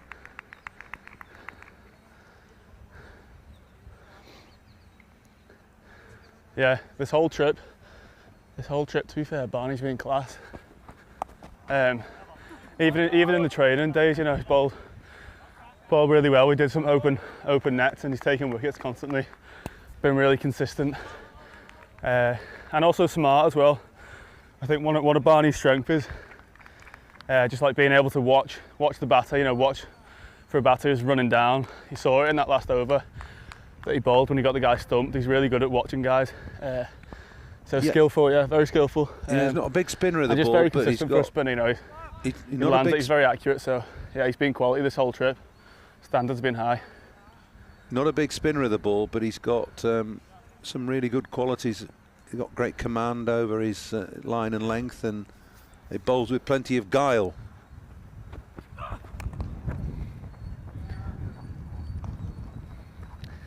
Yeah, that's it, yeah.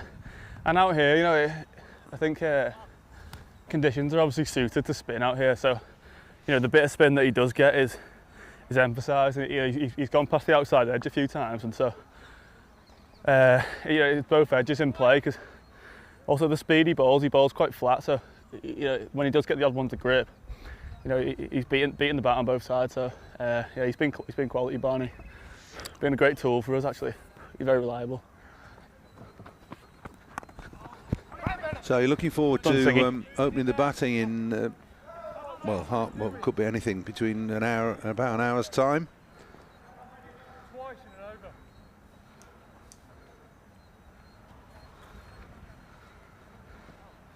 Yeah.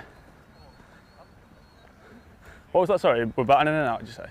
Are you looking forward to having a knock on this this pitch? It's slightly different to the one you played on a couple of days ago, but you top scored in the game for Lancashire in that one.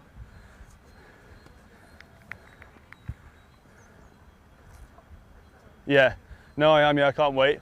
It looks a little bit slow and low as the ball's got a bit older.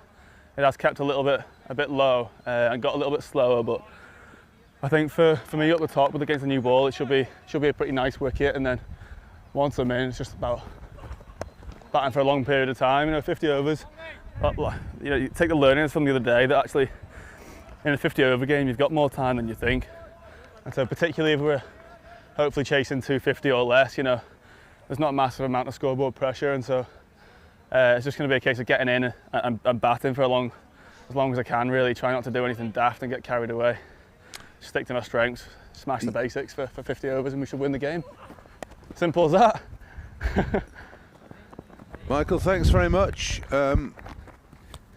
Concentrate on your fielding now, and good luck when you bat, and we'll have a chat with you later on in the day. Yeah, no problem. Thanks very much, guys. Cheers. Cheers. He'll be a good addition to Lancashire, won't he, Graham, I think? I think he will. It's a very versatile player. You know, has the ability to obviously be very destructive in the white ball game. Be at the top of the order. He almost finished the innings for Durham last year in both T20 and 50 over cricket, and then you know, it'll be interesting to see where he bats in the red ball game as well. He's got double hundreds behind him, so yeah, he's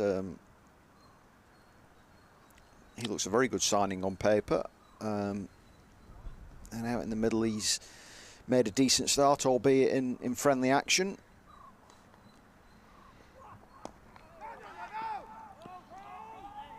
Balderson continuing to do what he does.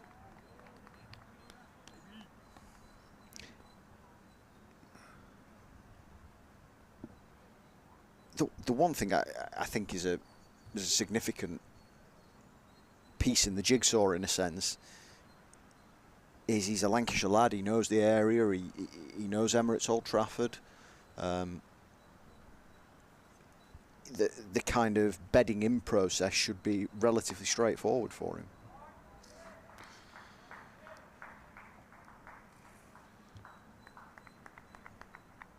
It's a rarity from George Balderson. He's gone for a bit of a change-up, if you like. Banged it in halfway down, and it's not worked for him. He pulled away comprehensively. Behind square for 4. Pierced the gap beautifully, didn't he, as well?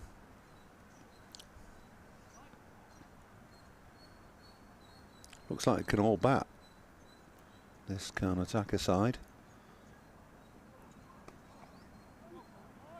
Risky little flick onto the leg side.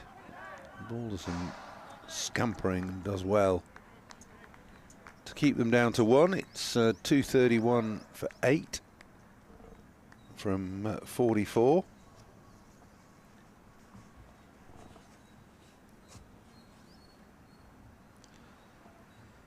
Yes, I mean, as you were saying earlier on, that yes, acceleration would be ideal from their point of view, but the hosts have just got to bat their 50 overs, haven't they? That's got to be I mean, it's key. Target number 1. It's key in any limited overs game. Doesn't matter if you've lost loads of wickets and you're not rattling the scoreboard over. Use your balls. Use the number of balls.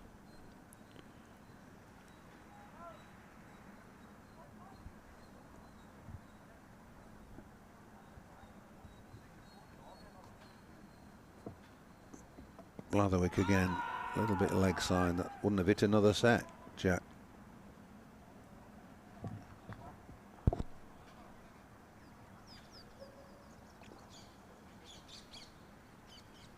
Be interesting to see whether he could have convinced Josh Bohannon to go up to DRS if that had been in operation. You were talking about relationships with umpires earlier, I think. Yeah. In the midst of whenever it was, 4 o'clock in the morning.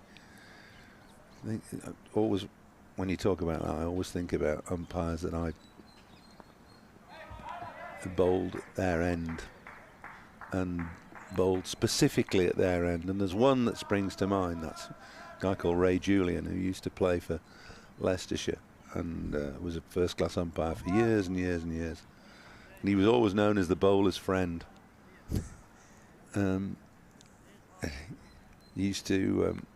I used to make a point of bowling at his end, and he said he'd say things like, "I'm feeling lucky this morning, Paul." He said, "I can feel a 5 for coming on." And that's the umpire saying that to the bowler. You know you're on a winner then, don't you? I think he retired from umpiring in the early stages of my time on the county circuit covering the game. Yeah. Got 2 or 3 years out of him, I think. Very friendly, very affable individual. Yeah, it was. The topic got brought up because at one of the drinks breaks, the footage caught the umpire hugging their 12th man. Oh, that's what. So basically, you know, as a bowling side, you'd be a little bit disconcerted, wouldn't you? Really? Perhaps, yeah.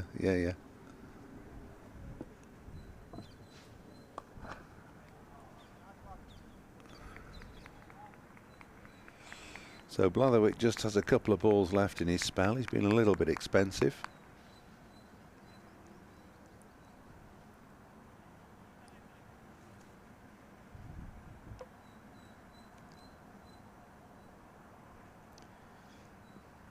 Be right in the midst of the day, this one, at the hottest part of the day out in Bangalore. Bengaluru as it is to the locals. Flicked and has that carried? It has carried. So Blatherwick gets a reward. Late on in his spell, Vidyar has just flicked that off a length to mid-wicket, and it's a comfortable catch.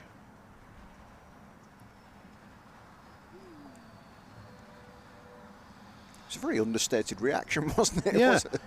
Well, it wasn't obvious it was out, was it? No. There's no great celebration. Maybe it is because it's hot now. It's sort of midday, just after, maybe. Anyway, it's the 9th wicket gone down for Karnataka. Lancashire continue to plug away and take wickets, they'll be even more pleased now at 237 for 9. I think anything under 250 is a real good bonus score as far as Lancashire are concerned. Whatever it is, it's going to be a good workout for Lancs, isn't it? Yeah, it is. You know, just, yeah. Oh, it's not going to be easy to get them, no, but they'll be happy chasing 250. Yeah, absolutely.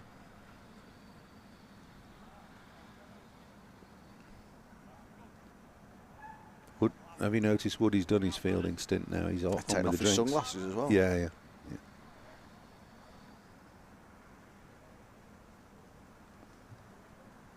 So consolation for Blatherwick with the with his penultimate delivery of the day.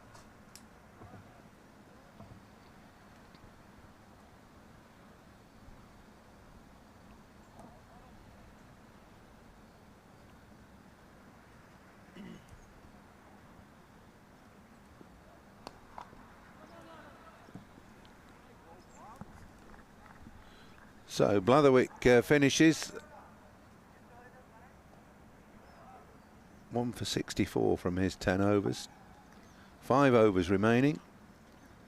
It's 237 for 9.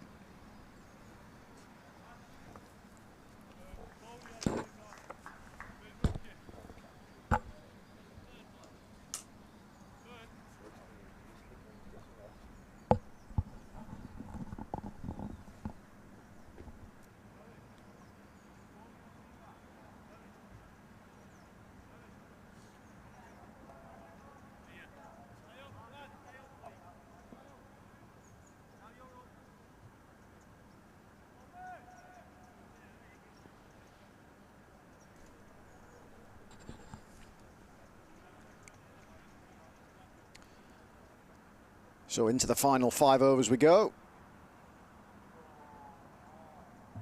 Balderson to continue.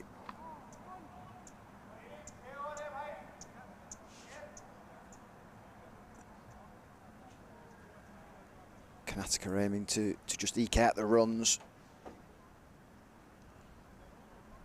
Suspect they'll be chuffed with another 10 even from here.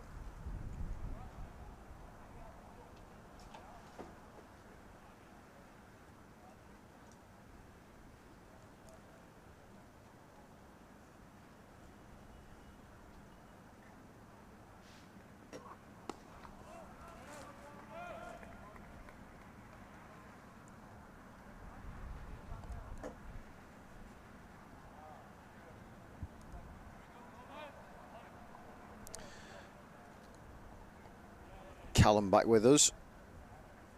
Callum Flynn, the England physical disability captain.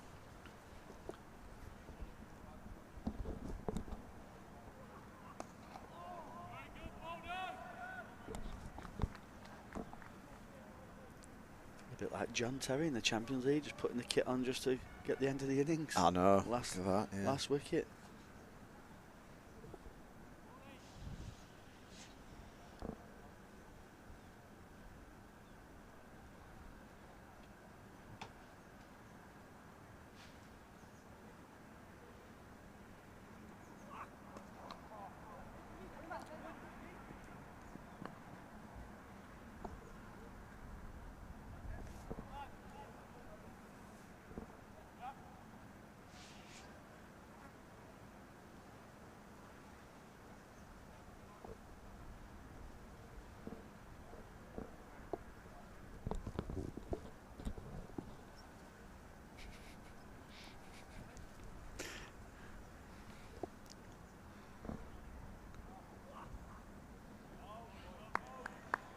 Balderson's been impressive, hasn't he? 1 for 29, just coming up to finishing his 9th over. Bowled some tough overs as well. And Karnataka were going pretty well earlier on in the innings. He come on, offered up a rear guard, kept it really tight, and then bowling these death overs as well. In these conditions, tiredness starts to kick in. Concentration just starts to lack, but been excellent so far. I think everybody will be reasonably chuffed, won't they? You know, obviously, clearly, they're as is the case with any innings, there are players who are performing better than others and will be happier with their hauls, but you know, I think everybody's got something out of it. Yeah, and same with the management team. I think they'll be happy. I think Kind Attacker was 110 for 1 roughly. So they started really well and really strong. So Lancashire have fought back, beginning with that brilliant piece of fielding from the skipper Josh Bohannon.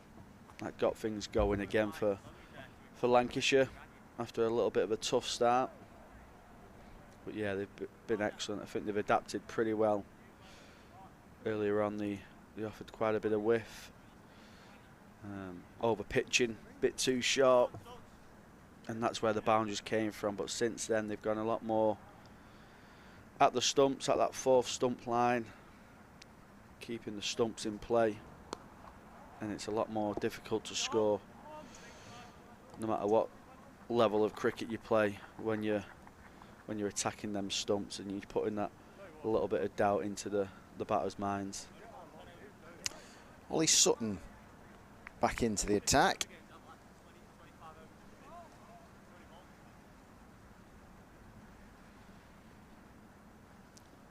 Just a little bit different, isn't it, Olive Sutton? He's very tall, left armour as well, which is always a beauty to have in any white ball side.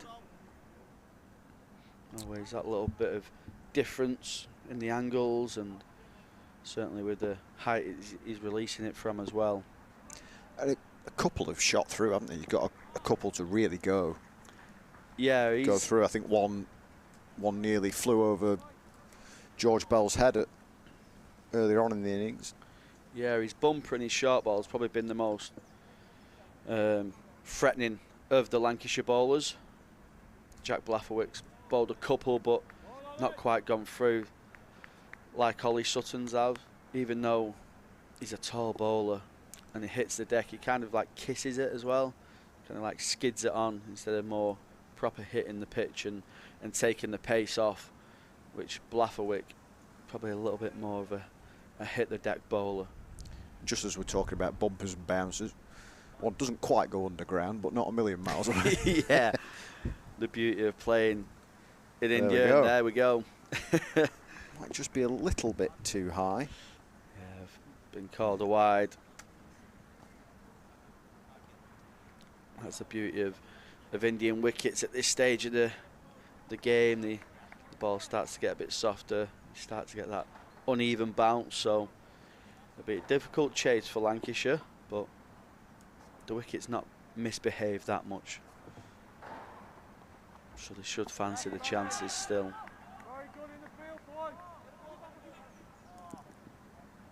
Good piece of fielding from George Bell, but as a shy of the stumps, which was a little bit unnecessary, but no one was backing up, so they come through for a single. I'm sure the big fast bowler of Ollie Sutton will be gripping his teeth a little bit. It's never a pretty sight when an overthrow goes off a seam bowler. They're never the happiest bunch, are they? I think it actually came amidst a shout of good fielding, boys, from one of the Lancashire lads. And that's right, they have been pretty tidy in the field, haven't they? Yeah, they've been excellent, and sometimes that can drop in conditions like this. You know, 50 overs in that heat this time of day in India, it really is warm. And this is where the concentration starts to lack, and then you start your plans and the execution just go off slightly. But Lancashire have been excellent, I thought, in the field. Josh Bohannon obviously set the standard with that run out. Absolutely superb piece of fielding. Probably, I'd say, the strongest fielder for Lancashire. The way he covers ground is superb. And there's the scorecard. Runs at the top of the order. And then a few starts in the middle where Lancashire have put the squeeze on was that one big partnership, wasn't there? That 95 for the second wicket. But not much from there on in, really. A couple of 20 and a 38. Nothing of any great note. That's the big thing about white ball cricket, isn't it? It's partnerships, it's bowling in partnership. I mean, it's a big thing about cricket overall, whether it's white ball or red ball. There's been a lot of talk about the white ball game in this country in the past month and the direction it's going in.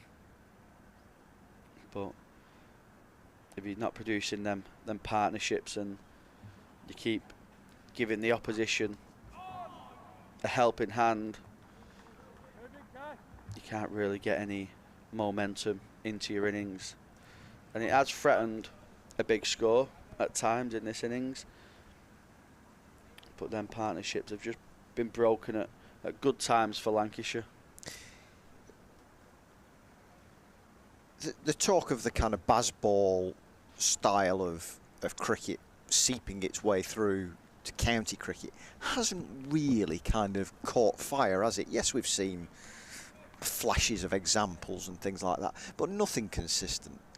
No, I thought it would have kicked on a little bit more, especially with the point systems for the county championship and stuff. It might have suited baseball and trying to produce more results, but you only really see it when you see an England player coming down to get some practice, I suppose, and get some balls hit. You know, we've seen Crawley here in the summer, and he threatened a little bit of a baseball innings. I think he got up to 30 in pretty much no time, and then got out LBW trying to play a bit of a rash shot. And that's the only real baseball we've seen in the county championship here at Emirates Old Trafford. But yeah, I did expect it to filter through a little bit. It makes sense in the red ball game for me, playing a little bit more attacking. Well, I can certainly see the logic behind it, because you know, you so often set a field of 3 slip catchers, maybe 1 or 2 gullies, so you've probably got 4 fielders, maybe 5 sometimes, in front of the bat. There's appeal from Balderson and Bell there, and nothing given from the umpire. It looked a little bit of an optimistic appeal. That, I'm quite 100% sure what it was for. But yeah, going back to that baseball thing, you can understand the logic behind it. You know, 4 or 5 men in front of the bat. Let's play some shots. There's a good chance. But you speak about commitment into your shot. Even in the one-day game, you know, I know baseball's a test format, a test kind of what's the word I'm looking for? Phraseology, in a sense. It's linked to Test cricket, isn't it? But, yeah. But the attacking, aggressive, kind of free run scoring has also been seen in the one-day game and the T20 game, and we haven't really seen that in the Metro Bank One-Day Cup either. And I wonder whether that's, I mean, as an England side, you can pick the best players to suit that format. That's a great catch. And that's the end of the innings. It's a brilliant way to end the innings as well. The batter can feel probably a little bit misfortunate. He's nailed that out to the deep mid-wicket boundary. He's hit that really well. But it's a beautiful catch from Charlie Bernard, the man of the moment in this innings. But George Balderson finishes well there as well.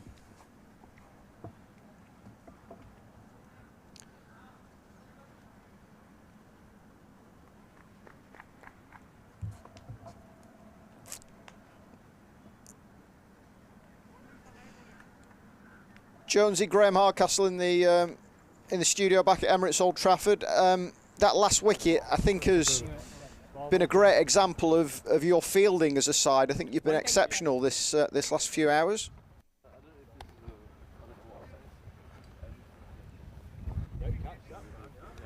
Yeah, for sure. Yeah, I think there was just the one drop catch with a tough chance from Belly, but I think on the ground and stuff, I think we've been exceptional. Really, I can't really think of many misfields. So standards have been really high, and We were guilty probably the other day, Saturday, of dropping a couple of chances and stuff, and I think we put that right today.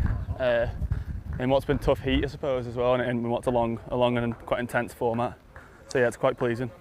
I was going to say, in a pre-season game, when you can almost hit the ground running to a certain degree in the field, set the standard, that's great signs for what's to come over the next 6 months.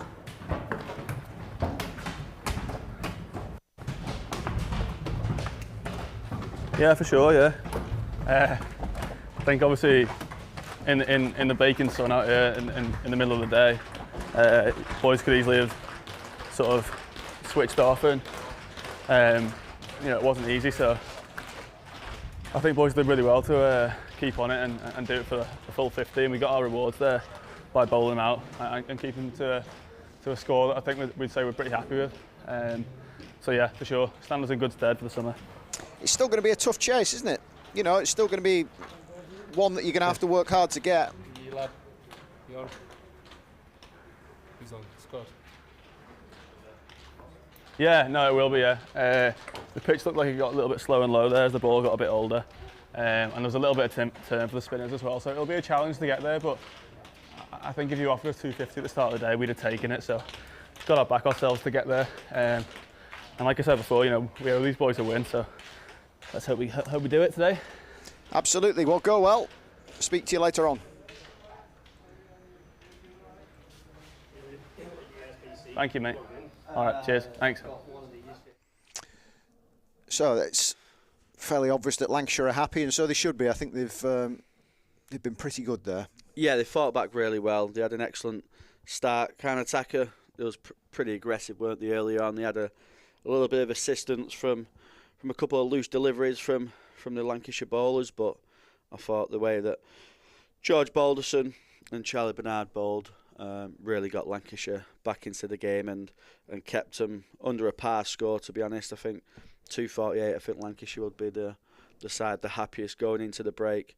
With that total, I think, obviously, as we're seeing the subcontinent, it certainly gets harder to bat from around 20 to 40 sort of over mark. The ball gets a little bit softer, there's more spin introduced, so it could be a discussion that Lancashire have about maybe trying to take advantage of them first 10 overs with the power play, while the new ball's pretty hard, and it shouldn't really do too much.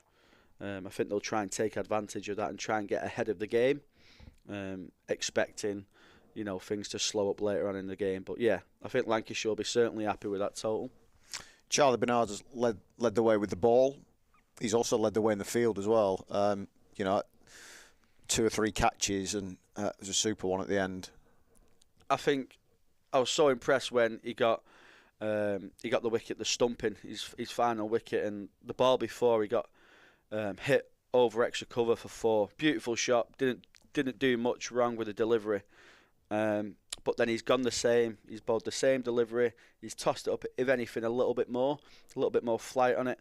And the batters fell into the trap. It's turned. George Bell's took the stump. But as a young spin bowler, to have the confidence to then flight one up after just being hit for 4 again, I thought just shows how much confidence he's got in his skill set. And I think that's promising signs for Lancashire to have a young spinner like Charlie Bernard, especially doing it in the white ball stuff. Hopefully he can take that form into all formats for Lancashire, and he might be able to have a big say in a bit of success for Lancashire this season. What are you most looking forward to watching in the second half of this game? Looking forward to seeing Mike Jones bat again. Hopefully he can get another total for Lancashire. I think he could be a really good signing for Lancashire this season. Be interesting to see where he goes sort of in the order. I know he's been opening on the pre-season tour, but Luke Wells isn't there. I imagine Luke Wells might drop to the middle order this summer. But yeah, I think he's a real classy player who's got a lot of time, Mike Jones. So looking forward to seeing how he goes, but also the likes of George Balderson, George Bell and Harry Singh as well. Try and get some time in the middle for them lads and try and get some runs sort of in the tank and in the legs, and take some form to Dubai and then bring some form back to England and here at Emirates Old Trafford. So the first innings is complete of today's 50-over game. The KSCA side, 248 all out in 48 overs. Wickets shared around.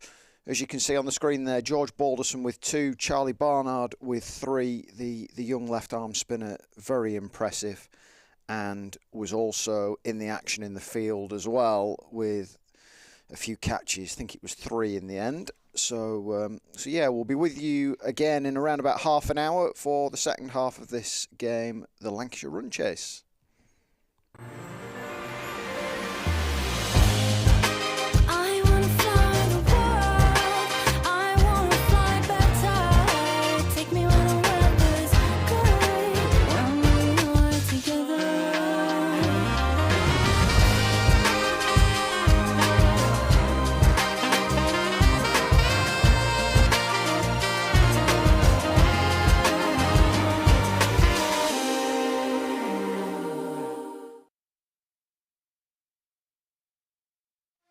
When I was a kid, there was no professional women's cricket. I didn't even think that women could be professional sports people. Especially early on, it just didn't really seem like there was a career in it. To support myself around cricket, I had to work at the petrol garage. I was the only girl, so I stood out. I'd love for young girls to be able to dream about being an athlete and it to be achievable. Thanks to the Hilton funding my contract, it's allowed me to play the game that I love all day, every day. We're like an engine and we need to be fuelled with the right gas. Without funding, we can't be visible. You can't be what you can't see.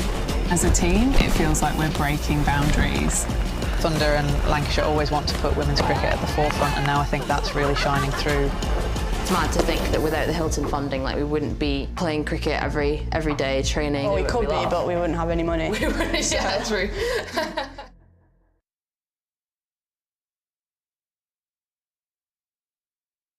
the time, I didn't really feel like I was trailblazing. I was just a young girl who loved cricket, had a passion for it. Because at the time, there was nowhere really for you to go. I never believed I was good enough to play for England. I say it's his fault, I'm a number 11 now. The girl coming on now, this is where we cash in, this is where we get stuck in. And I got 4 for, and like not many overs. And my mum just turned around to them and went, that's my daughter, by the way. You know, he always maintained that I was good enough to be there. It was nothing to do with being a girl. That was probably my goal, was just to do as much as I could for as long as I could.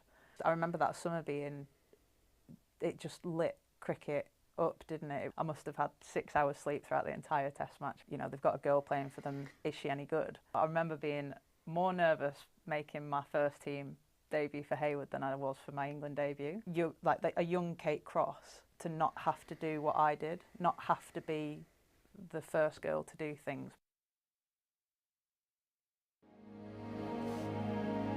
Old Trafford was the place, the destination for you. Absolutely.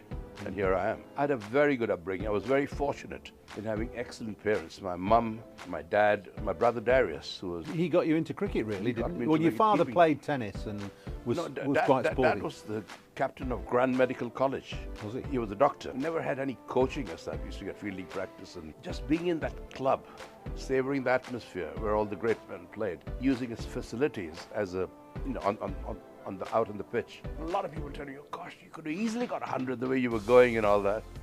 No, man, I was just pleased to be not out and there. And then first over after lunch, although I'm blowing my own trumpet here, that I was the last person to get a test 100 at the Brevin Stadium. Against England? Against England. I'm sorry, Paul. Welcome to Emirates Old Trafford for another edition of Beyond the Boundary. And I'm delighted to say this morning I have one of Lancashire's finest, born in India though, and one of Lancashire's first overseas players, Farouk Engineer, alongside me. Farouk, it's great to see you, and on a cold, frosty, foggy morning like this, I often wonder why you've made Lancashire or Cheshire your home, and you must be hankering after the warmth of Mumbai. Very good morning to you, Paul. Lovely to see you as always. And thank you for the very kind words. Yes, indeed. Why I chose to live in Lancashire. Lancashire made me feel so much at home. You know, as you probably know, I was offered contracts by 4 counties, Worcestershire, Somerset, Hampshire and Lancashire. But somehow Lancashire had a ring to it. You know, Lancashire had a great history. You know, you had great players, the great wicket keepers like George Duckworth and all that before me. And Lancashire just seemed, and funny enough, I was a Lancashire supporter living in Bombay, never having seen a Lancashire match, but like people are Manchester United supporters, you know. And so Lancashire, as soon as they offered me the contract, you know. Yeah, there's something about doing a little bit of research for this. You said that you came to Lancashire because of its history and because of the ground. So that must have sparked the imagination of a young Farouk engineer. Indeed. Playing Old Trafford. I mean, you played through the 60s for India and into the 70s. Yeah. So Old Trafford was the place, the destination for you. Absolutely. And here I am. Yeah, and here you are, and here you still are. Still are, very much so. Now, let's talk a little bit about your early career, because you were from a reasonably well-to-do family. Your father was a doctor, and you were a Parsi, which is the last Parsi to play for India. Was that a slightly different upbringing to the rest of you? Yes. In Mumbai? When the British ruled India, yeah, I think the Parsis were the ones who came in greater contact, because the way we lived, you know, for example, I mean, we had bacon and eggs for breakfast. You know, I mean, how more British can you get? So there was no Muslim upbringing then at all? No, I'm not a Muslim. No, I know, I know. Or a Hindu or anything like that. But the traditional Hindus have like a chapati and vegetables and all that for breakfast. A lot of Hindus don't eat eggs, you know? And of course there are religious restrictions. You know, the Muslims don't eat pork, and you know, and I respect all religions. You know, and I've been brought up to do that. But the Parsis, I mean, just eat, drink, and be merry.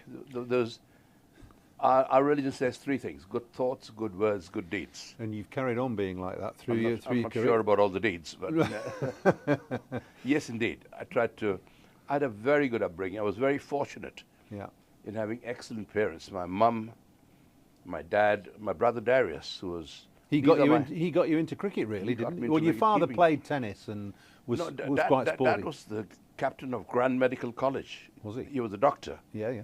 And having a surname like Engineer, you know, you don't see the funny side of it, being called Dr. Engineer all your life.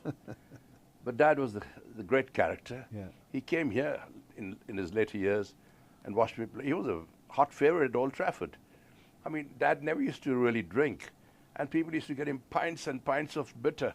So after the game, I'd see him in the lounge and say, "Dad, what are all these beers?" So they keep on getting me these things. I don't want it, you know.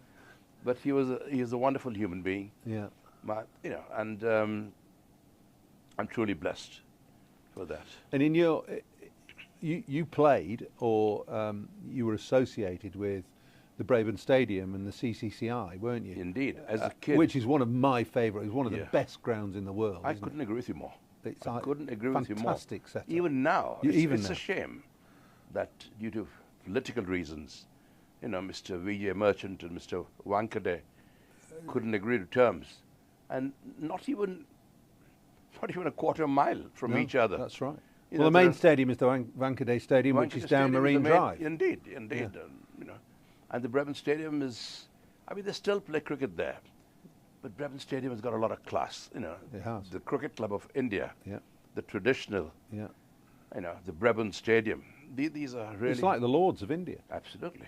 Indeed. And did you play in your formative years there, or did you just play the odd representative game? I was invited as a cricket member, an honorary cricket member, as a youngster, and that itself was a great boost to my career. You know, I can't thank the CCI enough for that, because we never had any coaching as such. We used to get field league practice and things like that, but just being in that club, savouring the atmosphere where all the great men played, you know, and using its facilities as a, you know, out on the pitch. And I'm very pleased to say, although I'm blowing my own trumpet here, that I was the last person to get a Test 100 at the Brevin Stadium. Against England? Against England. I'm sorry, Paul. Was that Tony Lewis's side? Was it Tony Lewis I or think it Tony was. Gray? I think I'm it not was. sure. To the last official Test match there. Was that your highest score as well? 120? I'm not sure about that. Well, I think so. Is it? Okay. You got two. I've never tests. been one for. No, but Yeah. that's great. Scoring 100 at Yeah, I got Craven, other one against the West Indies. which was perhaps one you're more well known for because you Indeed. nearly got 100 before lunch. I got 94 before lunch, and opening to the likes of Wes Hall, Charlie Griffith, Renowned as Gary Sobers, and Lance Gibbs. He didn't come on till the first ball after lunch. He What did came you do? on- Whip him through mid-wicket for 4? No. Lance Gibbs came on when I was 94, and everyone in the dressing room says, "Gosh, why didn't you get 100?" You know, Dilip Sardesai was my partner. Yeah. And when I was 92, I had a shot at Rohan Kanai. I hooked Wes Hall. Rohan Kanai at deep square leg, dived full length and stopped to 4. The ball ricocheted. We could have easily got 2 runs, but Sardesai didn't want to take the second run. And he blocked the last over. My good mate Clive Lloyd. Yes. You know, I had a cover drive of Charlie Griffith, and Clive dived full length, and it touched his fingers, and again he could have easily got 2, but we took 1, and Dilip batted the rest of the over. I mean, I'm not blaming Sardesai for that. I think most people would settle for 94 before lunch Yes, in a indeed. Test match against that attack. I was more than happy. But a lot of people tell me, "Oh gosh, you could have easily got 100 the way you were going and all that." No, man, I was just pleased to be not out and then first over after lunch, I see Lance Gibbs come onto ball, and I hit him straight for 6, straight out of the stadium. I think the ball is still travelling. They never found it. That's how I got onto the 100. beach. On the beach, yes, indeed, yes. Yeah. Well, when did you were renowned as a flamboyant cricketer, and slightly unusually in those days, and even now, you kept wicket obviously, but you opened the batting as well. I mean, that was quite a test for any individual to be able to keep and then open the batting. I didn't consider it a task. It just came naturally, and I think it was an advantage to me because just having kept wickets, you're coming to open the batting. So your eyes already, you know what the pitch is doing, what the conditions are like. You're as near the pitch as the previous batsmen were. So you're halfway there, really, And I preferred fielders behind me than all. I had some big gaps in front too. I used to lift the ball a lot. You did. I can lift him was your phrase, wasn't it? You used to say that to. That was one of your famous phrases in the Lancashire dressing room. Yeah. I think I can lift him. Yes. So, in other words, Yes, hit it in the air. Indeed. And I used to play the scoop and all these stupid shots those days that the T20 people in IPL play these days. I tried to hit the ball where there were no fielders. And if I lifted the ball in that direction, I knew it was pretty safe because there were no fielders to catch them or stop them. I mean, I remember watching you as a schoolboy, sitting in the ladies' stand, opening the batting for Lancashire in the John Player League, and you became symptomatic with the way the new game, it was a new game, should be played. You used to whack it through mid-wicket from ball 1. You used to work the ball. Yes. In a similar vein, I'll blow your trumpet for you now, to Viv Richards and more latterly Kevin Peterson. That's the way you played. Yes, because I used to come right behind the ball. And when you come right behind the ball, the gaps open automatically, especially between mid-on and mid-wicket. So you're virtually playing with a straight bat, but you're placing the ball at an angle. And that gap gives you so many fours because there's never a fielder between mid-on and mid-wicket, unless people are going for runs nowadays and all that. So I got a lot of runs in that area. So people thought I could only play on the onside. So when England came to India, Tony Gregg or Tony Lewis, he's an onside player. They packed all the onside and started bowling on the offside. And that's where I got all my runs. But I enjoyed my cricket basically, Paul. But was it a conscious effort to play that way, or was it just a natural way of playing? It's a natural way of playing. I mean, you must have had a fantastic eye. Yes. both as a keeper Being and as a wicket-keeper, it and as a helps. batter. Definitely helps. I was never coached, which is perhaps a blessing. You learn from your own mistakes. You know how we improved? I looked into a mirror when I got out sometimes, Okay. and I tried to play that shot, why I missed it.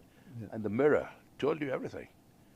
My bat was at an angle there, should have been going straighter, and this and that. So, I mean, you learn from your own mistakes. And there's no better way of learning. As long as you don't make the same mistakes again and again, True. And well, you had a wonderful career for India in Test match cricket. You were before really the age of one-day cricket. You only played a handful of games because there weren't any. I played the first World Cup. In the first World Cup, Cricket World Cup. Right. Yeah. When Sunil Gavaskar got some batting practice, he decided to, at Lord's. He did. Yeah. Great player, Sonny. And a great friend of mine. And well, I've got your book here, Farouk, and he said, Farouk Engineer, the original playboy of Indian cricket. He's just getting his own back on me there. But Sonny and I are very dear friends. Yeah. I'd rather you read the Bradman's quote. Okay, well, I'll read the Bradman bit then, Rookie. It says, I always enjoyed, this is Sir Donald Bradman, I always enjoyed Farouk's entertaining batsmanship and the way he enjoyed the game of cricket. He's one of the game's great ambassadors, on and off the field, always a delight to talk to, and without doubt, one of the world's great wicket-keeper batsmen. That's not bad coming from Sir Don Bradman. I'm not surprised you put it in the book. That's why I asked you to read it. Yeah, well, it's and he's right. I mean, fantastic. So, don't worry. So, look, wonderful career for India. But you were a bit of a maverick as well, because when you came to England, we already touched on coming to Lancashire and why you wanted to play for Lancashire. But you turned your back on domestic cricket in India at that time, almost. Well, I did turn my back, really, because the games coincided. I was contracted with Lancashire. Yeah. And I just had to fulfill my contract. Well, that's I didn't believe in breaking. Admirable. Even when Lancashire had been very good to me, because when India toured England. You only made yourself available for the Test matches? Well, because... I think that's great. Because of my commitments with Lancashire. Yeah. I said Lancashire had been my, that's my bread and butter, if you like. Absolutely, bread and butter. Yeah. And it wasn't just the money, but I enjoyed playing county cricket. You played with the world's best here. You played with against the world's best bowlers. You played in the most difficult conditions in the world, where the ball swings in the air and moves off the pitch a lot more than in any other country. How did you find that when you came to England? Because playing on relatively flat, slow, low pitches in India makes keeping difficult. That the ball spins more in India. Yes. But you come here, it's completely different. Well, you've got to adapt yourself, haven't you? You know what the conditions are there like. So over there, wicket keeping, you rise with the ball. I mean, everywhere. A good wicket keeper should rise. Listen, young wicket keepers, rise with the ball. Very most important thing. A lot of keepers these days get up too soon. Stand up and have to go down. The wrong way around. Same with the first slip as well. Yeah. They get up, come, and that fraction of a second that's lost, results in a dropped catch or a dropped stumping or something. So rise with the ball. Expect every ball to come in here, and the same principle applied over here, except that you rose a bit, bit quicker because the ball bounced a little more, moved a little more. You anticipate the swing, the pitch and everything. I'm chopping and changing a bit here, but you started keeping in '59, so late '50s into the '60s, and keepers traditionally in India were a little bit lazy then. They used to not bother taking the ball down the leg side. I'm glad you said it. And blame the bowlers. Okay, Paul, you hit the nail on the head. That is exactly what happened. Anything down the leg side. The wicket-keeper normally gave the bowler a bollocking. So what are you doing? Ball properly. Aim for these gloves. Your first game, you took 2 leg side stumpings, which was unheard of. Yeah, I'd never kept wickets in my life before. I had never kept wickets, and it was a club game. Yeah. And my brother, Darius, was a very, very good off-spinner. He used to rip. He used to give the ball a rip. He used to turn the ball from outside the off stump way down the leg side. Yeah. And I knew that he did that because I'd watched him play. I played him in the back garden, so I course, mean, you know. yeah, yeah. And I was amazed that batsmen used to go for the on drive and miss, and they were out of the crease, and the ball just went for 4 byes. Mm-hmm. You know, why doesn't the wicketkeeper come round? You know, gather the ball and stump the batsman. And that's exactly what was in my mind. As soon as I saw the batsman step out, I was way down the leg side. And the same thing I followed, keeping to Brian Statham over here. Because Brian Statham, he never realized how good he was. Great bowler. Mind you, they used to pick the seam those days. And the seam was about huge those days. You know, George used to really give it a rip. And anything that pitched on the off and middle stump coming at that angle in, I was way down the leg side. Literally way down the leg side. And I got so many leg side catches of Brian Statham there. Who's the best bowler you kept to? You've mentioned it. Surely you've just mentioned him, have you? Brian Statham, I think, you know, would be one of the greatest. Right up there. You know, because right up there, because he cut them. He not only swung the ball, but he sort of cut the ball both ways, and with the seam or without. You know, he was a great bowler. Lancashire had been in a very barren patch when you came. They hadn't won a trophy since 1950. Yeah. And in your time at Lancashire, from 68 to 75, 76, Lancashire won 4 Gillette Cups and 2 John Player Leagues. Well, that's a credit to the team. You know, we had a very good team. Yeah. You know, we had a very good captain, Jack Bond. Jack, I can't remember Jack doing anything on the pitch until he took that one catch at the Oval off Asif Iqbal. You know, we hardly saw him bat, or, you know, he never bowled. But his man management was terrific. The way he held the teams together, the lads together. You know, there was Peter Lever, Ken Shuttleworth. There were no test players except Brian Statham and Ken Higgs. Ken Higgs later came on. And by the time myself and Clive finished, you know, we had David Lloyd, Barry Wood, Frank Hayes, Peter Lever, Ken Shuttleworth. It was a team of internationals. Yes, almost. Harry Pilling should have played, actually. Yeah, you know, it was good enough. But we had a very, very good team. You know, David Hughes. Yeah. I mean, excellent bowler, great fielder. Jack Simmons, but you know. That was one of the best Lancashire sides throughout time. Why didn't you win the championship? Well, time and again, we were in the dressing room because of rain. I'm not looking for excuses here. But we were listening to Kent, Surrey, you know, all playing and getting points, whereas we were watching the rainfall and playing poker in the dressing room. I mean, this is one very funny incident. Cess Pepper was the umpire, and Frank Hayes and John Sullivan were the great poker players. We didn't play for big bucks or something, you know, just a little bit.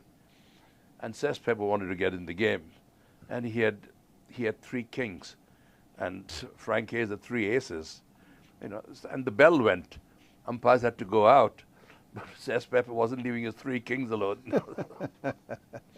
Anyway, I saw both the hands, and I thought this is getting out of hand. Yeah. So I said, Cess, you know, just show the cards, and you know, because we got to go out on the pitch. And myself and Frank were out batting. And as Cess Pepper lost, as we were walking out to the crease, I said to Frank, don't get the ball anywhere near your pads, you know. But this is what we enjoyed the game. Yeah. You know, there wasn't great money in the game. You know, we played, you know, when I joined Lancashire, and this is perfectly honest, I never even asked them how much they were going to pay me. Really? No. It's not like you for it. No. We didn't have agents or anything like that. No. Because Tommy Hickson was the chairman. Yeah. He just said to me, Farouk, you'll be happy here with Lancashire. And I would have been very happy to get on par player, you know. Did they find you, they put you up, found you a house locally?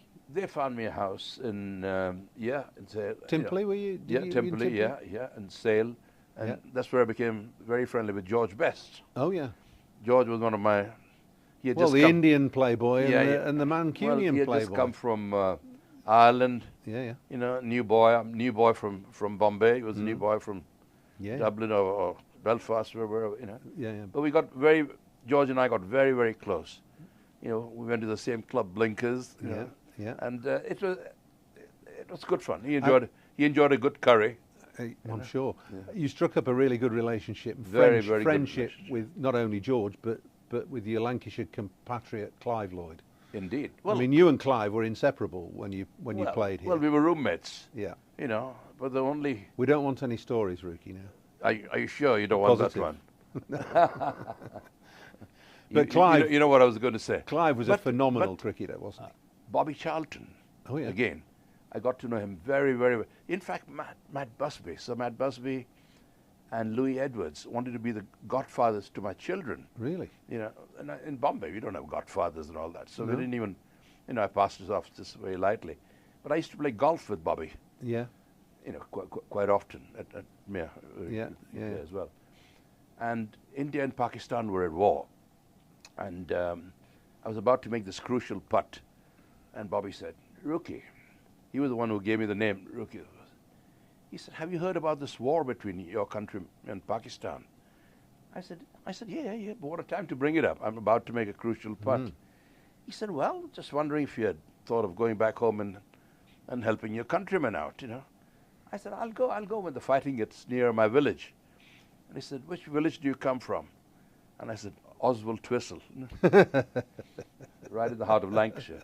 But I mean, when Bobby sadly passed away recently, yes, you know, I lost a very dear friend. Yeah. Because Bobby and Norma and myself and Judy used to, you know, socialize, Yeah. a bit. Great man indeed. Very good. What a great footballer. But these are the memories. Some great memories. Manchester. This is Manchester. Yeah. This was Manchester United. At Manchester City, there were Franny Lee, Mike Summerby. Yeah. You know, these are the great times in the great 70s, times, weren't they? Great times. They really were. Let's just steer back to cricket a little bit. You must, from the way you played and the flamboyant nature with which you batted, you must have loved watching England bat and the influence of Brendan McCullum on the England team in the last 18 months. Yeah, but I don't see that as anything new. You know, the style of...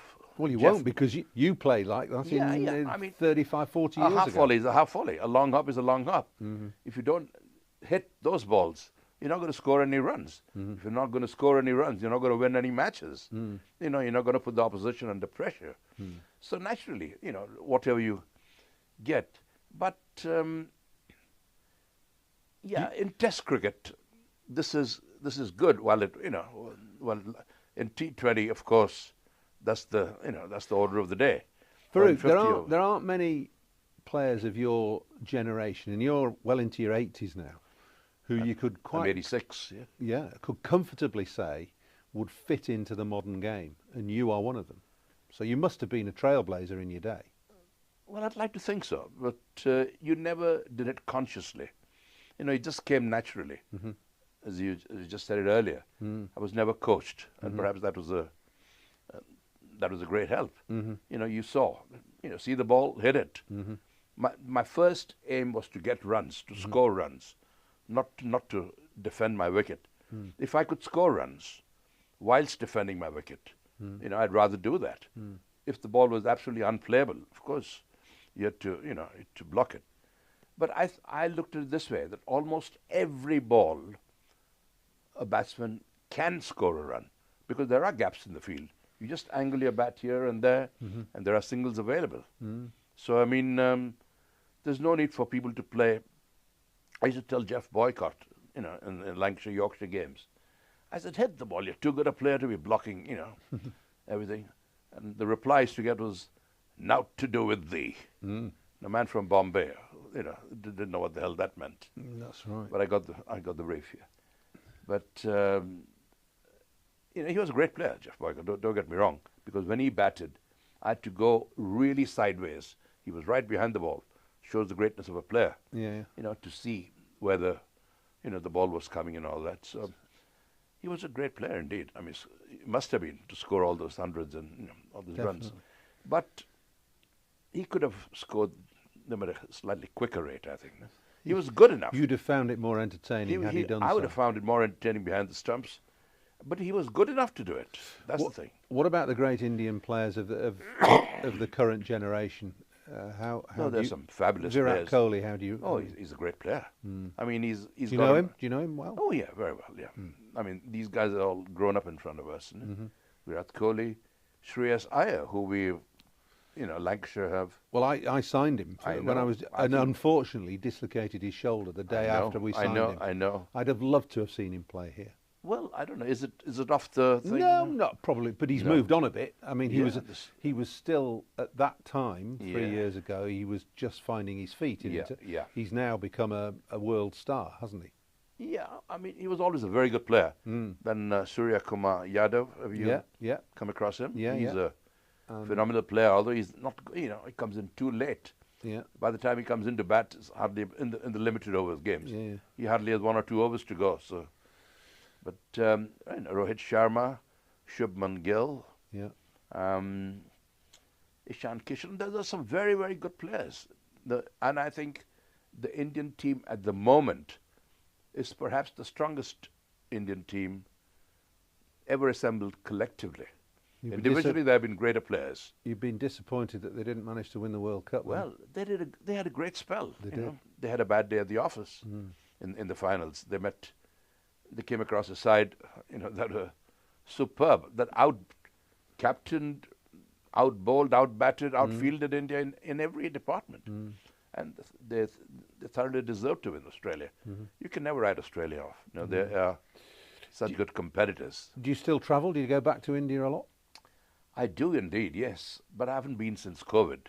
Oh, right. Because one thing or the other. And of course, India is a country I love. I'm Indian through and through.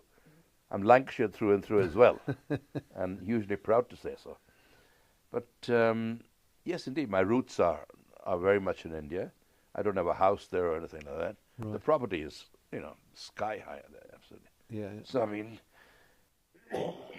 anyone listening, any offers coming from India? Gifts of houses, always welcome for Farooq.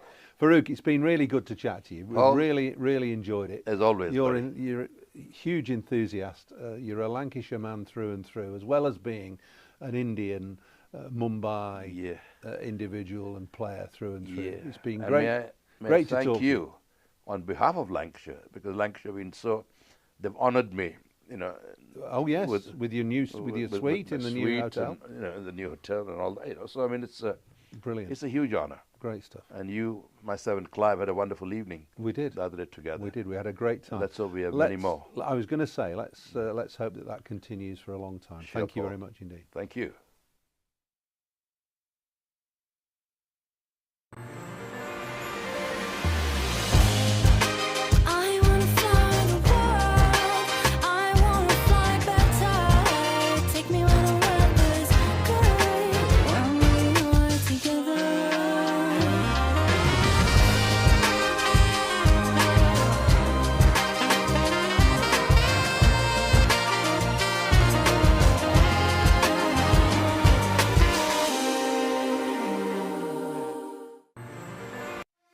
When I was a kid, there was no professional women's cricket.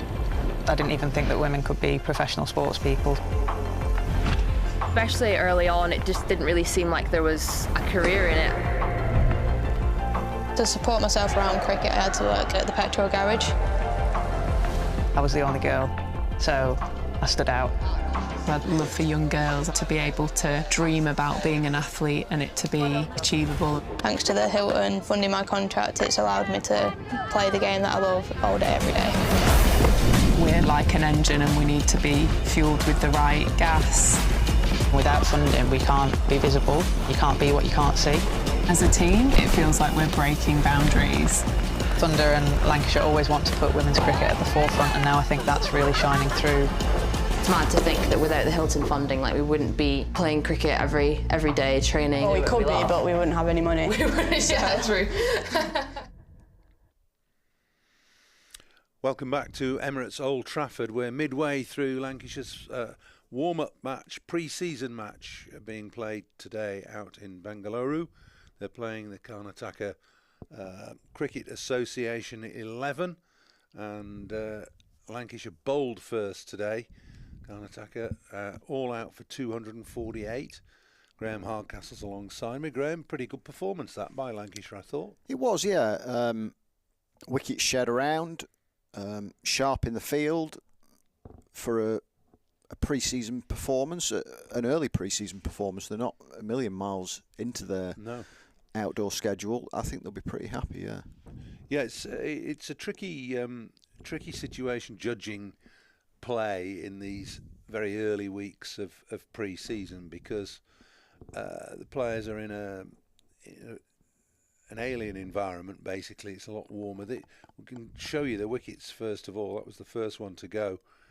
And then it's a brilliant piece of fielding from Josh Bohannon, which, as you said, Graham, summed up really Lancashire's attitude in the field. Ollie Sutton bowled the odd sharp delivery. That was one that took the outside edge. And Charlie Barnard, far and away the best bowler for Lancashire, Graham. He was, and probably the best fielder as well. He took 3 catches. He did. Including the final wicket, which will come up in a second, which was a super catch on the leg side boundary. But yeah, he showed confidence and maturity, which is an excellent sign for a young bowler so early in his career. He had a taste of first team cricket last year, albeit just 2 or 3 weeks in the Metro Bank, and looks like he's improved again, which is great signs for Dale Benkenstein, Mark Chilton, Keaton Jennings. 4 wickets today, 2 wickets in the previous game. Not a great deal of spin or turn in this pitch, but it was his subtlety in flight and guile and variation that impressed today, and made such inroads into that Karnataka batting lineup. So, Lancashire chasing down 249. A victory here would be a really good plus, but they'll be looking to spend time at the crease. They didn't bat particularly well in the first game on Saturday. All out for 168, I think, with only Michael Jones making any runs. And it's Jones again who will open the batting, along with George Bell, who's just kept wicket for the best part of 50 overs, so it'll be tough work for him. But I suppose you could say he's got his eye in already, having been behind the stumps. Yeah, and he's another one who's played plenty of cricket this winter. He's been out in Sydney as well, alongside Jack Blatherwick. So yeah, he'll be pretty used to this. It shouldn't be too much of a hardship for him. He's a fit lad. He's energetic. So yeah, it'll be another good run out for him, and another opportunity for Michael Jones to impress his new teammates. Yeah, 60 on Saturday, top scorer, far and away top scorer for Lancashire, and he very keen to make a mark early on in his Lancashire career, having moved down from Durham at the end of last season. Just debating who will go to which end and who's going to face first delivery.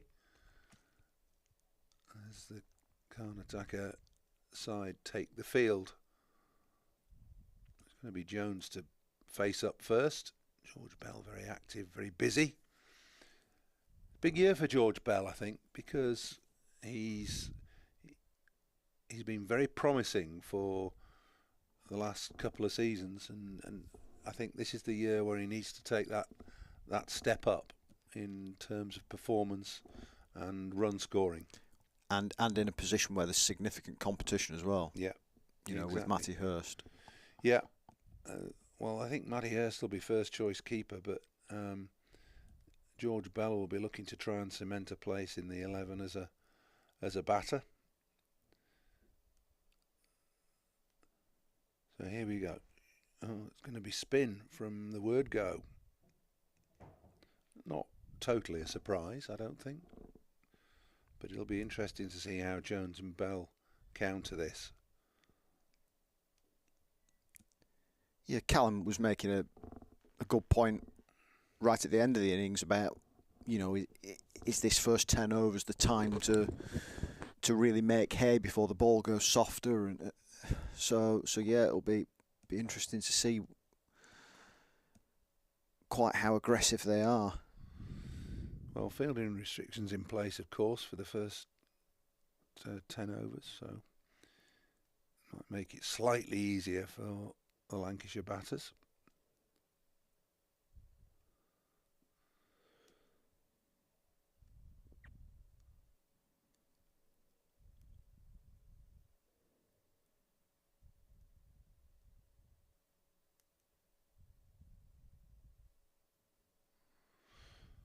Plenty of experience, Michael Jones, of course, as an international for Scotland as well.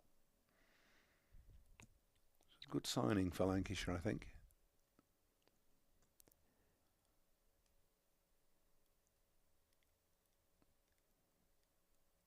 I was quite surprised earlier on when he said he hadn't played in India before. You know, as an international batter, albeit yes, within a with not one of the kind of frontline nations in Scotland. I would have thought that he'd have been on a batting camp at least or something like that in that part of the world, but no, this is his first time out there and tasting these conditions. Well, it's a fascinating place to visit. Cricket centric as a country, of course. So Bell on strike now for the first time. Jones, having seen Jones get off the mark. Bit of slow turn.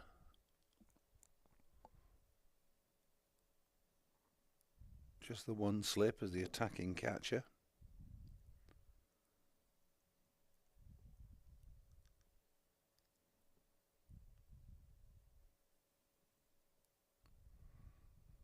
Nicely bowled. It's a good start from Shikar.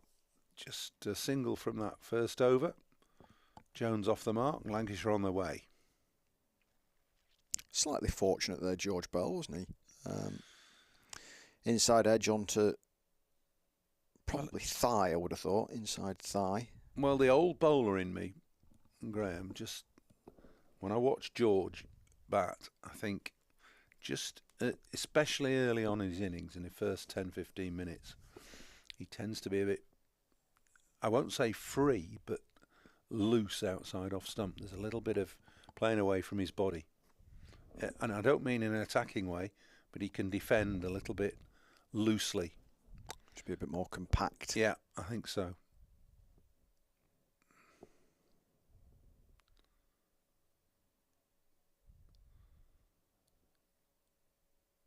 So we're going to have seam from one, spin from one and seam from another, I think.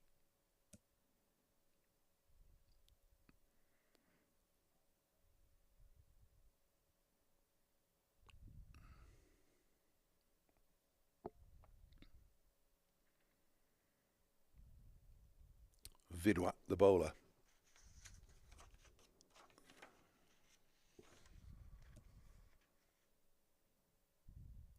Bustling in with a slip in place, a little bit of movement away from the right-hander.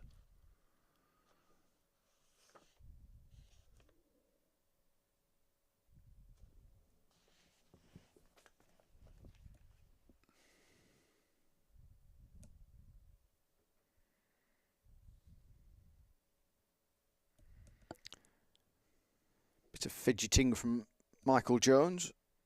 Just to get himself settled before facing the second delivery of the second over.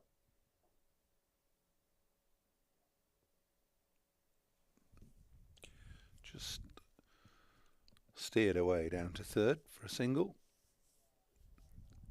A little bit of extra bounce there. We saw Ollie Sutton get some decent bounce with his left arm deliveries. This will be a test for young George Bell. That's such a get-out shot, isn't it, in one-day cricket? And when I mean a get-out shot, I don't mean to get out, but just to kind of guide it down to third man, just a very easy single without doing anything too adventurous. You see it so often. Joe Root's somebody who plays it. The steer. Yeah, quite nicely. Bell's off the mark. So quickly and well taken single.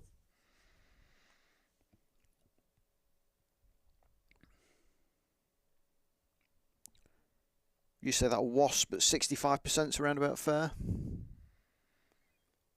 Yeah, probably. I mean, the way Lancashire batted in the first game, it's possibly a bit high. But I suppose if you take everything as an even, and just as a one-off, which this game probably is, new pitch, different set of circumstances, Lancashire would have been pleased to bowl Karnataka out for less than 250. There's no real obvious trouble in the pitch. The odd ball has just bounced a little bit more, but there was no great turn, was it? It was fairly slow. And the likelihood is that defeat will have probably just focused a few minds and just sharpened a few things up. Well, they've always, of course, when you're on a pre-season tour and you've only been in the country 3 or 4 days, you've always got it's not an excuse, but the reasoning that we've not been here long. Absolutely, yeah. You know, the weather's different, climate's different, bit of a time change, obviously.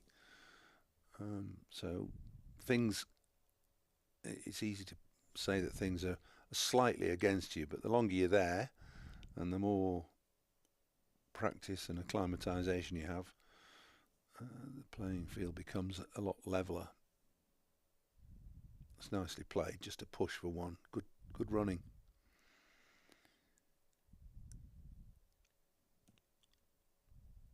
That's 2 overs gone, 4 without loss. And if you're not able to pick up the boundaries, that's what you need to be doing.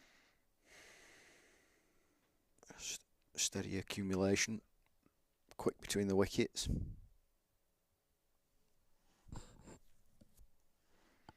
In the leafy suburb of Bengaluru, the Allure Cricket Stadium, 3 grounds here in close proximity to each other. Lancashire, of course, here this time last year for a pre-season warm-up. They'll go on to Dubai in a few days' time for further cricket, a bit more 2020 focused. It won't be long before this city, Bengaluru, comes alive with the start of the IPL. That's very soon, isn't it? Yeah, a couple of weeks away, isn't it? I think. Yeah. And goes on for the best part of 7 weeks, is it, this year, the IPL? I was going to say about 6 months. Well, I know, it seems, I think it's the middle of May it finishes, isn't it? Yeah. Yeah. It is getting longer and longer, isn't it? Yeah. Which I guess is a sign of its success. That's nicely steered away by George Bell with an open face down to backward point for 4, first boundary of the innings for Lancashire. There's 2 Lancashire lads playing for Bangalore, I think, this year. In Livingston and Salt, I think they're both in their squad. Need some helmets on in the crowd then if those 2 get going. Absolutely.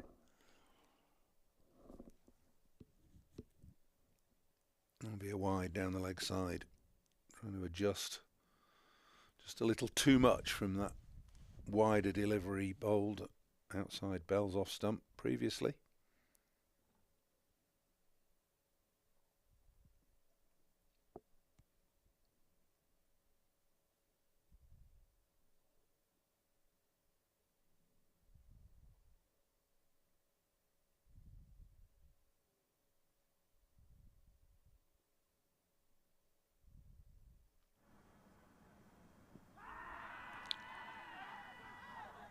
Good appeal, and it just turned a bit. It would have been fairly close had we got review. I think they might have might have reviewed it. Umpire's call, I think.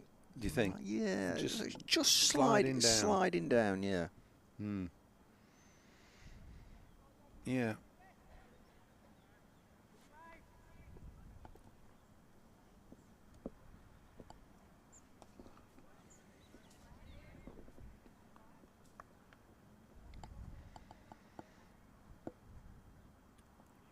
another look at that at the end of the over, I think, just to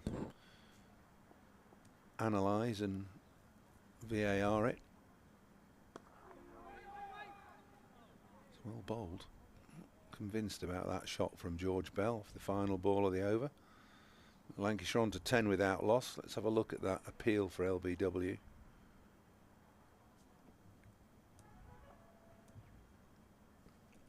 Yeah, definitely sliding.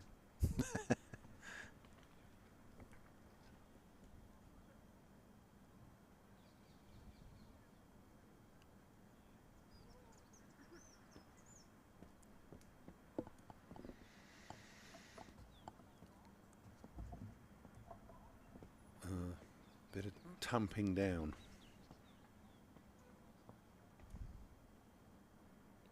Don't see many of those in the UK. They certainly not on club grounds. You just lose the hammer, wouldn't you?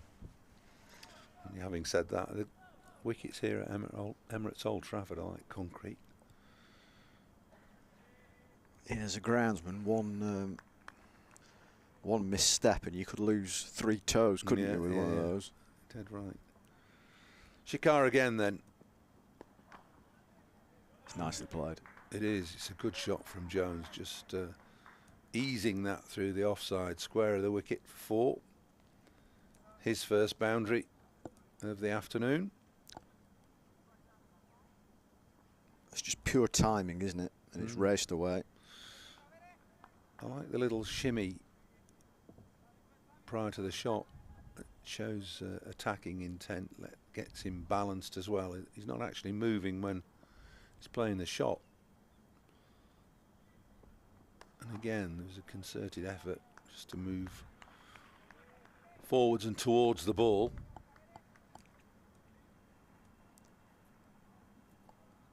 I wonder whether Lancashire have got him in a real sweet spot of his career, just at the right time, where he's just ready to really kick on now. You know, he's played quite a bit of cricket without really kind of dominating anything. I know what you mean. Not being totally a standout. He's crashed that at cover, and I think that's the end of the innings for Jones. Not a huge amount of celebration from the Karnataka fielders, but that is a really stunning catch. He went like a tracer at extra cover. Jones will be disappointed that his innings has ended so abruptly. I think that's what you call commentator's curse, I think. I would agree. It was a super catch, wasn't it? We've seen some good catches today. Really good.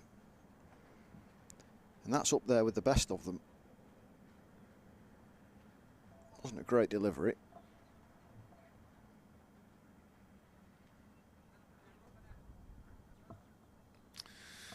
I don't know, would he say he's unfortunate to pick out the extra cover fielder there? I don't know. I'm not actually sure on second or third viewing that he actually middled it. Middled it, no, yeah. I thought first time he had. Might have just stopped on him a little bit, I think. Well, whatever he's doing with that, it's worked, because it's got him a wicket. Leave your toes there for too long, mate.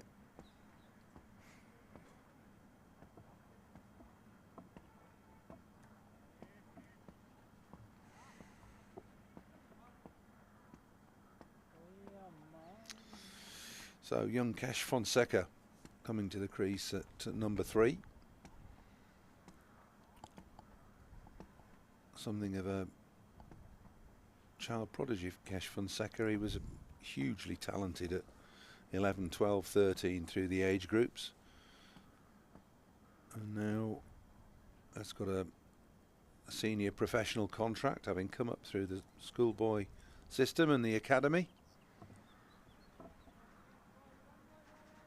Made his first class debut at the back end of last summer.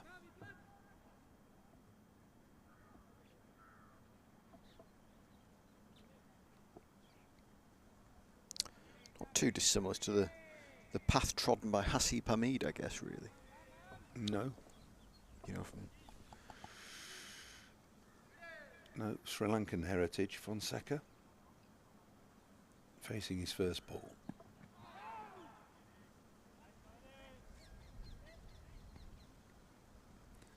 He played in a very mature way in his schoolboy years.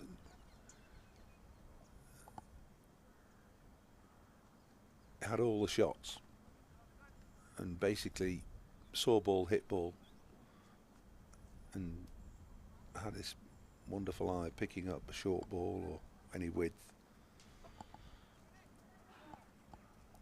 I spoke to Chris Bembo about him towards the back end of last summer, and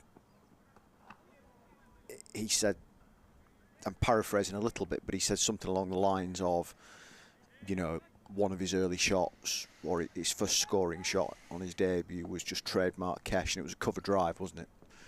And it was a beautiful shot. So it sounds like he's a good driver of the ball, and hopefully we'll see a bit more of that today.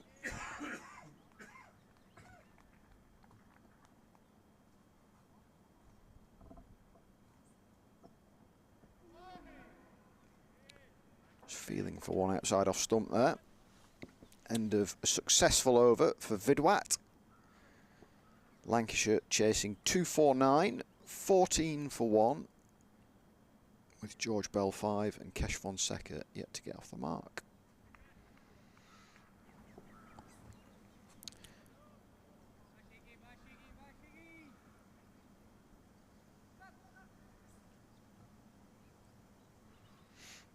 Khan Attacker got off to a bit of a flyer, a couple of sixes in the second over of the innings, and a flurry of boundaries as well, before the Lancashire bowlers just got themselves steadied down a little bit.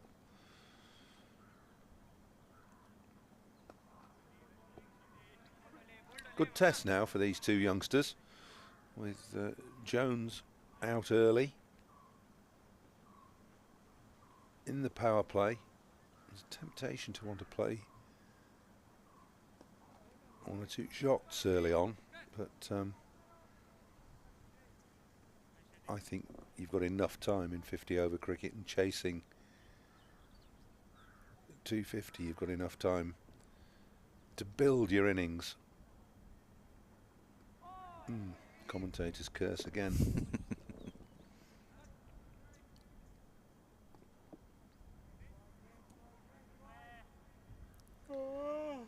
They see it differently these days, Graham. Yeah, I was going to say, you know, 50 over cricket, you're never far away from an attacking shot, are you? It's commonplace now, no matter what the situation is.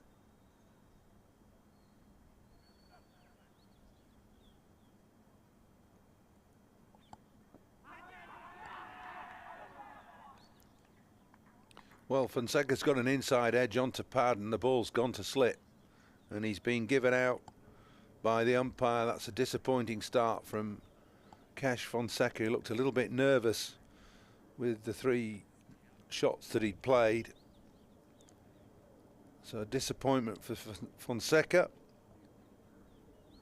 He made 3 on Saturday, and he's got a duck today. Did wonder whether it had carried initially, but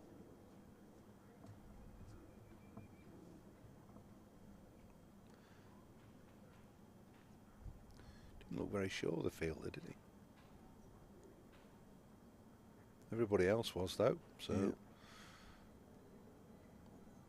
That's good enough. Lancashire with not the start they wanted, 2 down in quick time, with just 15 on the board.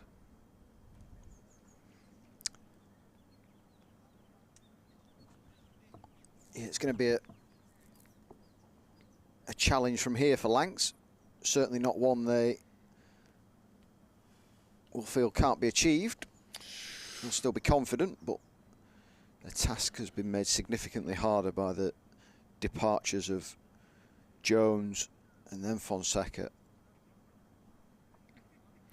Well, it was the the upper and middle order on Saturday that disappointed, with Bell out for 3, Fonseca out for 3, Bahanan 10 and Balderson 0. So they'll be hoping for something a little bit better from the captain today. That's Josh Bahanan, standing in as captain for Keaton Jennings, of course, who's returning to full fitness. So Bahanan on strike now. I'm just being told there's 2 to come, and it's left arm round. He's been pretty good, hasn't he, Josh Bahanan, in one-day cricket over the last couple of years. You know, he's played very nicely. Seems to have worked out a real method to his game. Scored a couple of hundreds, big one last year against Durham at Sedbergh. One at Blackpool the year before.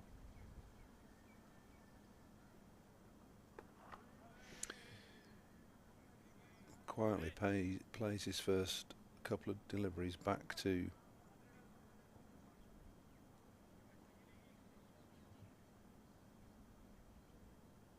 the bowler. Got an extra ball coming from here somewhere. No, we haven't. Umpires have conferred and decided that was over, which it was by our scorer as well. 15 for 2 from 5. Yeah, Bahanan is the sort of batter stroke character that you would look and hope would dominate 50 over cricket in the competition that we've got in England at the time it is. It's a developmental tournament studded with senior players, and he's one of the senior players. Yeah.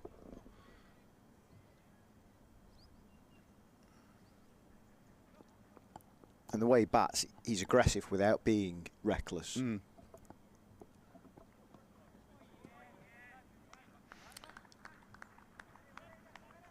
It's decent leave from George Bell. It's the place to bowl at George Bell. Not sure how much homework the Karnataka bowlers will have done on George Bell, but that is the place to bowl early on. Just give him just a smidgen of width, and he's unsure whether to leave play or attack it.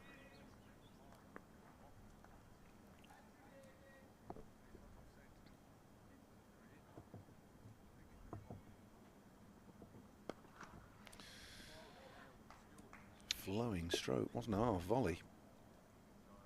He's on the up for no run. A good shot for no run.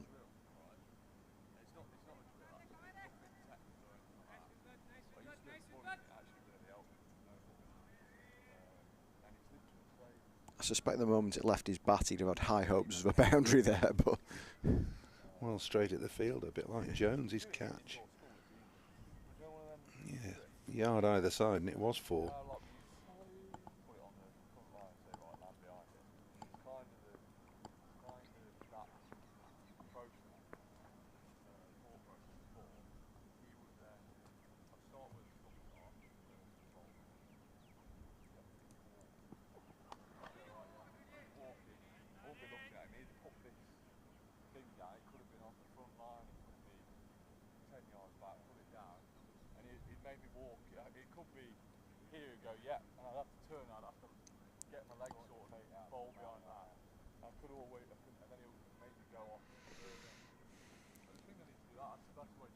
Good start for the Indian hosts. The Karnataka Cricket Association 11.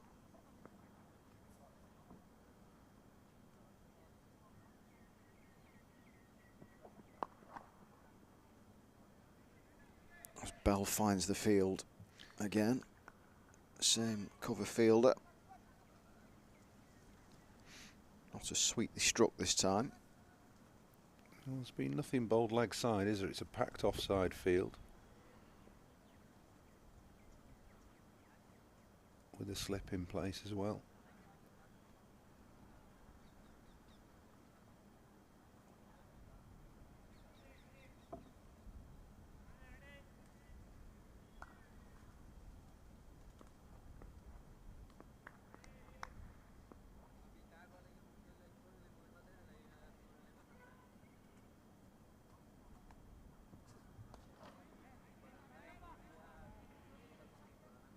Just playing that as if he thought it kept a fraction low, didn't quite bounce as much as he thought.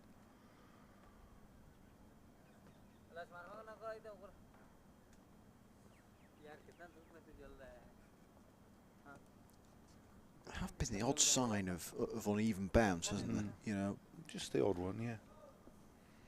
Yeah, Ollie Sutton got a ball to fly through, didn't he? Got a wicket with that.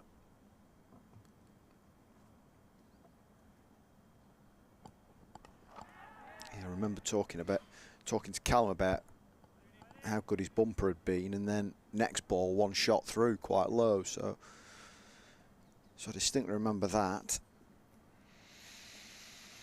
Well, that's a maiden from Vidwat. 1 for 7 for him off his 3 overs.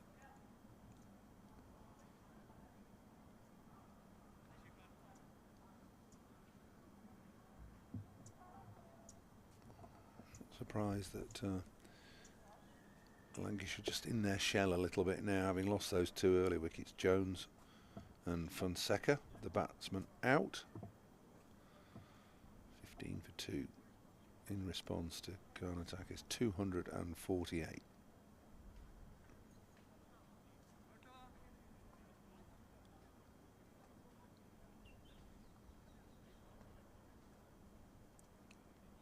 Spin to continue.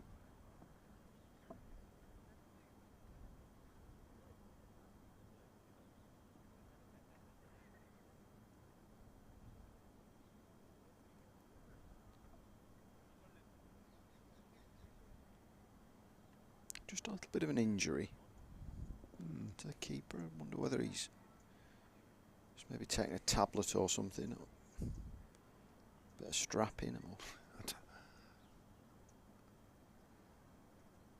Not noticed anything, have you? Anyway, Vidwat on with his left arm. Spin again. Hannon on the back foot.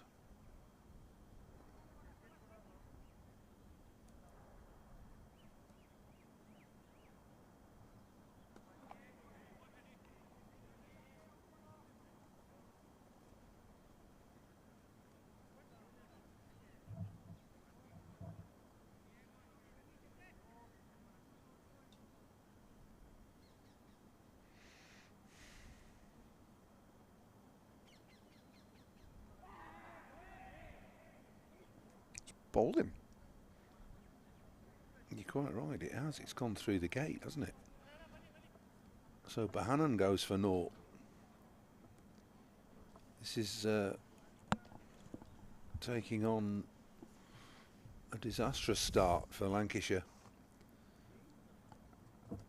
Shikar just getting that to go on with the arm, and Josh Bohannon playing with a little gap between bat and pad. Yeah, played for the turn that wasn't there, didn't he? Mm-hmm.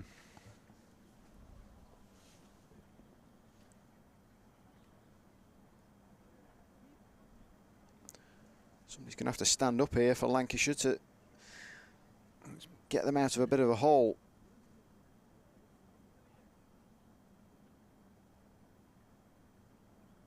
It's comprehensively bowled as well, isn't it? It's a bit of a meek stroke and a meek start by Lancashire, losing 3 of the upper order in the space of 6.5 overs. And 2 experienced heads as well, who you would want to anchor that chase.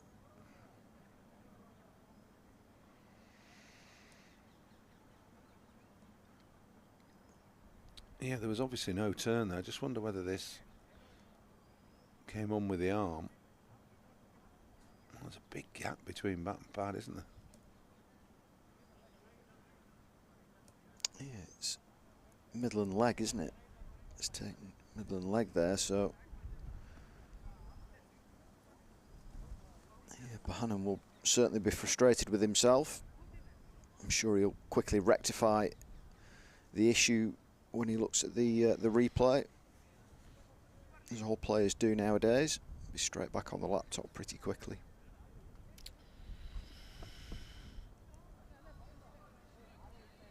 There are some you just want to forget, though, aren't there? And that's probably one of them.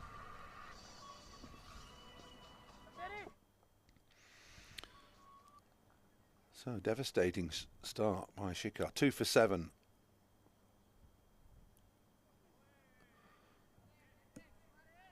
And there's been no appreciable turn, really, has there? No, just a little bit of slow turn. Mm.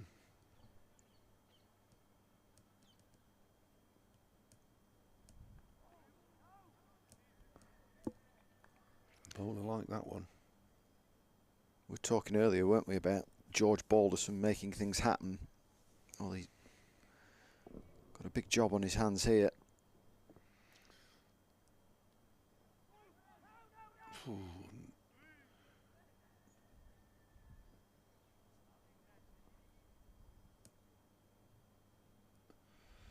Yeah, he's yet to get off the mark. Didn't get off the mark on Saturday. So Balderson in at number 5 and in a lot earlier than he thought he was going to be. George Bell on 5, Lancashire 15 for 3 in an unpromising start, chasing 249.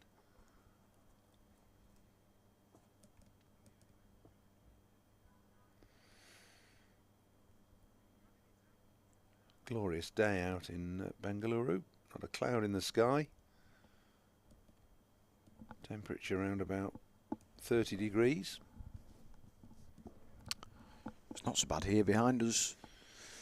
Well, Emirates Old Trafford as well. After our glorious weekend.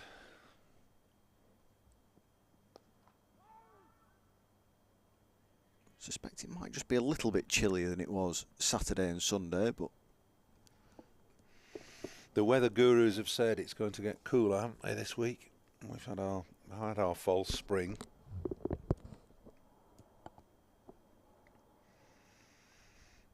No such cooling down though out in India.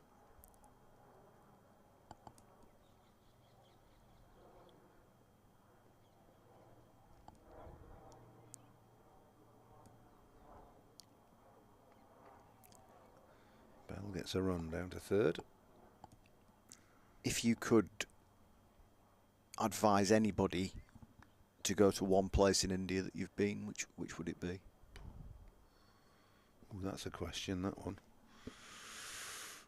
Such a diverse country. It's a wonderful place. I mean, I did 2 England tours to India, and then I've been broadcasting out there many times subsequently. Where do I really like? Well, I like lots of it. Delhi's fascinating.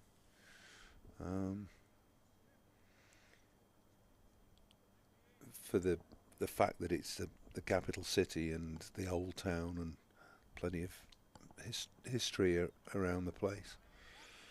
Mumbai, thoroughly modern city on the coast, vibrant culture.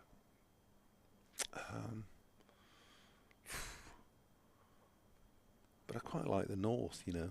Quite like getting up into Jammu and Kashmir, Srinagar, round there. That's completely different. It's a lot quieter, a lot more temperate. So it depends what you're going for, doesn't it? I mean, the Golden Triangle, Jaipur, Udaipur, all the palaces and all that sort of stuff. It's wonderful. It's a country I've never been to, but would. Well, it's a great like place. It assaults the senses. You know, sounds, Yeah. sights.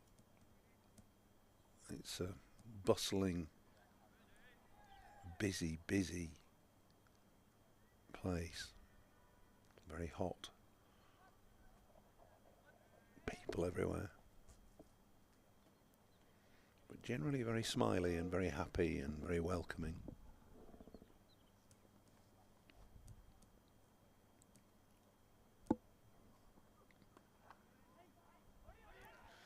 Balderson itching to get off the mark, you can tell.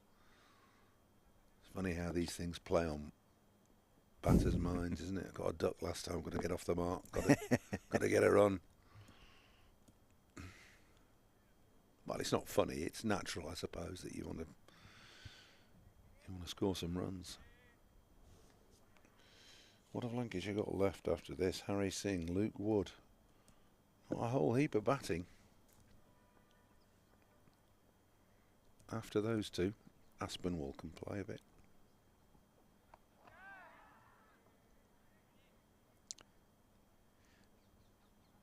But you'd want the likes of Wood and Aspinwall to be coming in with a real platform, wouldn't you? You would. You know, with not a massive amount to do, to be honest. You know, you'd be thinking if they come in around about the 180s, then things are looking reasonably healthy, but there's a long way to go before we get there.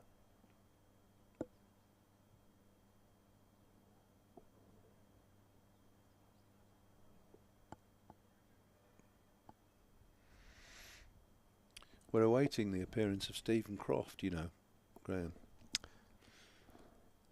He's had a lie-in. He's had a lie-in and he's late for his first commentary stint. He's an over late already. Should have been in at the start of the 8th over. Anyway. You might have to go and find him, otherwise it's going to scupper up my beautifully constructed. Well, I think it's beautifully constructed. It's crafted, wasn't it? It was. Yeah. Your handwriting is superb. Well, I'm sorry about that, but anyway, you're Graham, and you're Graham on this one, and GH on the others. So, anyway, that's edged somehow, inside edged, I think. All looking very unsure of themselves. He's here, Crofty. His alarm clock's gone off. See you in a bit, Graham. Finishing my coffee. Oh yeah, no, it's fine. You turn up at 6:30. We've been here since 3 o'clock this morning, and then be late for this one. It's not a problem. Now then, bowled again. Bell bowl this time through the gate. This has been a humbling start for Lancashire in their pursuit of 248. They're now 18 for 4. And they've been undone primarily by the slow left arm of Shikar, who's got 3 for 7. Bell, the latest to go. Bowled through the gate. It's been a tentative start, really, by the Lancashire batters. When really Jones, he's sort of that aggressive shot, and last 2 wickets done on the inside. Looks like they're playing for a big bit of spin there, but him and Belly and Bosch just got done with straight balls, really, both through the gate. It's funny, Stephen. I mean, that's good bowling. It's come on with the arm a little bit and maybe just hurried through, but we've seen no appreciable turn all the way through the game. And we've seen Bahanan and Bell both bowled through the gate, basically, with a gap between bat and pad, which is not, well, I wouldn't say alarming, but it's disquieting, I would say. Yeah. Lancashire in a right spot of bother here. Yeah, I think it's one of those, you go to India, you think, oh, it's going to turn really big. But yeah, those two just sliding straight on, and you'd hope the communication on and off the field was it's only turning sort of when it's slow. It only looks like that when the ball's really slow, it'll grip a bit. But whether they've assessed the conditions wrong or just felt a little bit tentative, but they were a good bit of bowling mind. But yeah, you'd hope the two batters there would if they had another go wouldn't fall to the same trap, really. Harry Singh is the new batter. I think Harry's been out in India this winter, so he should be used to conditions out there. He wintered over there last winter as well, and had some good success as he has this year as well. So hopefully he'll be up to speed with conditions and acclimatised as well as anyone, really. Who does he go? He's been in Delhi, apparently, around Delhi. So is that being fixed up by family or himself or Lancashire or what? I think all parties really. I think his father's got some good connections out there, and yeah, he was keen to get out there again and get some training in. and game time as well. And I've not seen too many clips, but seen some scorecards, and he's got some good runs as well. Yeah, I'm not particularly au fait with the club cricket system in India. But obviously working for Harry was telling us earlier that he enjoyed his time out there, been there for 4 months, I think. As good a place as any to go and learn your cricket around Delhi. Yeah, not many of our lads in the past have probably been into India. They had a good contingent over in Sydney this year. But yeah, good on him for going out there. There's obviously no Lancashire lads around the area, and I think as well as cricket, that sort of sense of growing up, being on your own and sort of learning life, as it will, just taking in the culture and obviously the cricket as well. Broadens the mind, doesn't it? Yeah. Gives you good experience of self-sufficiency and self-reliance. And there's got to be a bit of that out there now. Balderson yet to score, Singh yet to score, Lancashire 18 for 4. Just 9 overs bowled. We've got a change of bowling. Having seen the success that the spin of Shikhar has brought Karnataka, we've got some off spin, I think.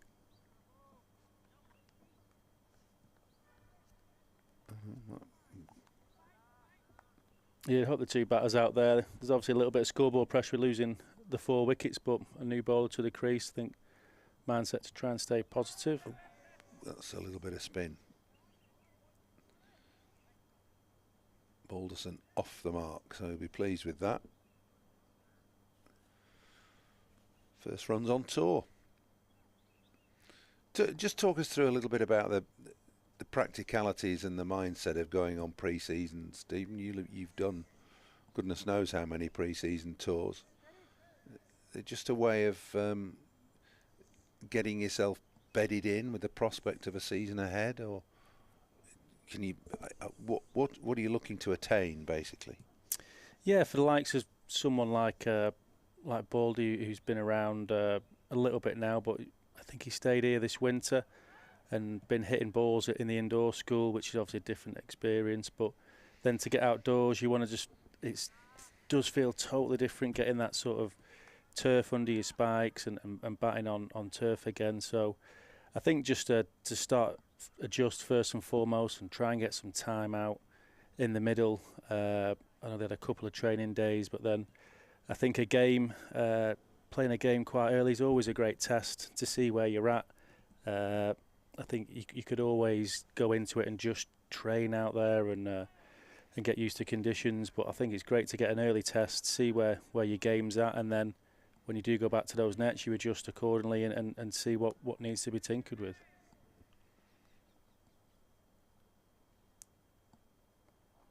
And does the fact that you're playing in conditions that you're not going to encounter, particularly in England, does that have a bearing on how you approach things and how you prepare?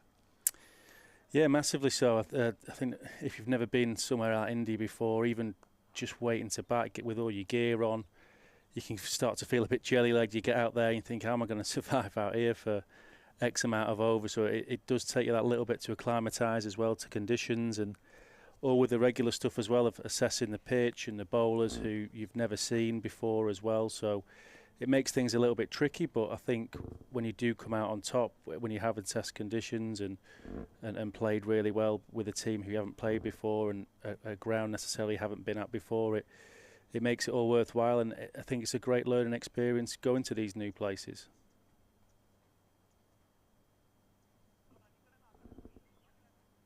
Well, I think as well, county cricket, you generally know your opposition, you know your grounds, but I think it's always is good to do something new and really test yourself when things are against you. There's a little bit of sort of learning on the hoof here, isn't there? And in a match situation, because as you say, you won't have the analysis that you get back here. It's a bit of a throwback to 30, 40 years ago when you didn't have that sort of analysis. You've got to think on your feet. You've got to move forward, work batsmen out, work bowlers out for yourself.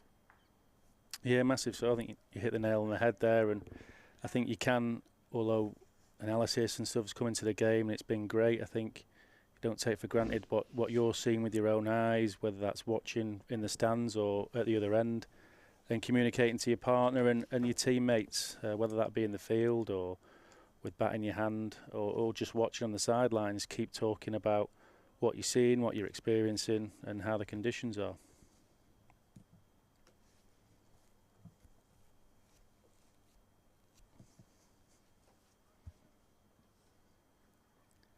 Walt's leaving for his coffee break now.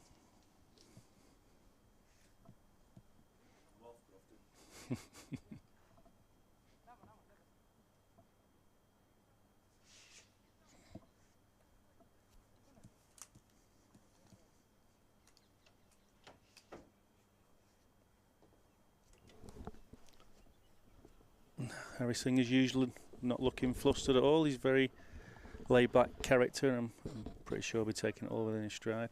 I think has he been over there for the last few months as well? Yeah, I think he said. Yeah, I think same as last winter as well. He had spent most of the winter out there training and playing games as well, so he should be up to speed with these conditions and the heat.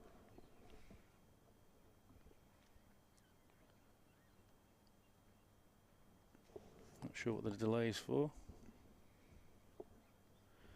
Can you sometimes overthink these conditions with the spin and playing for spin, especially with a brand new white ball, lacquer still on it? Someone like yourself, you've bowled in power plays with a white ball. Can you sometimes play for spin when really you should just wait for it to skid on? Yeah, I think there's that almost you're in India, you expect it's going to spin, but I think you've got to play what's in front of you. Like you said, a new white ball, the bowler generally sometimes it's a better ball almost skidding on really with revs on it and maybe hits the shiny side, because you don't want to sort of create some angles and a bit of width or room for the batters to get their arms through. So almost that pitching on fourth stump and sliding and skidding straight on is a really good ball really. I always enjoyed it in T20 cricket to a left-hander where it's almost like a little bit of an in-swinger really, and you throw it over to the batter to take the risk really. And as a batter, is that something you would look to do, sort of play the spinners up top as maybe a little bit of a slow medium pacer instead of thinking of them as a spinner? Or yeah, I think so. I think each pitch and bowler is different, but I think with the likes of this bowler, I think he's not turned too many past the outside edge. So I think almost taking that out of the game. If he does snick you off, you tip your hat to him. But I think play everything sort of on that inside and don't get beaten on the inside. And like I said, if he does spin one, you give him credit if he's doing both really well. But I think to play the percentages, take that sort of big spinner out of it and look for the ball coming in. Nice shot from Harry Singh to get off the mark, punching it down the ground for a single.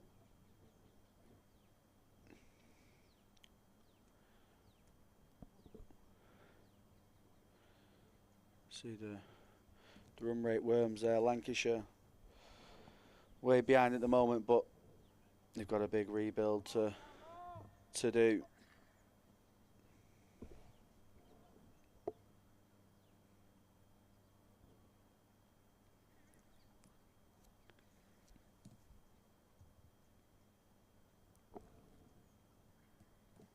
I think really good test and experience here for Baldy as well. One of the sort of bit more experienced players now, and I think just steady the ship a bit, and then you can put some pressure hopefully back on later in this partnership. But I think Harry can stay there really well and rotate strike.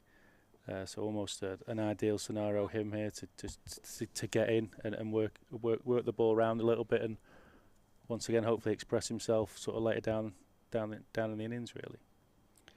It's a bit of a theme we're seeing India do it recently in the Champions Trophy about the right hand left hand combinations. How sort of as a bowler first, how annoying is that, and then as a batter, how important is that for sort of you know, the runs and keeping on top of the bowler and making sure they're not settling on a length really. Yeah, I think massively so. I think like just that ball there, the right arm off spinner would love to bowl more to Baldy. That he can throw it down the line of the stumps, or that channel like we said earlier, that some might spin, some might skid. Where to the right hander, it's a lot easier shot, and I think just to keep adjusting as a bowler, it is quite tough and tricky, and you tend to have your preference, and then that attacking option might go out of the window for the right hander then, so you might get the odd loose ball like you did there, just straight onto the pad. So it's always tricky for the bowler when it's left hand, right hand.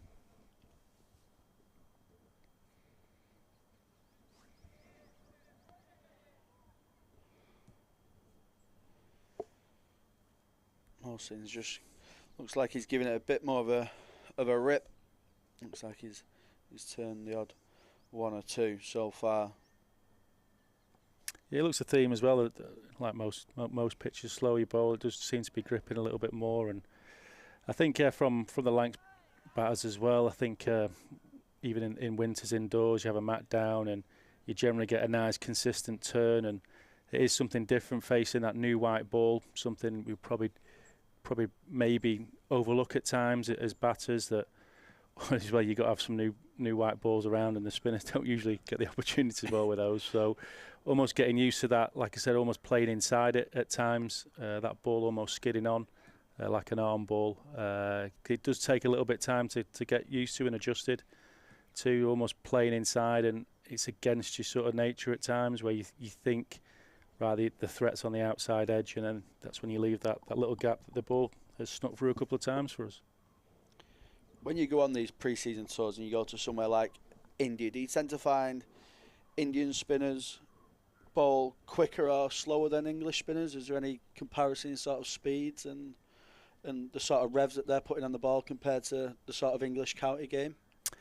I think you find a lot of them, they've got great control and they sort of know what you're doing with it. I think there's just so many subtle varieties that they've got, whether it's a slight bit of pace, undercut, overspin, and I think with English spinners you don't get that too much really. Obviously you don't get an opportunity to bowl as much as you do over in India, so they've just got these subtle sort of variants that they do bowl, and they're obviously very, very good at what they do, and yeah, it's just those little subtleties that can do you as a batter really.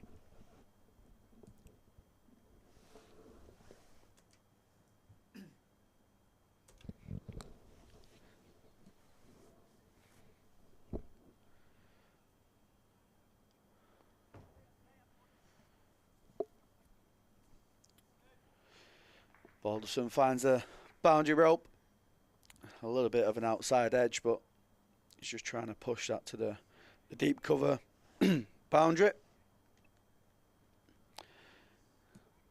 Doesn't quite time it how we hoped, but 4 runs in the book. I think it's a great test as well. I think not just Lancashire, but the county game in general, where you do come unstuck against spin, and especially good spin.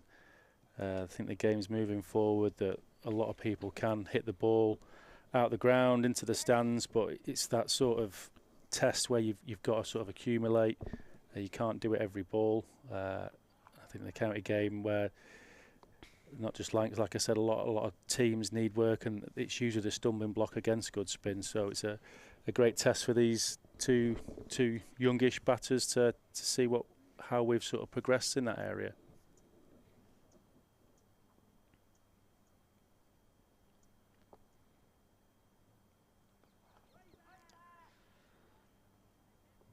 Is it something that you feel sort of need to try and produce more in the county game, like spinning wickets and them kind of result pitches, or do you feel, you know, the English game's always spoken about the seam, the green wickets? Is it something that you feel, as a pro for so many years, that it's something that would make the game better in England, sort of trying to produce more drier wickets and more elusive to spin? Yeah, I think there's a couple of sides of it. I think English conditions are obviously beneficial to us, and when touring teams come over, they're going to struggle with that ball moving lattery for the seamers, and I think obviously that can be a weapon for obviously the England team and when touring teams come over. And I think we as a nation as well want to get better at spin, and you want to try and produce some spinning wickets, but I think sometimes as well you want those wickets to be not sort of too manufactured, where I think some of them have a little bit in county cricket. You don't want to sort of the same ball spinning, going through the gate, one ball, and then spinning to second slip the next ball, where you still want to be able to have that bit of trust in the pitch. And yes, there's going to be slight sort of variables with the pitch, but you want it to try and be sort of natural instead of... Yeah. Be as organic as it can, really, but obviously you're battling with the weather and conditions, and some well, you look at most county sides as well, have they got that quality or class spinner where I think you'd love to see it and be able to produce when it's sort of time, but yeah, we're battling the elements on a few fronts, really. Yeah.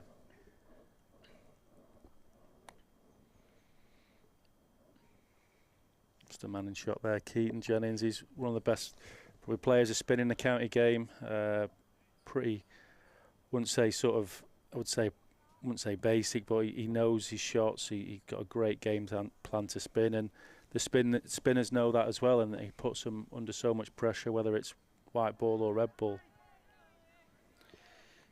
Is that a theme for the best players of spin in the world, kind of just how simple they keep it, do you feel? Because you know, you watch some players who struggle against spinning. It looks like they're trying to sometimes do too many things, and maybe there's too much movement in terms of body parts and using the crease and stuff. Whereas, you know, someone like Keaton, who plays a lot from the crease, but will use his big stature to get down the crease as well. He sweeps well. Is that something that the best players do? Just keep it very simple. Yeah, and he looks calm, and I think against quality bowling, when you back your defence and you know your scoring options and you're clear, it makes it so much tougher as a bowler, and you can see the bowlers under pressure, and he obviously looks really, really cool and calm, collected when he's down there, and like you said, he sweeps, and especially his reverse sweep. I think all the bowlers know that as well, and they're under pressure from ball one. He never lets them settle, and he's always busy, and yeah, he's been a class operator for spin a while, and I think England used him a few years back to tour overseas, and he had a great result with it. 37 for 4 Lancashire, 3 off that last over. Balderson 9 off 22 deliveries, and Harry Singh 10 off 19. It's a big recovery for Lancashire here, but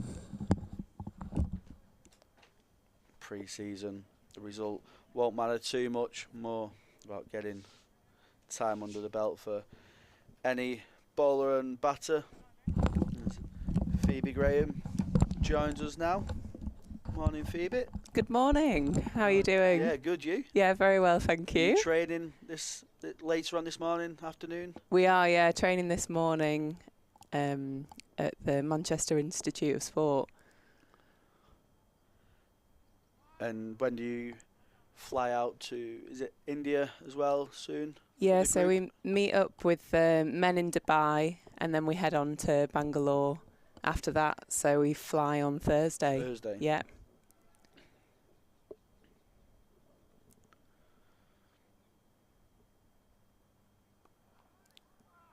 And how's the new system going now with the tiers and the change up? Is there much change in terms of, you know, training or anything? Is like the professionalism of it all now?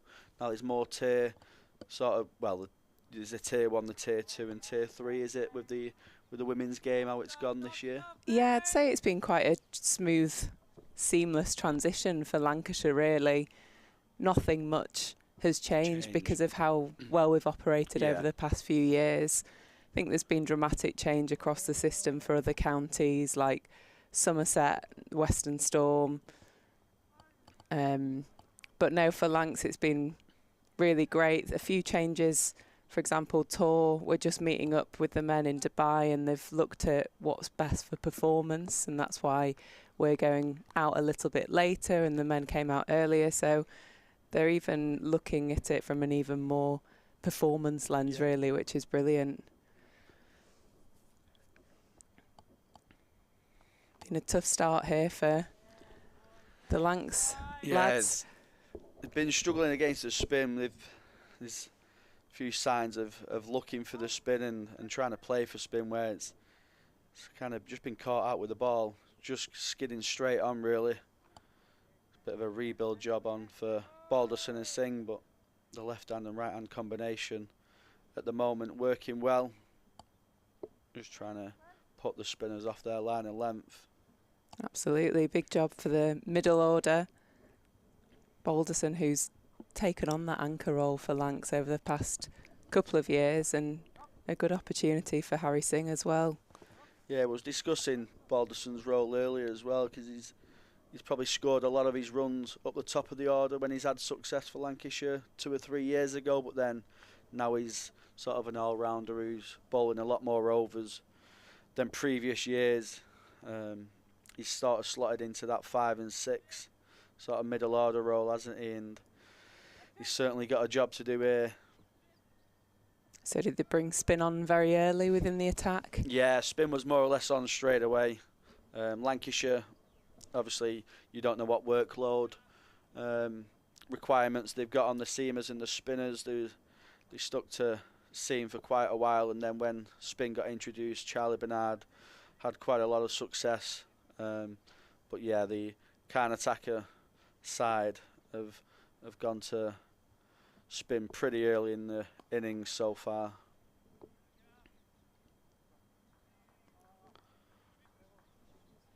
New seamer introduced. George Balderson and Harry Singh, I think, will be a little bit relieved for that. Bit more pace on the ball. Trust the wicket. The wicket's not really showing any signs of crumbling up or anything just yet. It's played pretty well throughout the day.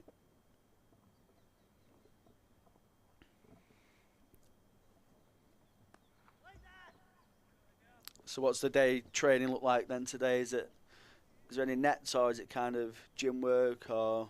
So we've got quite a big couple of days before we go on tour on Thursday. So we've been using Manchester Institute of Sport facilities on a Monday morning, so it's almost like a AstroTurf rubber crumb surface, and it'll be all about throwing ourselves about and diving stops. So 10 o'clock this morning, that's what I'll be doing. Get the long sleeves on, no grazes. Absolutely, got my leggings that have holes in already because that's what this surface sort of creates. And yeah, we'll be throwing myself around this morning. So yeah, it's good fun, and then followed by some game-like scenarios here at Emirates Old Trafford. Have you managed to get out on grass at all yet? There's a few counties, haven't there, that have netted on squares and stuff. Is there anything that has been produced here at Emirates Old Trafford, or have you still not got outside just yet? No, still yet to get outside. I mean, quite a lot of the squad have managed to get away this season, which has been really great. There's been some girls playing club cricket in Australia. We've got Seren Small, Mahika Gore out in UAE at the moment with the England A team. And then obviously some of the girls involved with the England setup as well. So we've had a lot of girls in and around throughout the winter, dropping in, dropping out. So it's been really good from that perspective. As a seamer, how key is the change up to bowling indoor to outdoor, like sort of running on grass? Do you have to get used to that again and running in spikes? You know, we went on tour in the winter, and the change up from running indoor to getting outdoor and getting your spikes on again, it does take some getting used to, we felt. Yeah, definitely. I think it's a lot easier when you go abroad to hot conditions and the surface is a little bit harder. But in comparison to the hard floor and what an April ground in England looks like is tough on the body. So it's always really good to get out on pre-season tour just to get used to that adaptation. because as soon as you get outdoor in England, it is softer, so it's harder to get through your action, and just you feel it on your body more. So it's great to get out on grass as soon as possible. Will the workload start ramping up as well once you go away to Dubai and India for your overs, getting them overs in while you're outdoor? Yeah, I mean, the way that they schedule the workloads from January is we see bigger increases, so that we're ready to play in 2 or 3 50-over games over the next 2 weeks. So we've been hitting 20 to 25 overs the past couple of weeks, which you do feel like now I'm just ready to get going and get outdoor, because there's only so much you can do in the indoor school. So many scenarios that you can do. And they're not very bowler friendly, these indoor schools, are they? Nice flat concrete floors. There's no fielders for the batters to get out. So, it'd be nice to get outside and have some proper opposition. And when's the first fixture in England? How many weeks have you got to wait till that?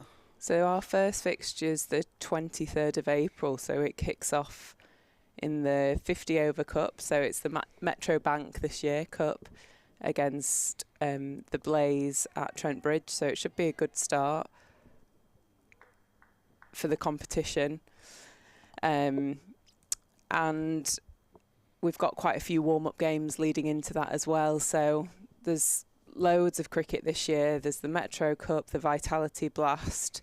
There's another competition that brings in the 3-tier system. Right. So I've actually forgotten the official name, but we've been calling knockout cup competition. It's like the FA Cup. Yeah. So we've been calling it the FA Cup, but I need to find out its proper name. So the draw happens. Tier 3 teams play Tier 1s, Tier 2s, and then Tier 1s enter in the third round of the competition. So I think depending on how Sussex, Glamorgan, Sussex, Glamorgan and Hertfordshire get on depends on who we play in that first round of the FA Cup. So it's a great competition. I think it gives a bit of exposure to some of the players in those lower down tiers, and it's early on in the season, so if we are missing talent in the women's game, then it's exposed early doors so that they can be pulled through into systems. So it's a really good concept. And I suppose it's good for the Tier 2 and Tier 3 teams to play against the Tier 1s, because they know where they have to get to, I suppose. Like, is it Yorkshire and Glamorgan that will be Tier 1 next year, is it? I think they've already announced. Beautiful shot from George Balderson there, using his feet, punching it down the ground for 4. I think that's already been announced, hasn't it, that them two come into the Tier 1 system next year? Yeah, that's right. So it's Yorkshire next year and Glamorgan the year after that. So even competitions like this let them know or show them where they are in the mixer of things and how their players will stand up. I know Yorkshire made some big signings to hold on to players for an extra year, whereas Glamorgan might be looking to do that next year. Following year, So it's a really exciting time. I think there's going to be a new competition introduced in Lancashire to encourage more women's cricket, and the finals played here at Emirates Old Trafford. So there's loads of really exciting stuff going on from the top to the bottom in the women's game.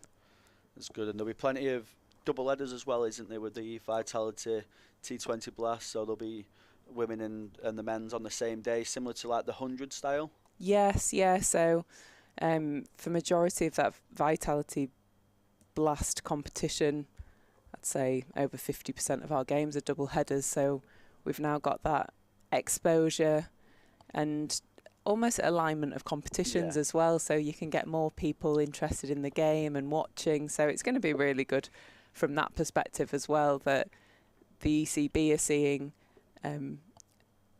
the importance of having the competitions aligned and put together. So it's going to be really exciting. Taking a drinks break here in Bengaluru, and they've been an impressive rebuild by Balderson and Singh. Yeah, they've done really well so far.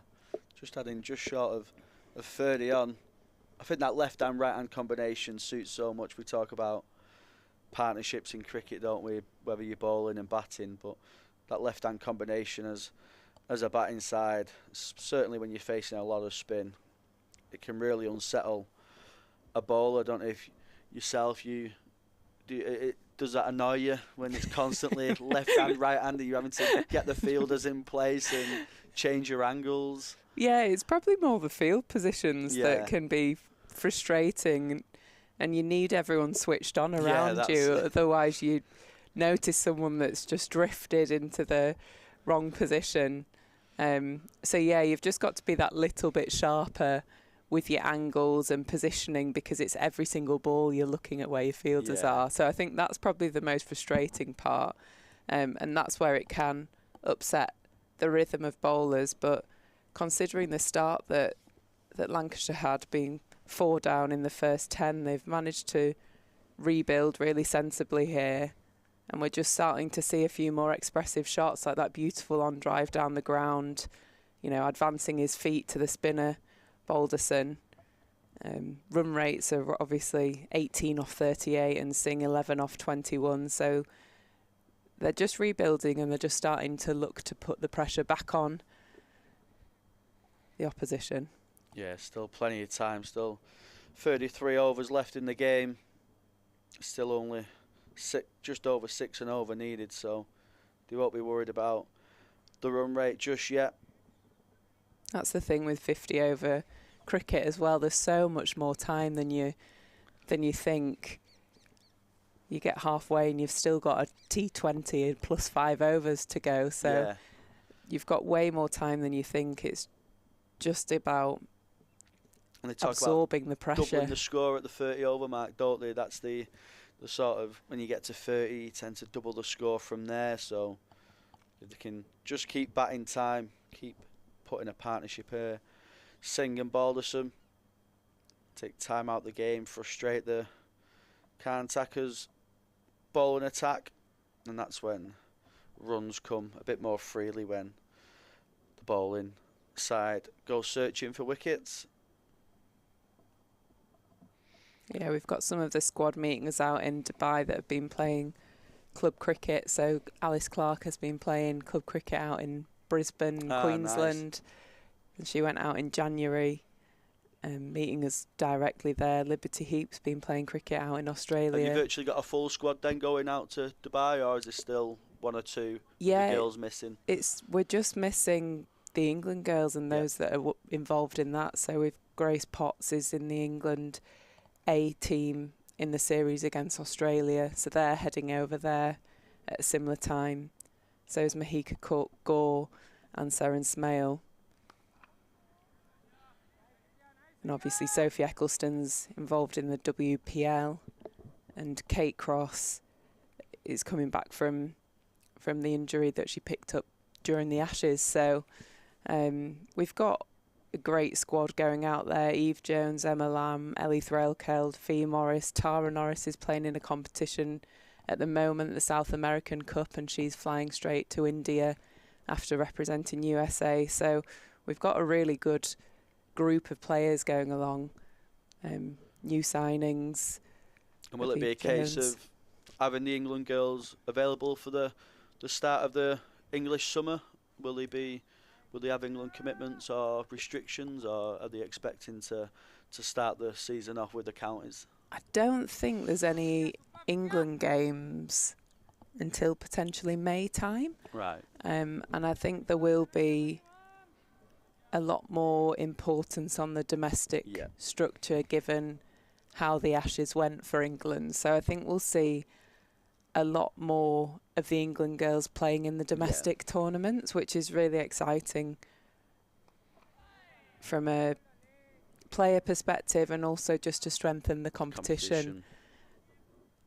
I think that's something that's probably been recognised throughout the Ashes, is that the England girls potentially aren't playing enough cricket and being put in those high pressure situations enough. So how can they use the domestic system to do that?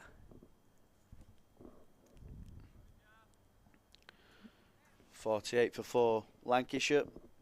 Another seamer into the attack after the drinks break. Balderson playing a nice on drive, picked up by the bowler on his follow through.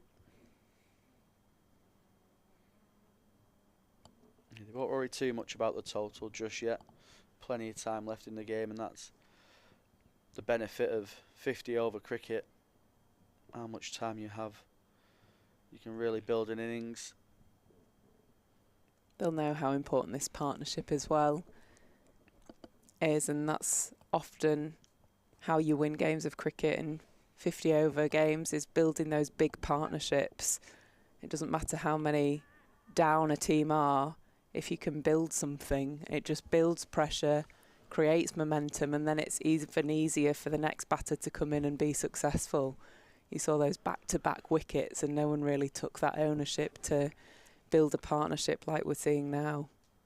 Yeah, England got caught out a little bit by it, haven't they, recently in the men's Champions Trophy. It seems like they just want to keep playing that aggressive brand of cricket, which is, you know, which is what everyone wants to do. But sometimes when the pressure's on, and you have to sometimes soak up that pressure, and by soaking up that pressure you have to spend time at the crease and get yourself in. Someone like Joe Root does that absolutely perfectly for England. That's certainly a role that these two will have to play, soak up some pressure. They don't have to score at the quickest just yet. They'll catch up later on in the innings once they start expressing themselves a little bit more, once they start putting the counter-attackers, seam and spin attack under pressure a little bit more. Well, already they've managed to spread the field. When in the 11th, 12th over there was 4 or 5 men round the bat, and it was about making sure during those moments they absorbed the pressure and able to spread the field so they've got more options to rotate the strike, boundary options, and that's what we're starting to see now. So the run rate per over has gone from 1s and 2s to 3s and 4s, and then they can build into 6s and 7s, but they've got options now to just then sing driving the ball down the ground lovely to long off, and that's an option now to rotate the field, whereas before everyone was almost on top of them. And that often just causes doubt, doesn't it, in your decision making.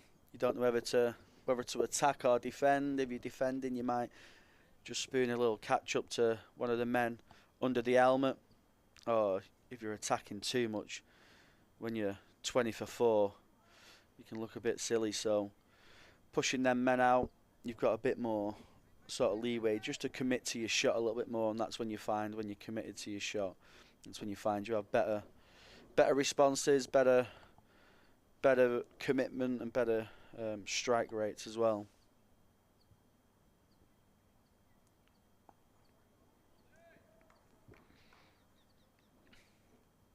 Lovely sweep there into the deep. Able to rotate the strike again just by simple, clear shots and plans. Got the sweepers in the deep, long off out. So Singh and Balderson have got great options just to keep that scoreboard ticking over.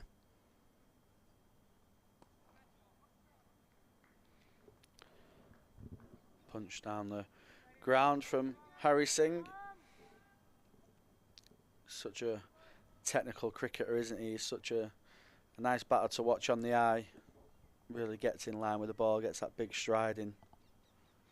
Yeah, I'm sure he feels like this is the year for him as well to break through and be a regular part of the Lancashire first team as well. Trained all winter with them and broke into the first team last year in the Metro Bank competition, playing in a couple of the county championship games last year as well. So he'll want to establish himself and know that this tour for him is to create big scores, whereas other players will see it as an opportunity to get on grass and find the feet. For him, he'll want to make sure he kicks off and hits the ground hard, really, and put his name in the hat for that selection for the first game of the season.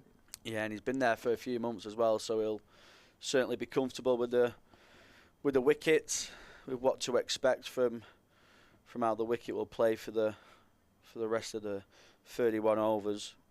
He'll have played in these situations in the previous few months leading up to this tour. There's a nice end to the over from Balderson without taking much risk. They got 7 off that last over, finishing with a 4. Just the bowler just straying onto the pads. Balderson sweeping it hard past the short fine leg fielder.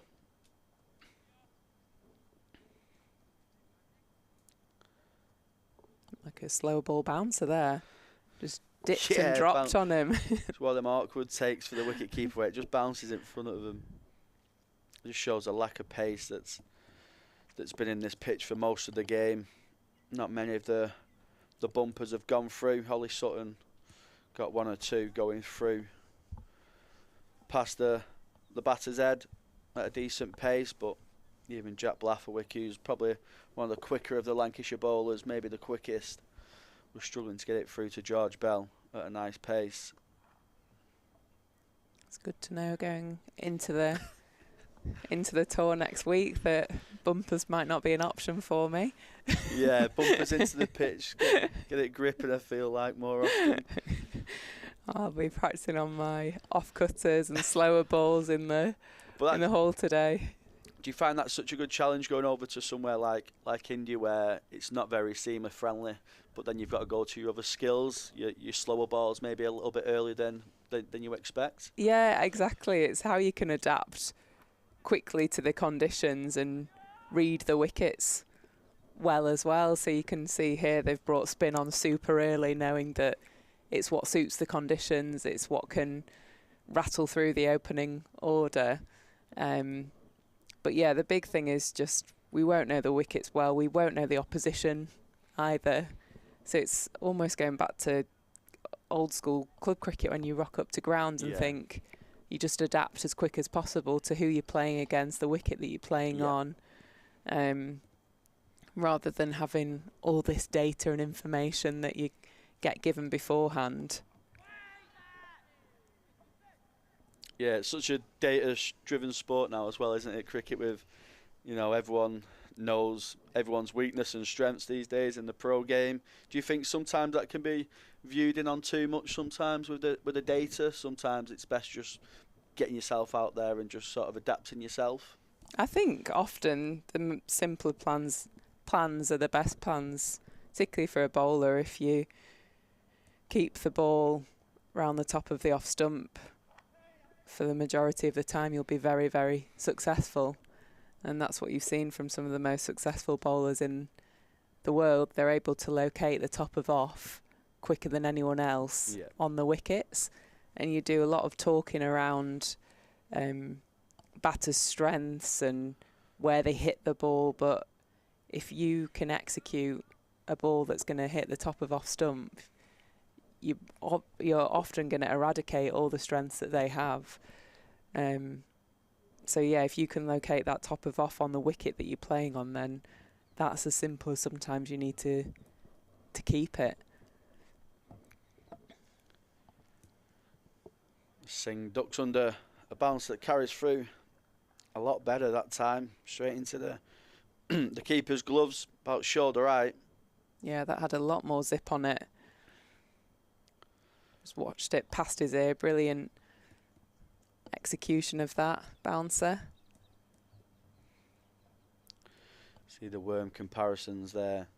Lancashire well behind the Karnataka batting comparison, but with the 4 wickets in the power play, you often talk about not losing any more than 2 wickets in a power play. There's not many games that are won when you lose 3 or more wickets in a power play, so Lancashire know they've got a rebuild on here.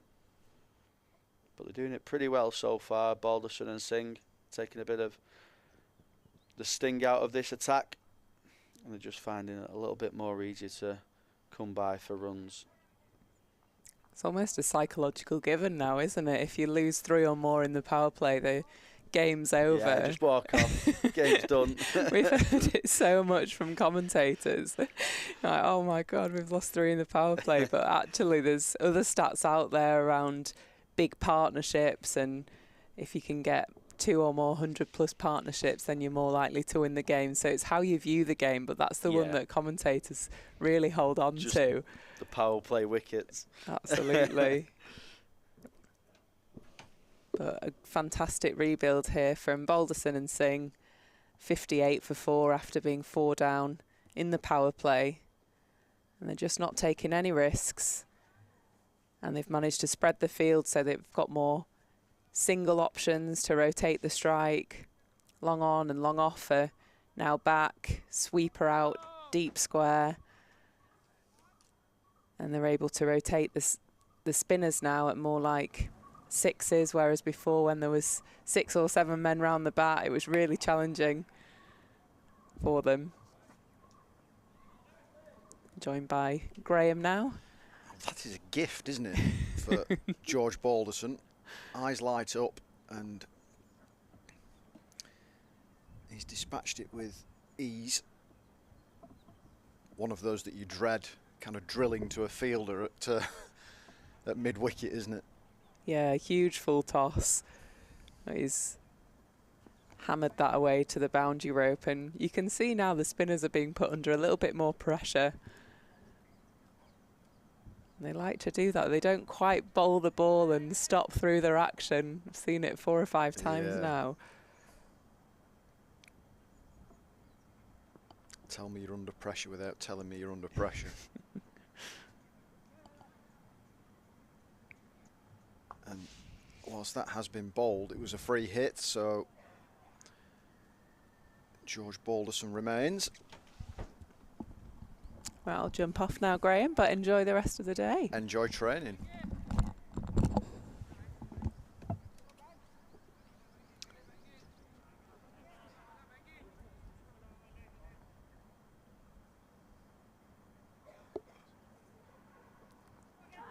So Stephen Croft is going to jump back in a second or two as Harry Singh manages to pick up 2. Moves on to 67 for 4. Morning, Crofty. How's things? All good, thanks. Good. Decent little rebuild on the cards. It is, yeah. 2 players who play a little bit. Well, Singhy played a little bit of first team, and Baldy experience in the terms of games last year. It's great to see him build a little partnership here. He's done that a couple of times, haven't we? Yeah, we're just literally just saying that just before you walked in, yeah.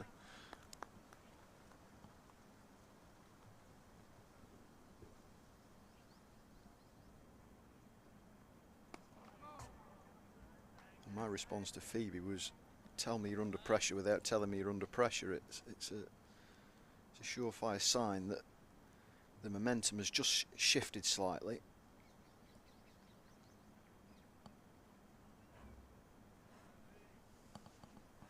I think Baldy probably used to this situation from last year. He's found himself in a few tricky situations. So a great time to explore a few things and spend some time at the crease. And like I said earlier, Singh has been out there in India the last few months as well. So should be acclimatised to conditions and a great test for these 2 young batters. That is the thing, isn't it? We were talking about it earlier on in the first innings, that whilst things didn't go particularly well last year in terms of results and things like that, if you drill a little bit deeper, there were positives given the fact that so many young players were given opportunities and will be better placed for that in hopefully this year, if not this year, next year. Yeah, massively so. Even Baldy, a lot more responsibility with the ball, and I think it's finding that balance.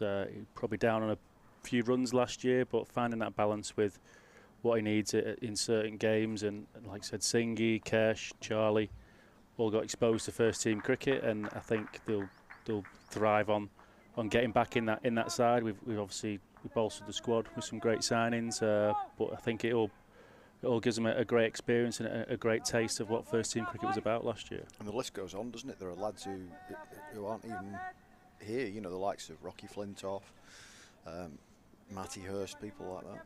Yeah, and Jimmy as well. Jimmy's back with us. He was just downstairs then. having his breakfast, looking fit as ever. No smile still, but he's looking fit.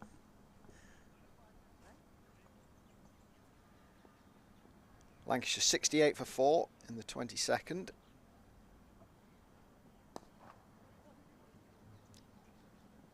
Singh rips that one away. It's a single. So what is the operation like for the lads back at Old Trafford now, who, like we said, Jimmy, who's not on tour? What do they do for the next couple of weeks? Yeah, so there's a few stayed back.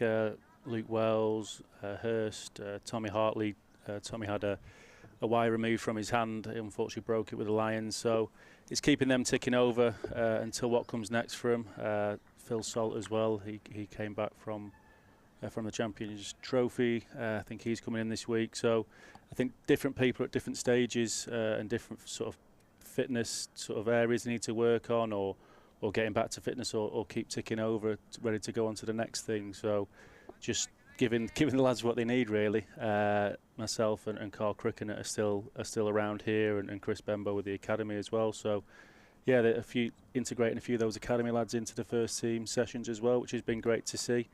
But yeah, ultimately it's giving the players what they need. So there's still plenty going on. It's still a fairly big operation, isn't it? Whilst these lads are playing out in India, still all the preparations going on back at Emirates Old Trafford. Yeah, and it's like you touched on it earlier, that it's a lot bigger squad this year as well, and I think the challenge in the winter, everyone's spread out a little bit as well, here, there and everywhere in the world, not just domestically, internationally as well. So I think keeping tabs where everyone is and what everyone needs, and yeah, and probably, unfortunately, the squad probably aren't going to get all together at one point, really. I think there's usually going to be some people missing, whether that's international or a league or two here and there. So it's probably one of the tricky things with the modern game, getting everyone together as a team. You were on this trip last year, weren't you? Did you enjoy this facility, this part of the world? Yeah, it was great. I think that facility and ground was awesome, really. We had a bit more of a white ball push there as well, so it was brilliant for that. Lost a lot of balls in that snake pit, as you can just see in the background there. But yeah, they got some really good nets as well at the back. Really good facility as well, and that of some really good sort of fresh wickets as well. So it wasn't all sort of slow low tracks, and so when we got there, the wickets were fresh and they did seam a little bit. So it wasn't just a sort of below sort of knee high, and it was a quite tricky conditions at time, and then obviously as the tour goes on, it starts to spin more. So were there many volunteering to go and find balls in the snake pit? Were there? No, I think Chili's there, and he'll probably be more at the cost of him, so he might go in with his waders on and a long stick. Half-century stand between George Balderson and Harry Singh. Still a long way to go for Lancashire, but the platform is being built, or is being rebuilt after a sticky start.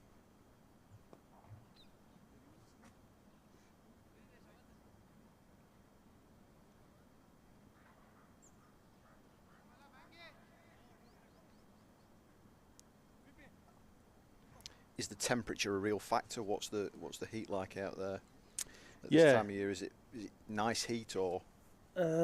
It's hot. It's one of those. It'd be nice just to not do anything, but I think if you have to run in and obviously bowl seam or spin, and you're batting with all your gear on, it does take a little bit of time to get used to. I think those who are going out there for the first time, it does take a little bit to acclimatise, but yeah, it's obviously great fun, and it probably beats the indoor school at this time of year.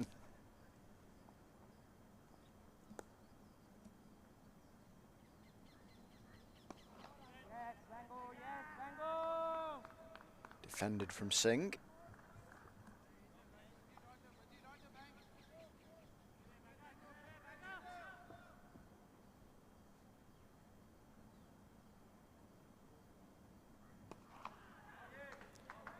That's anything but defended. That's a super shot.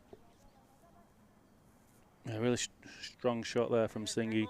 One of his strengths is he can occupy the crease really well, and he has got that power game as well. So I think it's just a case of when he brings it out, and sometimes just being that little bit braver at times. But like I said, he's real skill as well. He backs his defence, and he can occupy that crease, which is what was needed when he came to the crease with Baldy to get this partnership going to be over 50 now.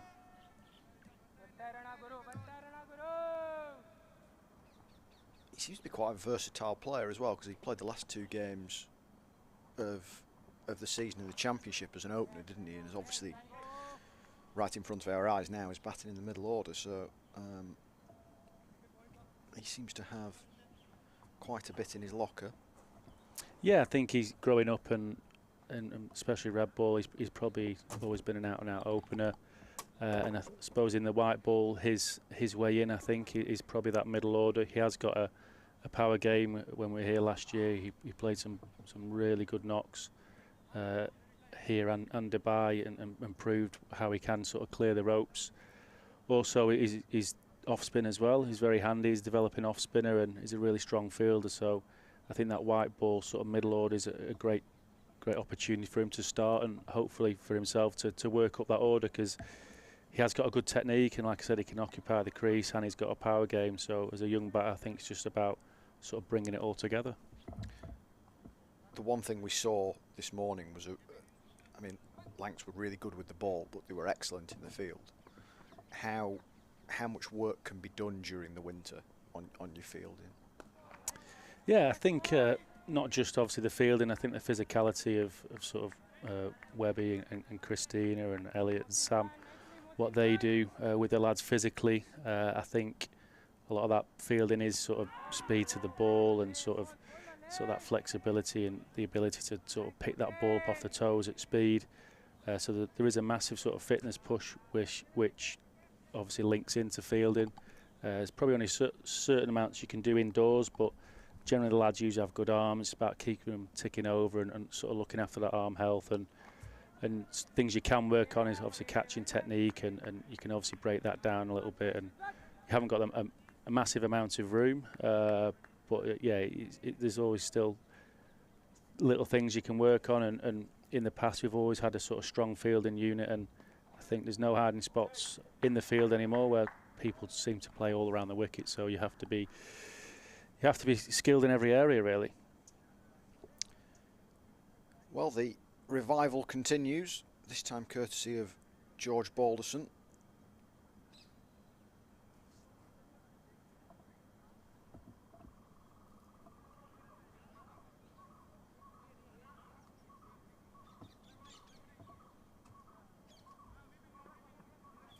That's what we're looking at in the region of around about 170, aren't we, in 27 overs. There's no real run rate pressure, even though it's getting up towards 6.5. It's pretty comfortable in today's modern game, isn't it? Even with a few wickets down. Yeah, I think in 50 over cricket, if you've got 2 set batsmen, it's always a danger as that fielding or bowling side. With that extra man you have to have in the circle now, so when the partnership does sort of keep extending, it is hard to shut someone down. You've usually got a gap, whether it be mid-wicket or over mid-on or mid-off. It's really hard to shut down when you get a partnership going. Like I said, it's no need for sort of panic station if they keep extending this partnership, and there's still a bit of artillery to come down the order, but they're ticking along very nicely. Hopefully I haven't just cursed it. Yeah, I had one of those occurrences this morning.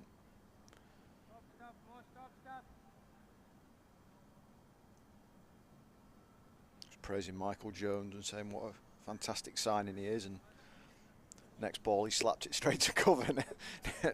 Doesn't mean he's not a fantastic signing or a good player, but it was one of those moments where you kind of, oh no. Yeah, he was looking in fine touch, and obviously nice for him to get that 60 odd in the first game as well. I think someone coming to a new club, I think it's just what he needed in that first game. Yeah, absolutely. I think everyone's seen what he can do, not just on on the domestic stage, internationally as well. But still always nice when you go in that new environment to show the lads what you can do.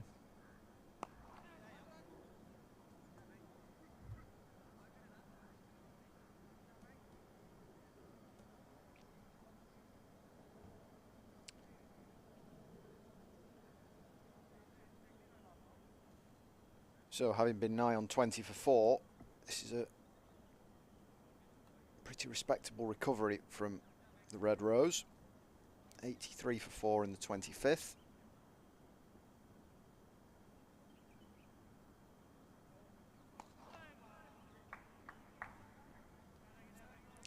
And the fact that it's 2 young players who are leading the revival is even more encouraging. Yeah, like I said, I think Baldy was a little bit down on runs last year. If he'd probably admit that himself, and Singy had that little bit of exposure as well, so he'll be hungry to prove a point and see what he can do. Like I said, Baldy had some added responsibility of more bowling last year, and he's been looking in fine form with the bat this pre-season indoors, and he'll want to put it all together outdoors now. I was going to say, do you think the increased load with the ball maybe had an impact? Yeah, I think so. Yeah, he's almost one of the frontline bowlers in some games as well. And in the past, whenever we needed a wicket, we looked to Baldy, and sort of when we needed to keep it tight, we'd look to Baldy. So yeah, and he's still a young man. I think everyone has those little quiet years, and it wasn't even necessarily a bad year. It was probably just a quiet year from his standards, really. So I think he'll be much better off with that experience as well, knowing how to sort of manage himself as a genuine all-rounder now. He's probably been through that phase where he's not a batter who bowls. He is a genuine all-rounder, and he's a big wicket taker. He's always a threat with the ball, and we've seen in the past he's capable of scoring hundreds and up and down the order. So he's very versatile, and I think, like I said, last year will put him in good stead for this year on that managing that workload and what he has to do to be successful in both, really. I'm fascinated to see how he goes in T20 cricket, actually, because he had a brief taste of it last season, didn't he? And hopefully he can kick on. And I know there's a space vacated in that all-rounder role by a certain somebody. I'm not sure quite who that might be, but yeah, no, I think last winter as well, I think he was aware that he wanted to work on his white ball game as well. So he did a lot of power stuff last winter, and he's continued that this winter as well. So I think all round he's going to be much better off from last year's experience, and you even saw in T20 cricket he had that knack of taking the wicket as well, and he's one of those bowlers that you probably can stand up to as a wicket keeper as well. Sort of, no offence to Baldy, but as a batter as well, you don't generally like having a seamer with the keeper up to the stumps as well, so it gives you another good options, and he's got some good variations as well, and we can see he can clear the ropes as well as he did last year in T20 cricket.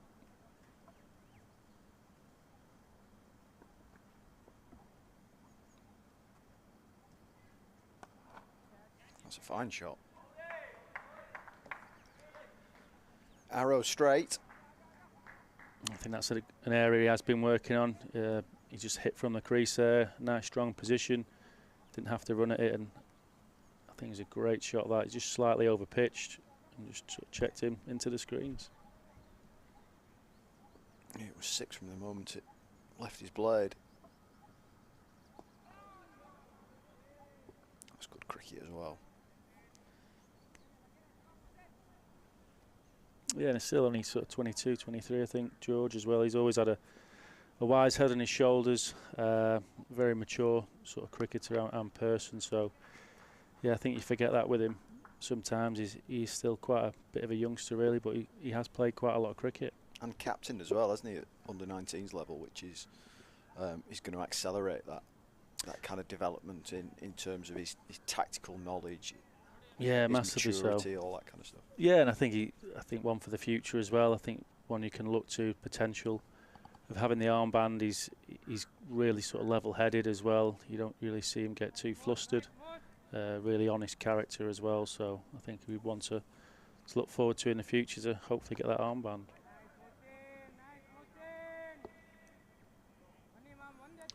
Well, he's closing in on a pre-season half-century here.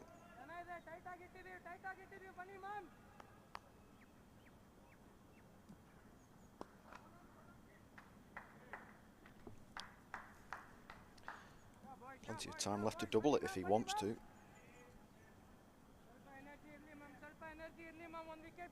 Yeah, I think it's one of those like I said earlier, in 50 over cricket, if you spend time at the crease, but with that extra man having to come in and he's obviously assessing conditions as he goes along, hopefully, like I said, it still becomes even easier and it keeps accumulating and heading towards that target.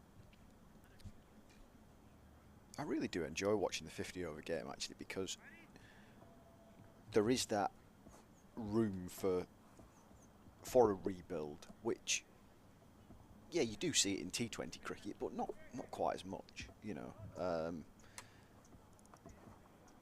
You know, you're going hard pretty much all the time in T20 cricket, aren't you? But in 50 over cricket, you can really rebuild the innings and play in this manner, just steady accumulation without taking too many risks. Be positive when the opportunity's there, and it's not just about trying to get your 380s and your 390s and what have you. Yeah, massive so, and I think especially with the ball as well, I think there's a lot of similarities to the 4-day stuff or test stuff, that good areas and hitting good areas a little bit laterally is usually the winner. We've seen that today with the spinner.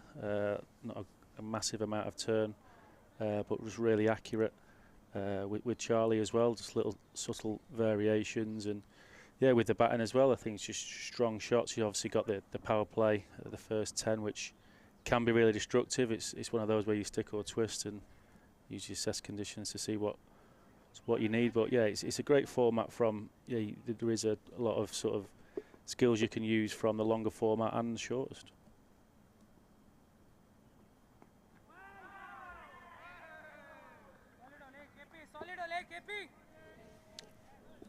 Straight away, Anil Kumble springs to mind. Definitely, yeah. I was thinking exactly the same thing there. Maybe slightly slower, but yeah, see where you're coming from there. It's a good bit of turn there as well, especially for Baldy as well. The leg spinner's probably going to have to stick it outside off stump into some rough, but I think that will lead to scoring opportunities, whether it be sweep or reverse sweep. I don't think he'll be able to bowl too much wicket-to-wicket balls unless he's got a flatter straighter one or a googly to play with. But I think it looks like some good turn there, but I think that does lead to some good scoring opportunities with some angles. Good running as well. Scampering between the crease.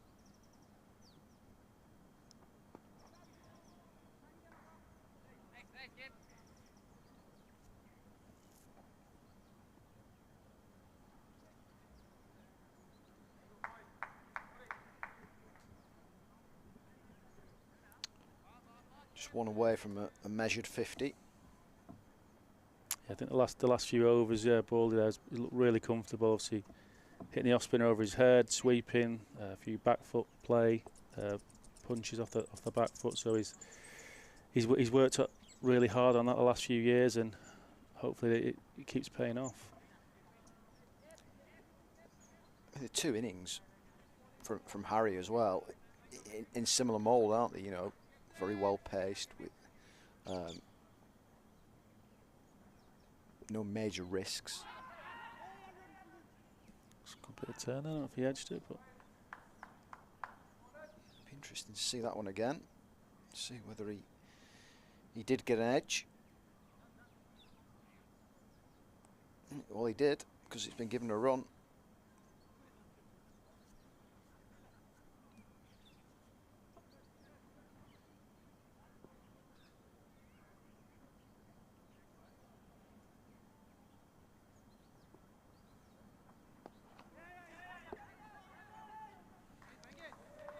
And there we are, 50 for George Balderson.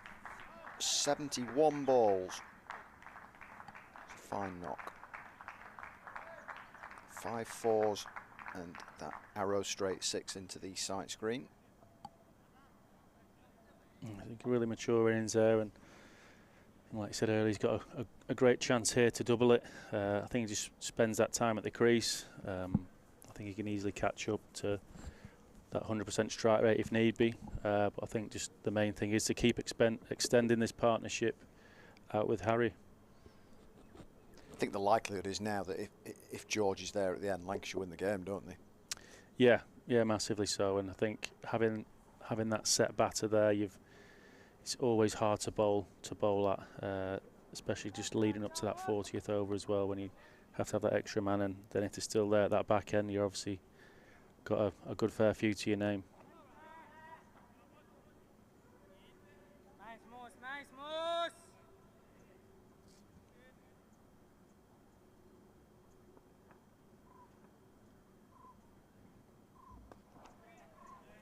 It's really encouraging. I mentioned earlier on commentary as well, where it's a place where a lot of young players and a lot of county players and international players still get stuck against some good spin. So great to see them extending this partnership out. It's obviously a big part of white ball cricket. A lot of teams will bring spin on to slow things down and get that run rate down. So it's really encouraging to see this partnership building.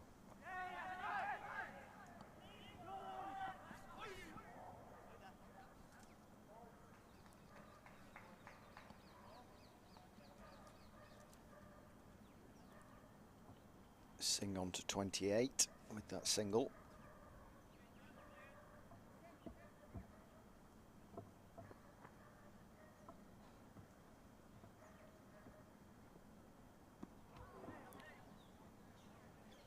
So are you going to be playing any cricket this summer? Are you going to be playing in the leagues? Are you? Yeah, I might turn out a little bit if I get a little bit of time. But yeah, it's obviously quite a hectic season. Yeah, if I have a little bit of time, I'm sure I'll want to turn my arm over and try and middle a couple. But yeah, to be fair, I've not had any urges just yet. Right. Actually, one session was with the England 19s this winter. They did a middle sort of range hitting session, but like short balls, and I was thinking I'd love to have a go at this. But yeah, other than that, yeah, not wanted to pick about yet. Couple of tight balls here.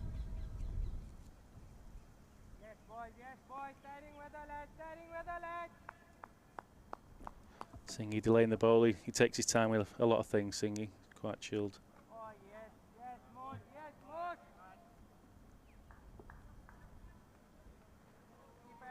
Keep at it, boys. Bound to make a mistake here, lads.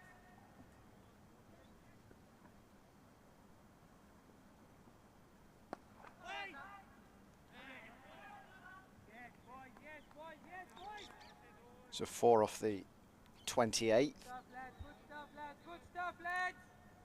A spin of Moshin. Lancs are 103 for 4, chasing 250.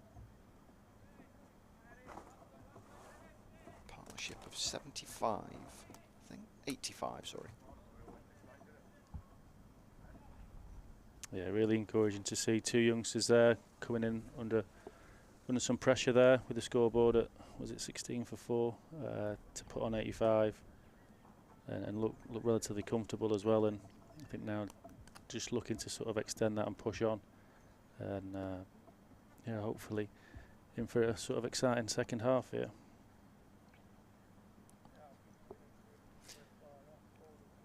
There are 3 ovals at this venue, aren't there? Are they basically, as you look at the camera, towards the kind of screen rather than that far end? Yeah, I think one's towards the left, and that's higher as well. Sort of quite a bit higher as well. I think last year Sussex had a friendly there, and a few balls came over and heard a few worried shouts. Oh, really? 4? Yeah, so you can't see it, but then you just hear a ball all of a sudden rustle in the trees. We'll hope it was a ball. Yeah, and just land. So you can't really see it. And then I think the other ones are beyond that one as well, so sort of in a line really. This is the main oval, is it? Yeah, well, I assume so. I think this is the better wicket, I think. Yeah, and a really good net area sort of behind the pavilion as well. I think it had a swimming pool last time. It wasn't open, unfortunately, but really good facility.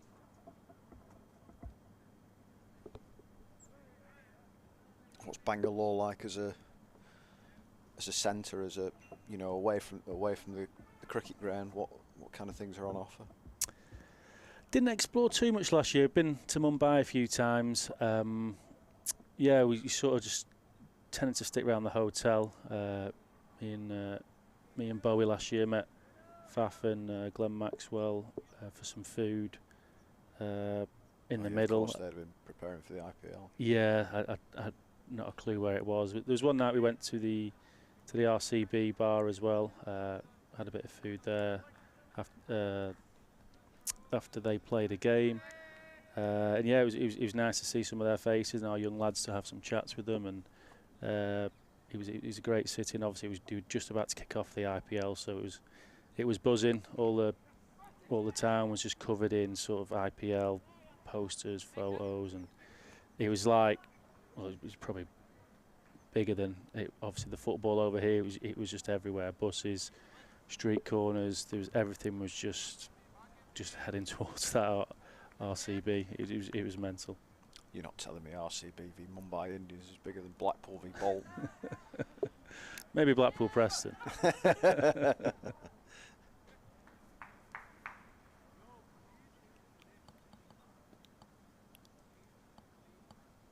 You get down to Bloomfield Road much, do you? I haven't been this season, actually. I usually go with my dad. My dad's a season ticket holder.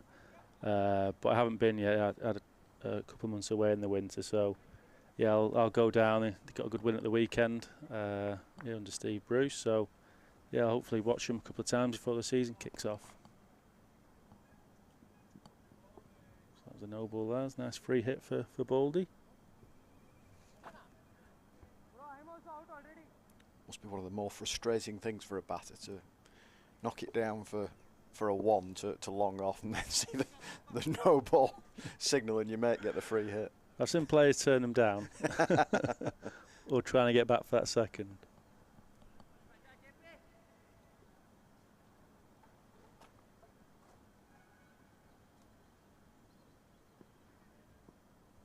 I assume you're going to eye up the leg side here. Well bowled.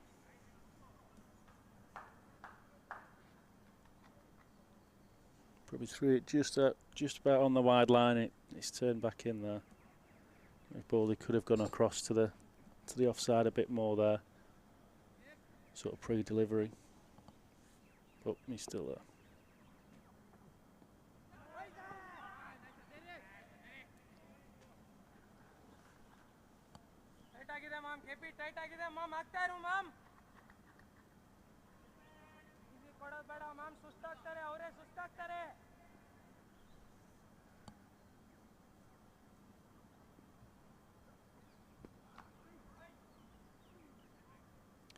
Closing in on a century partnership, these two.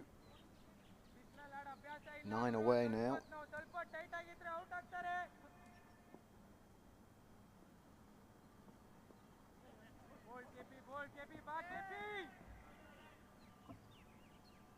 Yeah, it's been a good partnership. The boundaries have mainly been down to Baldy and Singhi. He's just getting off strike really well, which is great to see in this sort of situation when someone at the other end's going really well. You don't want to sort of get bogged down and have too many dots. He's getting off strike really well.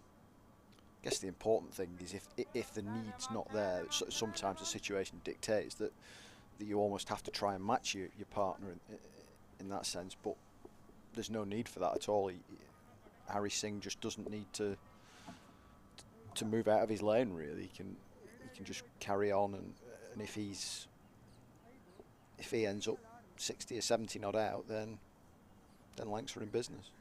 Yeah, they might get to a stage sort of in 5, 6, 7 overs that if they're both still there, someone takes the risk, and then someone anchors the resting innings for hopefully the run chase, and then you ideally want a set man there all the way to see home, really. So that new man who comes in, they might have to take the risk early on more than they like, but I think from the team perspective, having that set batter there all the way through is really important, whether that's getting off strike or take the boundary option. But especially in this format, having a set man there at the end is going to be key. Just seeing the run rate there, 6.77. What would be concerning you at what stage would it start to think, well that helped? Tell by the bowler's reaction there. Yeah. As soon as it left his bat. Yeah, it's one of those. They might have a figure in mind that right when it gets to set, it doesn't go above sevens, or they might think, right, what can we get off the last 10? So I think hopefully those conversations that have been had or keep on going. That right, can we go 8s or 9s in the last 10?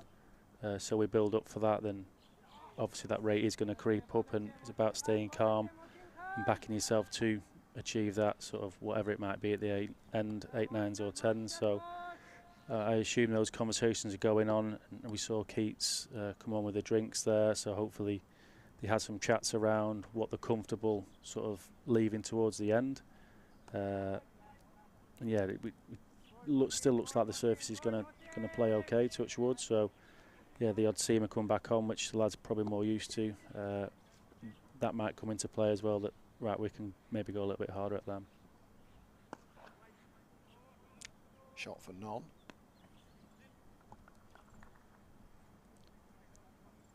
Well, just 6 off the over, but not 6 singles. There was just all achieved in one blow. The rest were dots. Pretty much keeping up with the run rate.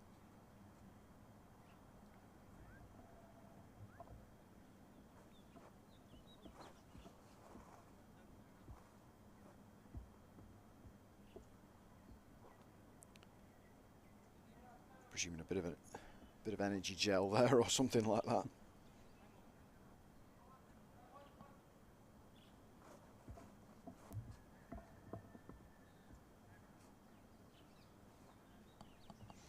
Well, some 6 hitting juice.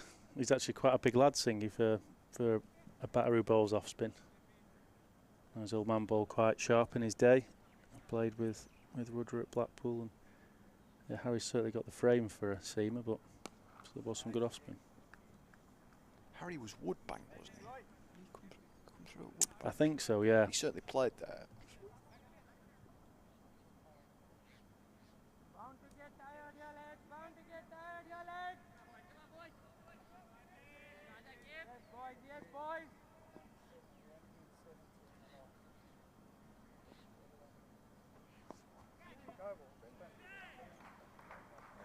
Strong shot there from Baldy. Yeah, leg spinner there, just giving him some good options there. Obviously have to pitch it outside off stump. Another strong sweep from Baldy there. Decent piece of fielding as well, because at one stage I was thinking that could just have enough legs on it for 4, but not quite. Disappointed if you don't stop it, but still the work had to be done. You'd have kept that to 1, wouldn't you, I reckon? Maybe a decade ago.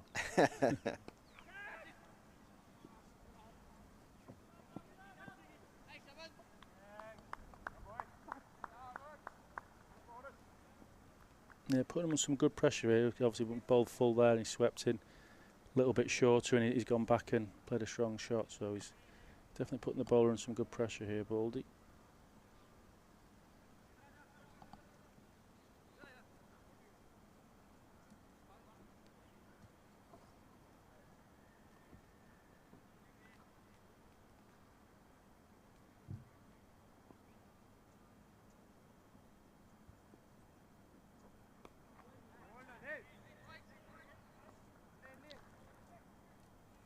Almost halfway there, Lanks,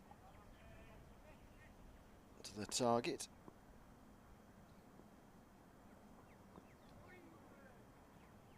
I don't know how relevant it is when you used to say at 30 overs, double your score. It was a while back now. Things have changed. Yeah, it is amazing, isn't it, how things have kind of kicked on. I mean, I'm looking at this and thinking there is close to 7s. There is very little scoreboard pressure, really. But you know, but you see it so often where teams with wickets in hand just go berserk in the last 10, have the ability to get 90, even 100, if needed. Yeah, and I think the way the lads practice as well, that those middle order players are comfortable coming in and going from ball 1. I think that's sort of one of the areas where it has changed, and because I think they've got those so many options as well against spin and seam. That extra man in the ring does play a part as well, and yeah, having that set batter there, hopefully all the way through to keep it ticking rather than two newies. I think the bowling side now, obviously, if they go bang bang, they'll be massively in, and we know sort of wickets sort of derails the scoring rates in this format. But we know as well, once you start building a partnership, it becomes so much easier to score.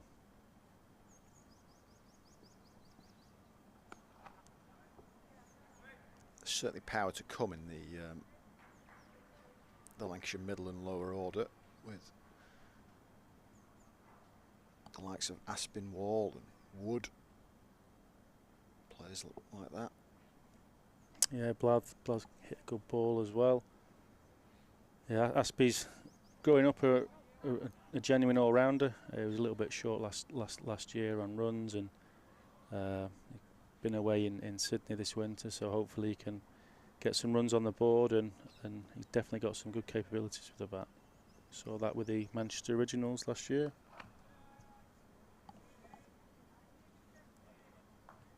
Quite a busy route that this winter, hasn't it? Manchester to Sydney for the Lancashire lads. I think there's been a couple of others as well, hasn't there? George Bell and... Yeah, George Bell went out, and obviously the next lad in... Jack Blatherwick as well. Yeah, Jack Morley was out there as well, and going back a few years as well, Jack Carney, who played some age group stuff. He was out there, so there's a good Lancashire contingent out there, so I think it always helps with the lads as well. When you're out there, to have some training partners to get you in the gym and be around some familiar faces. It can be sort of quite daunting going to sort of new places when you don't know anyone.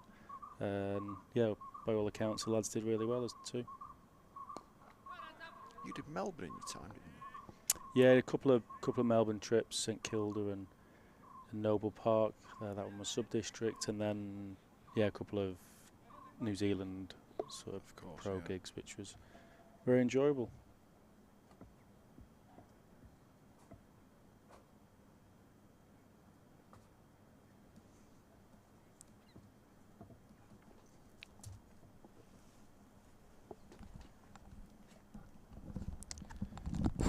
Well, we shall say goodbye to Stephen Croft as Lancashire move on to 123 for 4 after 32 overs. George Balderson 65, Harry Singh 35.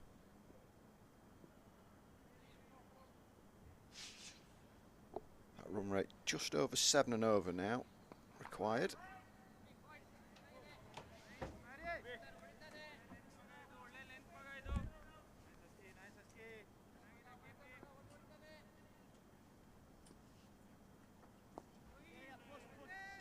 Paul Allett returns.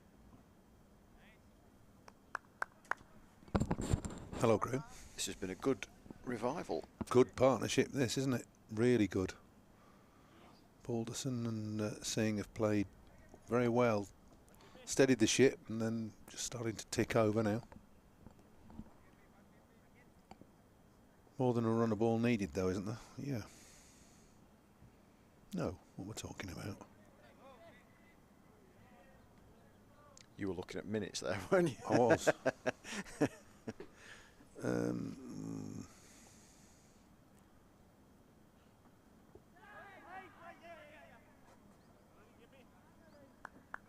Yeah, there is more than a run of ball needed. It's up towards 7 and a bit. Just been having a chat with Jimmy downstairs. Looks as fit as a maggot. He'll be eyeing Lords, won't he? Loves it at Lords, first game of the season. Well, we didn't talk about when he was going to play, but I can't see why not, do you? That's a good shot.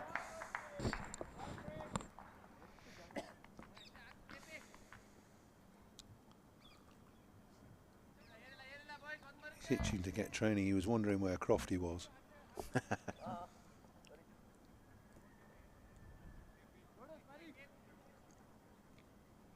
Talking earlier about Balderson and his batting, weren't we? About where he can bat and what he can do and what his role is. Quite sure how that's missed, actually. Just kept a bit low and luckily stayed outside off stump, didn't it?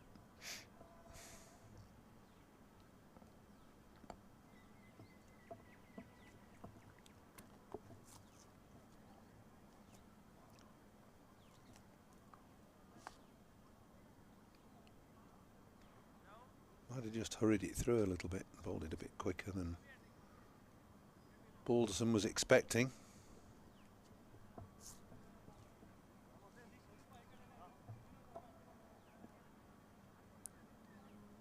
Crofty was saying that there's still quite a few back at Emirates Old Trafford whilst this tour takes place.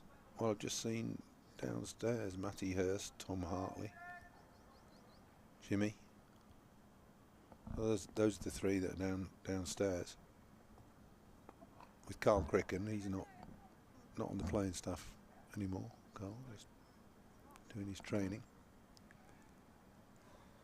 Yeah. I think Phil Luke Wells. Salt's back in this week, I think. Yeah. Well, it's what happens in this modern era with players being all over the place, international, but big squads of international players. And with the franchise game being as widespread as it is, you allow your players to go and play in these things. They can't just keep playing day after day after day. You have to rest them as well.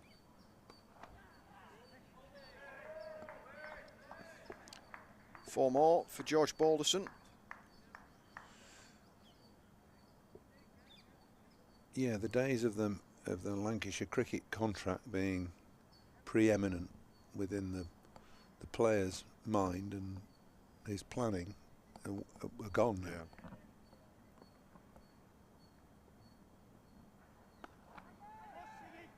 That's a good shot.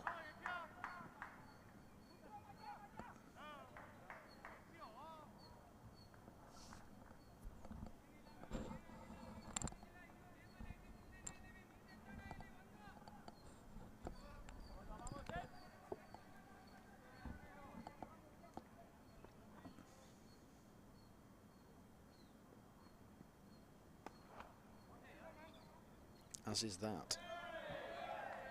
Glorious shot, wasn't it? Full extension of the arms and a little bit of width outside off stump. Allowed the free swing of the bat. Didn't try and overhit it either. Hit it too hard. Always in control. This will give George massive confidence, won't it? Because, yes, it may be a pre-season game, but scoring runs at any time is huge for a young player. Somebody who hasn't quite cracked one-day cricket yet. Well, I was talking to Crofty about that, about the mindset and the approach on a pre-season tour.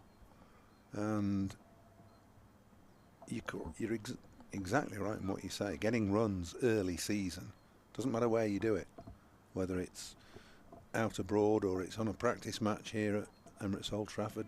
Lancashire are going to be playing Yorkshire at Headingley at some point, aren't they, in a pre-season game. Get your runs, get your wickets. It just serves you in such good stead for the start of the season. Can't beat it. Yeah, you always hear comments like, well, you could have done with saving that for the championship match and all that kind of stuff, but it just doesn't work like that, does it? No. You know. No, it doesn't.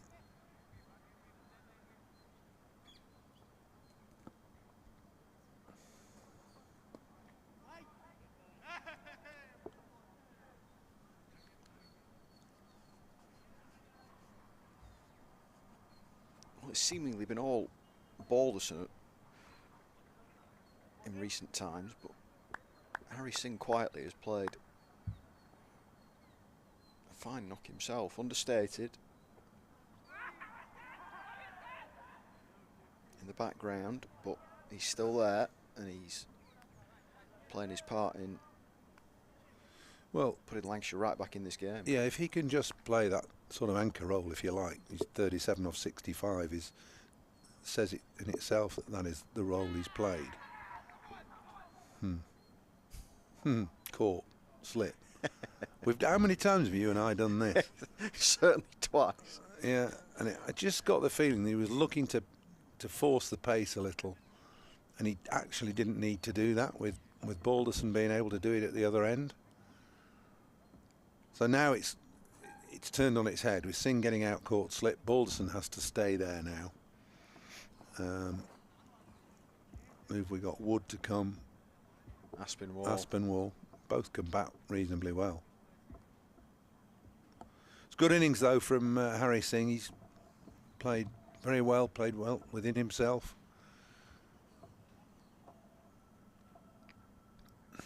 And rescued Lancashire from a desperate position at 18 for 4 and now 142 for 5. Yes, it's a game that realistically at 18 for 4 they had no right to win. Now True. They've got a very realistic possibility, even with that wicket going down. Yeah.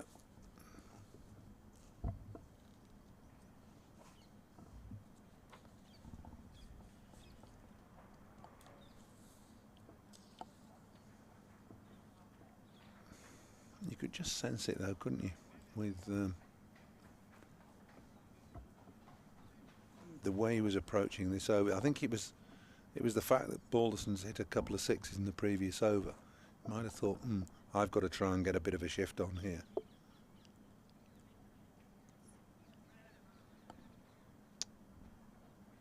Yeah, but unfortunately it wasn't quite needed just yet, because even though the run rate has just ticked above 7, I didn't really feel like there was any pressure. You know, it was it was ticking along. It was almost in cruise control, really, the innings. I know what you mean. I mean, it's a small ground, isn't it? And the wicket is such that there's little margin for error for the bowlers, so there are runs to be had. And we've seen a fair number of boundaries through today as well.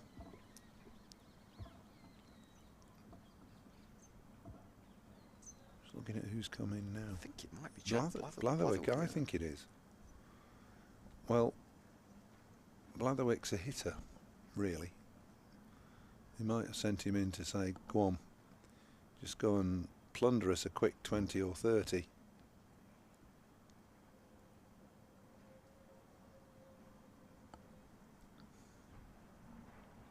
We'll soon find out, won't we?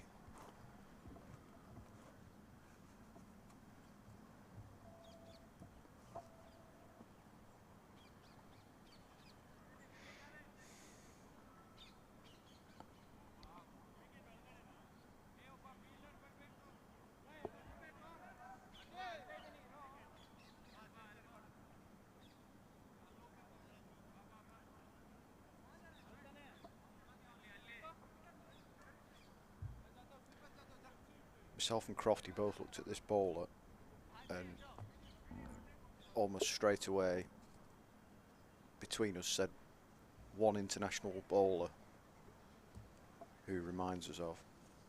See if you can pick him out. Okay, and you got it straight away, did you? Of yesteryear.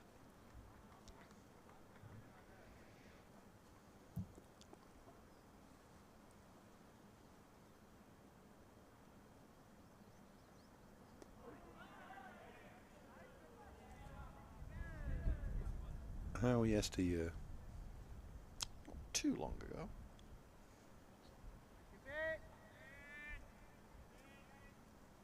It was a decent googly, that, wasn't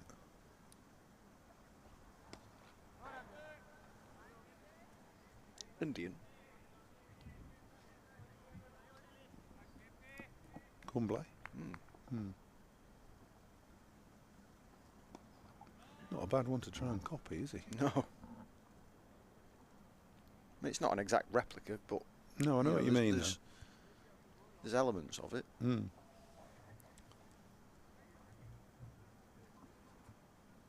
So Lancashire's progress very clearly below that of the Khan attackers, but they're still well within shouting distance of stepping up the rate a little bit. Regular wickets falling at their end of the Khan attacker innings. That can't happen to Lancashire, I don't think. Although with Blatherwick in, who will probably look to play a few shots. And then Wood.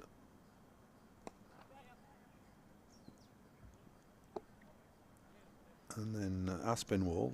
There's batting to come. It's good, solid, what I'd call bowling all-rounders batting. You're never quite sure what you're going to get with that.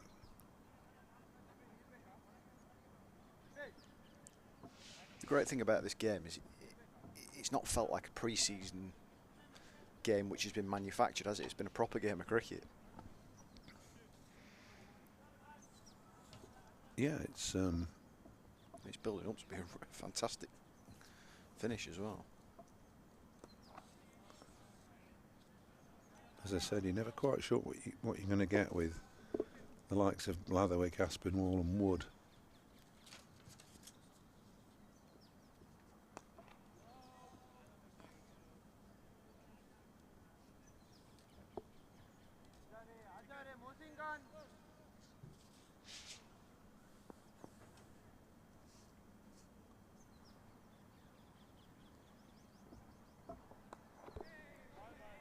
Well, if he's been sent in to give it a smack, he's not doing so yet, is he? None off 5.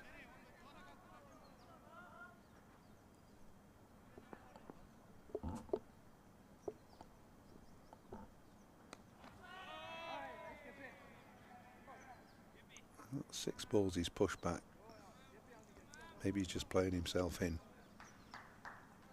Playing for the draw. Don't want an almighty whoosh now and hit it straight up in the air.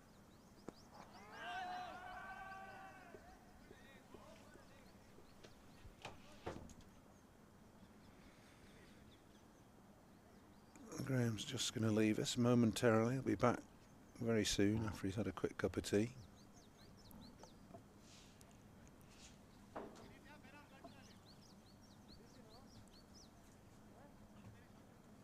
.143 for 5 then. Lancashire, don't forget, chasing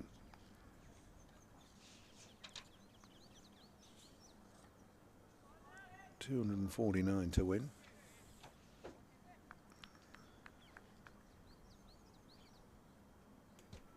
I thought it was 249, not 250, but anyway. 84 balls left. Half the side gone.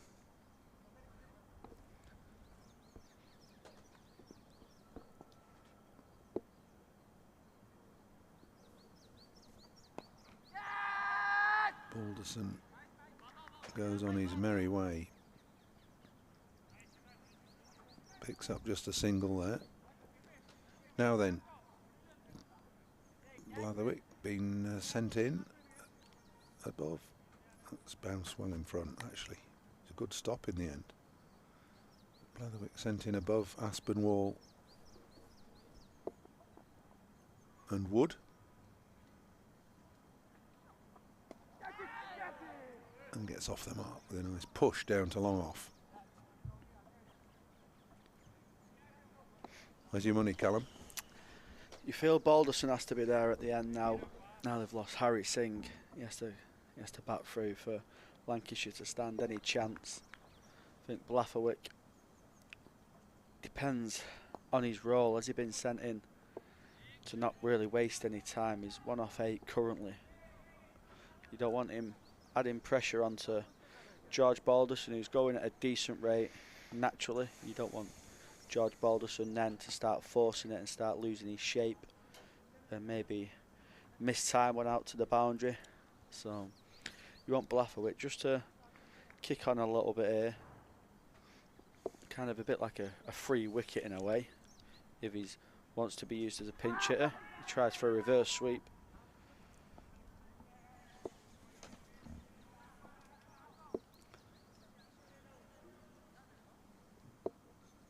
Blatherwick bats time and catches up, obviously that helps Lancashire, but you don't want to keep having dot balls like this and frustrating George Balderson. So 104 needed from 79. It's very much chaseable in this era of white ball cricket, but you don't want all the runs reliant on one end. Well, I don't want a confused innings here from Blatherwick. He's got 1 from 11, and as you say, he'll very quickly start to put a little bit of extra pressure on Balderson. Still over 100 needed. 146 for 5.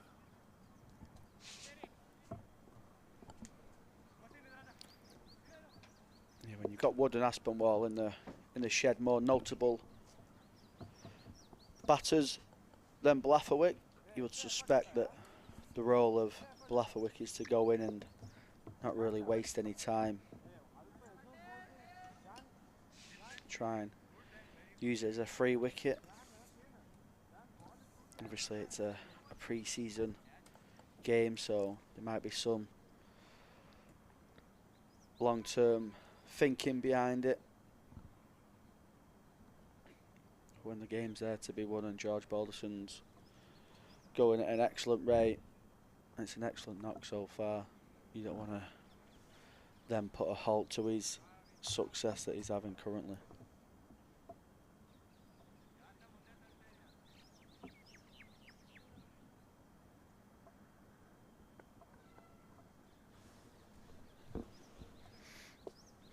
So back to a bit of seam. Ooh, that's kept low and beaten the keeper as well. And he'll scramble through for a bye. This might be more to Jack Blatherwick's liking.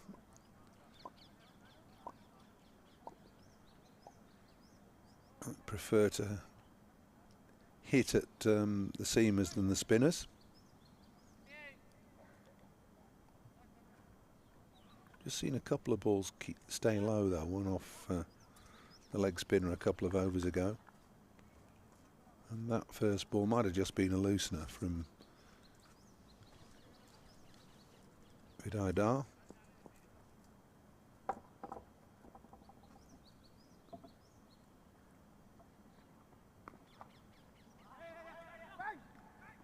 Have to hurry.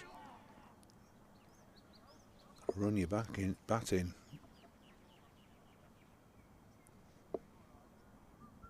It feels like he's missed out there, Blatherwick as well. He looks a little bit frustrated, short and wide. Trying to get his hands through it, but mistimed. It's a backward point.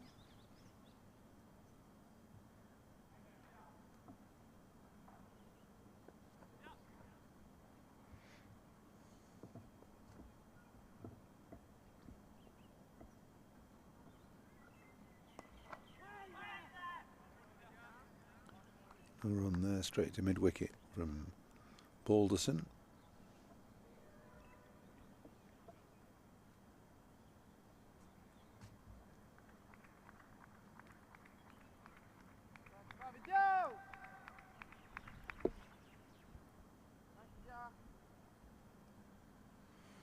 Run rate creeping up. Run rate required.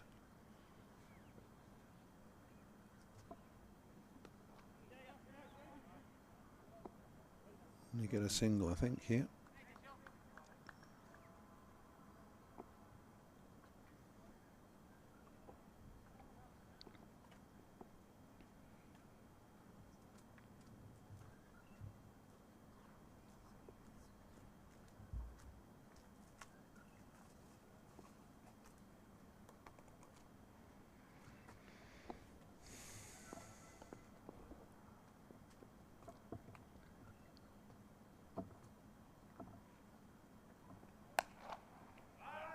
Pulled over mid-wicket.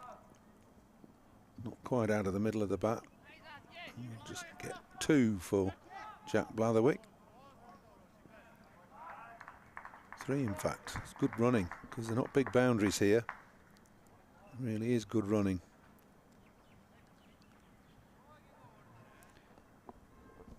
Yeah, excellent running at this stage of the game as well.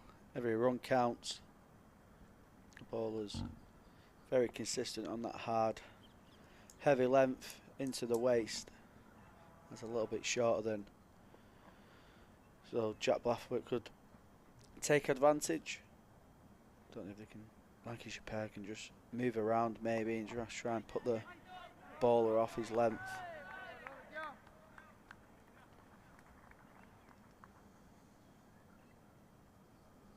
None for 14 off his 5 so far. He's bowled very tight, not given the Lancashire pair any width.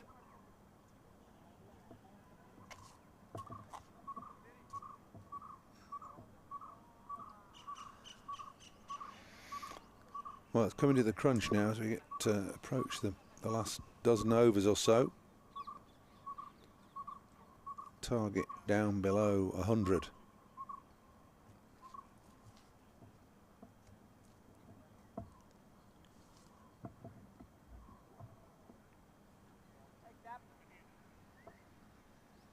More spin.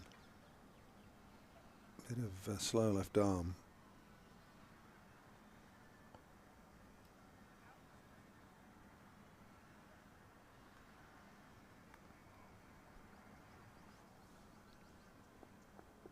Just a couple of looseners for Abhilash, and then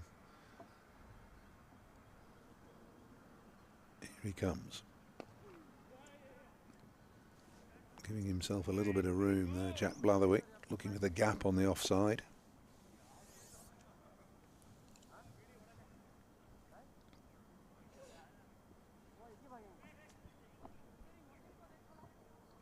Might be someone that Balderson looks to target, spinning and angling back into the pads. He's swept really well this innings so far. He scored round the ground. All around the ground against the spin pretty well.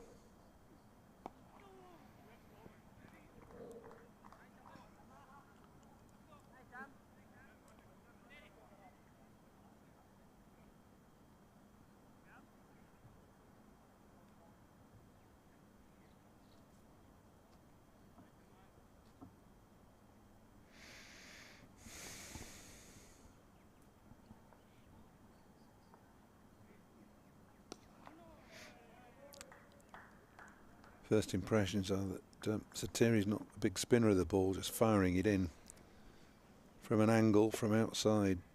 The right-hander's off stump, bowling it flat.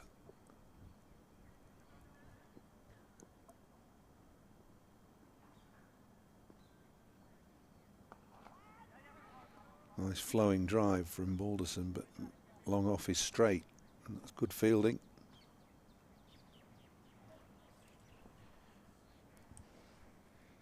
He's got a nice feel to Balderson. He's got straight mid-off coming round the wicket as well to Balderson, so he's really trying to tighten that angle up, give him no whiff at all. Try and get him hitting out to the leg side where he's got his free fielders.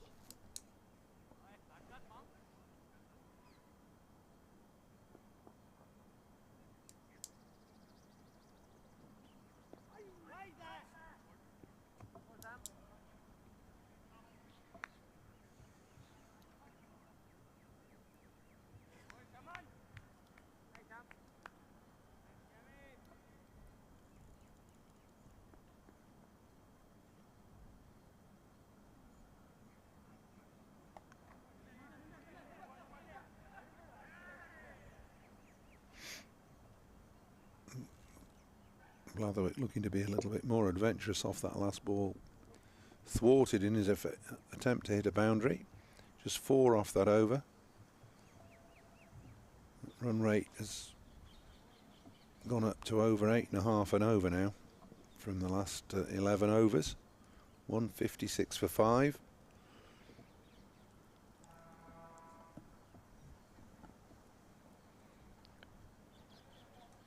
Yeah, you just need to up the ante a little bit here. You would think Lancashire, with being 5 down, don't think the rate would be too much of an issue. 3 or 4 down, but with Blathwaite in now, and George Balderson, ooh, He's been given. Well, I'd like to have another look at that one. Yeah, live it looked like maybe pitching outside leg. He looked a reasonable way down as well. That's a shame for George Balderson, just 12 shy of 100. And there was not much hesitation from the umpire as the finger got raised. Yeah, he's taking a big stride down. So he's a long way down. It was a full ball. And he just a pitched outside leg or close to leg stump. Yeah, it's certainly close. Take nothing away from George Balderson. Absolutely fantastic knock from a position where Lancashire didn't really stand a chance. He's given them still a bit of an optimistic punt, being 4 down for nothing in the power play. A fantastic knock of 88. Very much deserved to reach the 3 figures. Well, blue sky in Bangalore, blue sky in Manchester. Perfect day. We had a wonderful weekend. I think it's gone a bit chillier outside this morning. Although I've not been out. It was pretty chilly at 3:30 when we started, I know that. But glorious here at Emirates Old Trafford, and pretty glorious too out there in Bengaluru.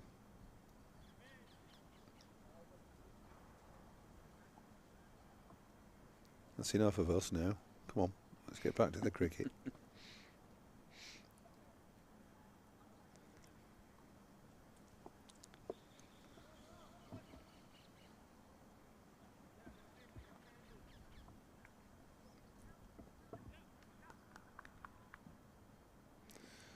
So Tom Aspinwall on strike, and the new batter. Work to do then for Lancashire's bowling all-rounders, Aspinwall and Blatherwick.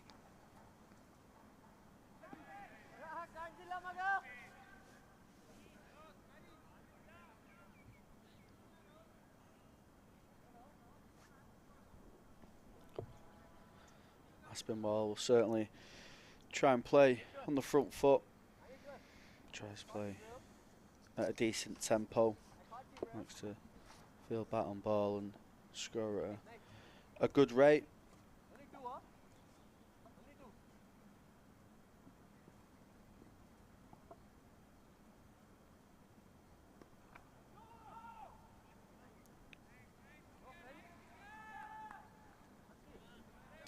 Hitting a really good length here. The bowler, Lancashire might just need to play around with a crease, maybe just try and force him off his length a little bit, try and create something, try and create that little bit of width.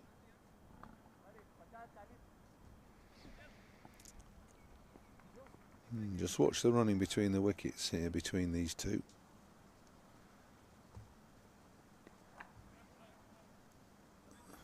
No problem there, it's an easy long one down to third.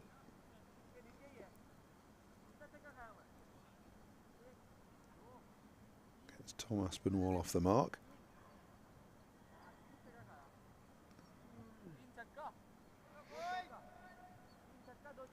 Creeping up toward 9 and over required now. It's getting to the stage where it's a little bit out of hand, especially as Blatherwick has gone, as Balderson has gone, sorry.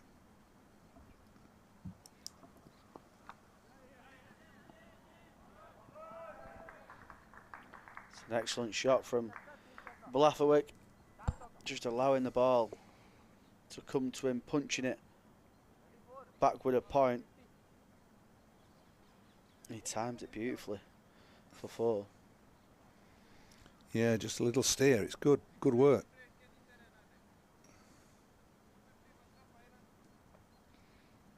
Much needed boundary as well for Lancashire.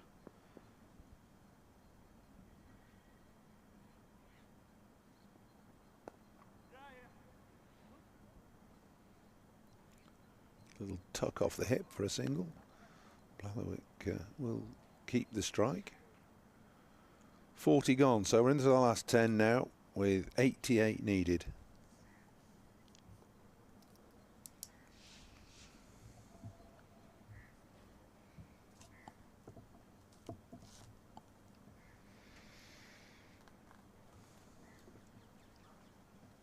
So it could be quite an exciting finish, this.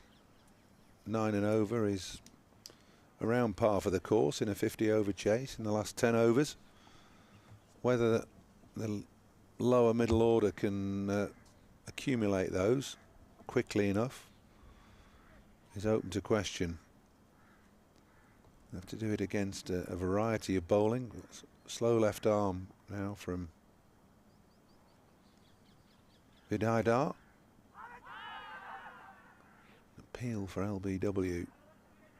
They'll come back for 2.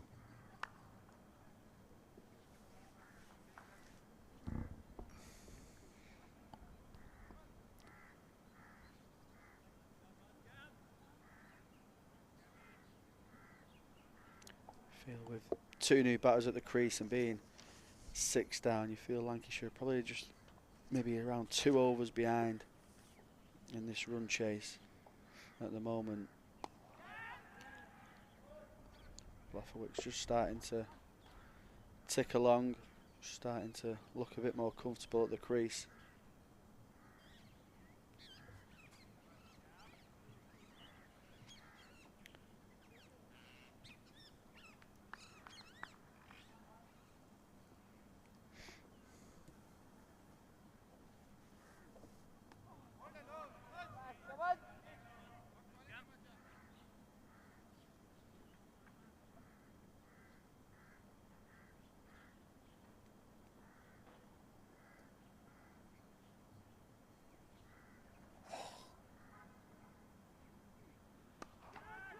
Short, too short, and pulled away by Tom Aspinwall. It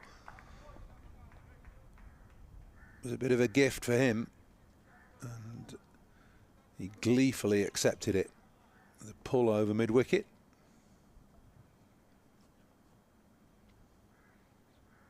Yeah, attempted quicker ball, dragged down. Tom Aspinwall wasn't missing out on that one. Open invitation to tuck that one away. 7 off the over so far.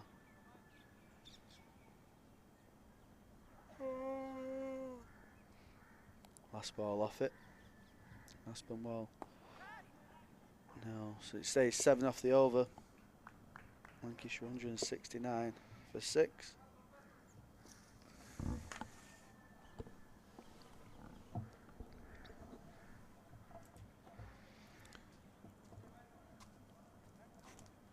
So just the start of a partnership, much needed partnership between Blatherwick and Aspinwall here.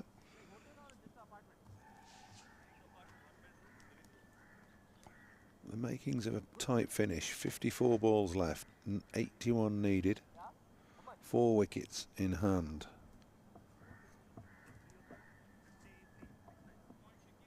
Your prediction, Graham, who's come in, not quite ready yet. Your prediction in the first innings was pretty spot on, 250. Yeah, I would be backing the ball, I think. Yeah, I would as well, I think, from here. I hope not, with my Lancashire hat on.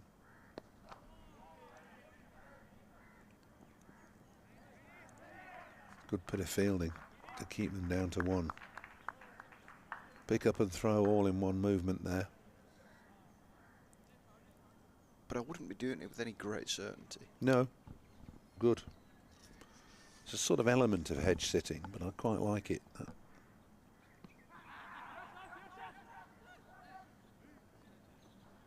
It's a reverse sweep that very nearly proved Aspinwall's downfall. Leg by as the ball ricocheted away to square leg. I thought initially the umpire was halfway to giving it. I did as well, yeah.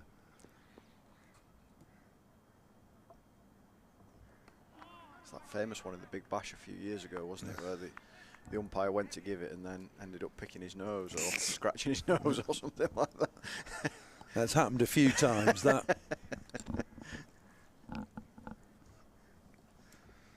Reverse sweep again. They're not connecting with these two lads. Can't quite see what the attraction is. I suppose it's hitting with the spin, but the field's set pretty deep on the offside.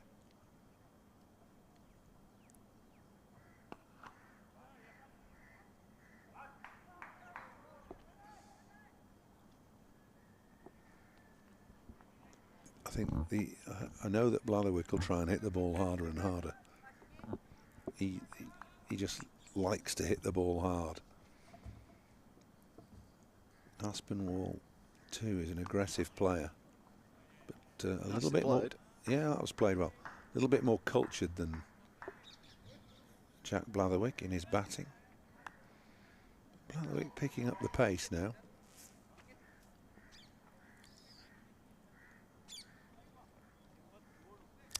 Eight overs left, 77 needed.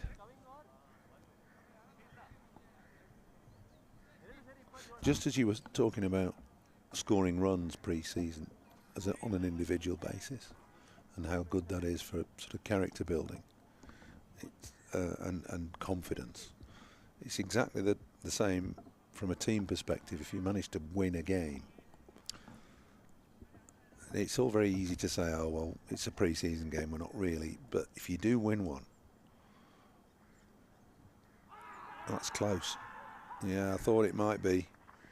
Aspinwall hitting across the line, getting really low, beating the ball, beating the stroke and hitting him on the back leg in front of all three.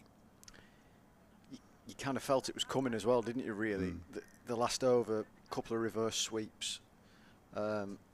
Struck the pad, but the appeals were unsuccessful on those occasions. Not so here. Yeah, I mean, going back to that point, and this, as I said to you before, I left you 20 minutes or so ago, that this has been a proper game of cricket. It hasn't been a manufactured pre-season friendly, which you can see at times. You know, look at the game at the weekend when Lancs were bowled out for 160 odd, and Karnataka went on and got. Well, they batted the whole 50 overs for 285, something like that. So that was clearly a manufactured game. This has been nothing of the sort. It's been a proper game of cricket, and you win it. Yeah, absolutely. The confidence will be significant, especially from this situation. Well, even more so now, I think. But, Luke Wood. Oh, is it Boyden?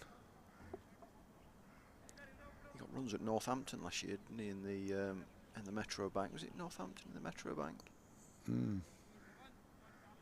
think it was, yeah. I thought Luke Wood would come in, but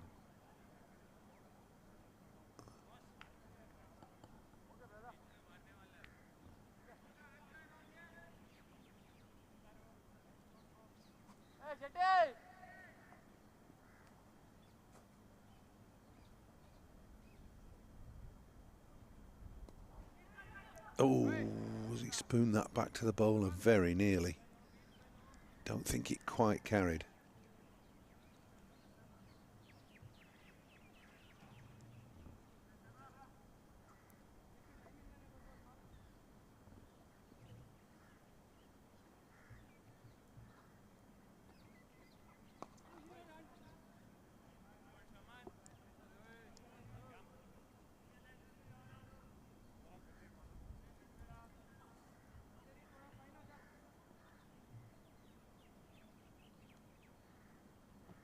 Caught it on the half volley, didn't he?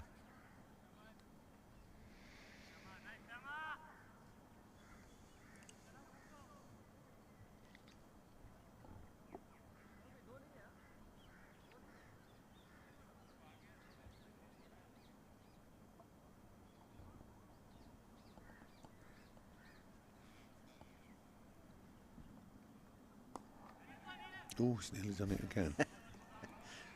Toying with the bowler is Josh Boyden. It could have been the replay, couldn't it? It could. Yeah. So it's a wicket maiden, which is not what Lancashire needed, but exactly what Karnataka needed. 173 for 7. 77 needed. It's looking ever more likely that Karnataka are going to restrict Lancashire here. Have to be some fireworks from Jack Blatherwick, I think, if Lancashire to get over the line.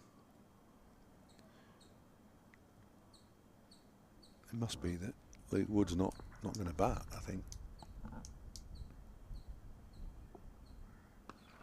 Short and asking to be hit, but only for a single down to long on. Yeah, it's a funny one to predict batting orders and things like that in non-competitive games. Mm.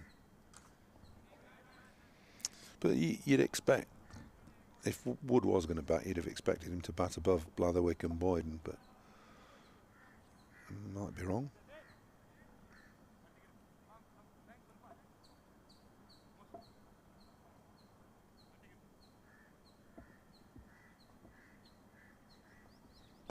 I saw him coming and threw it wide, but Boyden reached and got off the mark.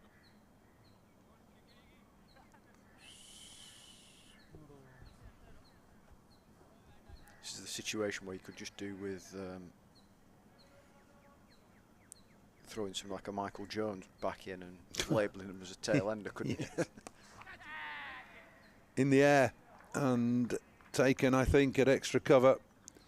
Just confirming that to the umpire, just in case he wasn't sure. Taken at ankle height at extra cover, and that's the end of Boyden. So Lancashire lose their 8th wicket for 176.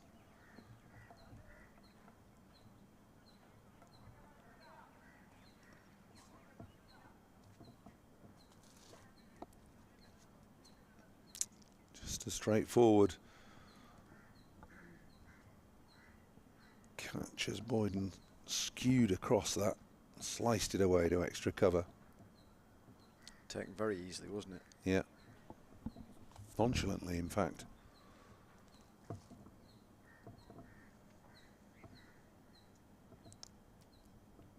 Four wickets for Shikar to match the haul of Charlie Barnard earlier in the day. It's been a day for the left arm spinner.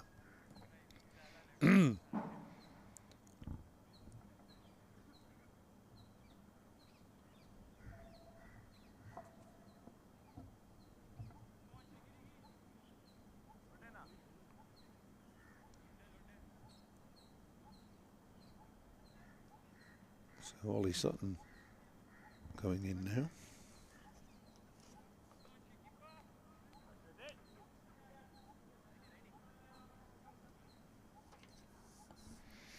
So our information about Luke Wood is playing as a batsman only is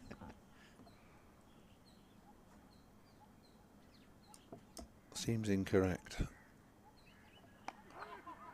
We're blaming Gary Morgan for that, is that? Well, I think we've got to blame somebody.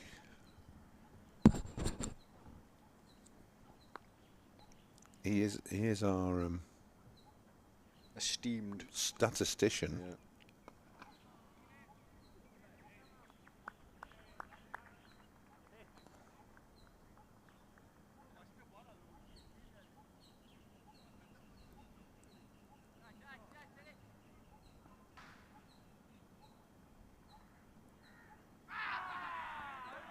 Edge on that, thin edge, I think. It's a good catch. Was there a bit of a stumping in there as well? But I think it was a catch. I think he went for the double play. Yeah.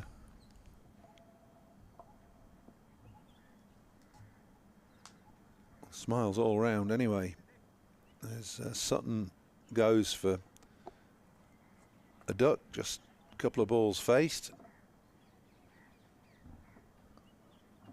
This really does look like the end for Lancashire now. It does.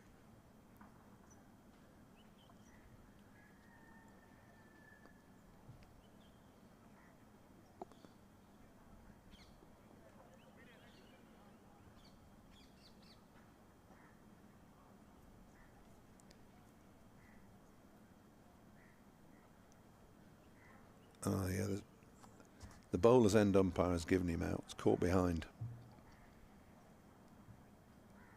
Inside edge, good catch. Flurry of fast-moving bat, gloves, pads, feet, all sorts of stuff. Did well to hang on. So, Karnataka just 1 wicket away. It's been a submission towards the end, this, by Lancashire. Having said that, everything that Charlie Barnard's touched today has turned to gold. So that is true. Catches, wickets. So maybe.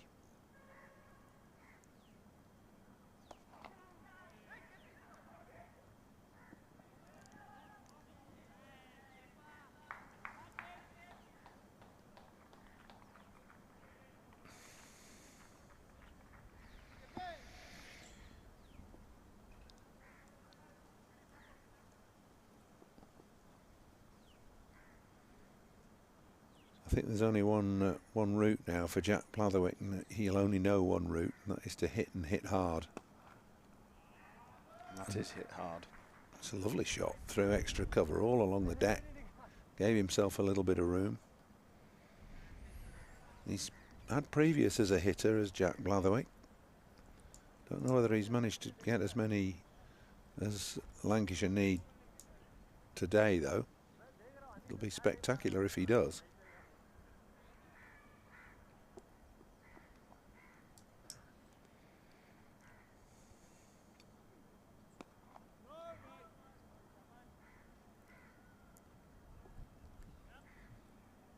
Yeah, you'd perhaps be looking at it being a realistic ask with 7 down, wouldn't you? Yeah.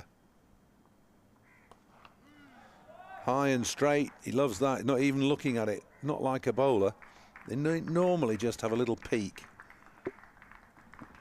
But that's gone many a mile for 6, straight back over the bowler's head. That's as good a shot as we've seen all day. It's certainly as big a 6 as we've seen all day.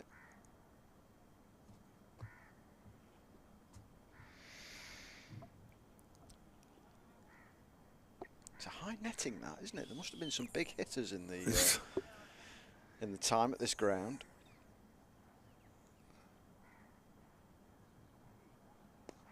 Bit quicker and flatter, and I don't blame the bowler for that. Blatherwick punches a single off the 5th ball of the over. Just requiring Barnard to block out one delivery. Don't need to do anything silly.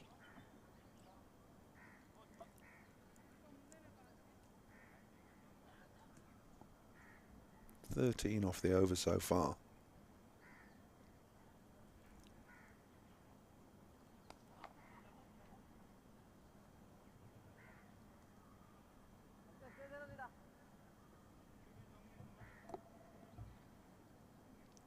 So 190 for 9, 45 gone. Barnard off the mark. Stolen the strike though. Still just about on, but it's quite a remarkable scorecard, really, isn't it? That you think that there's a partnership of 1, 2, 4, and not another that's gone beyond 20. Yeah. It won't please either any of Lancashire's batters or the coaches, that little stat, I don't think. Well, the only batters it'll please are Balderson and Singh, who put that partnership on. So Shikar to carry on. 5 for 20 for him.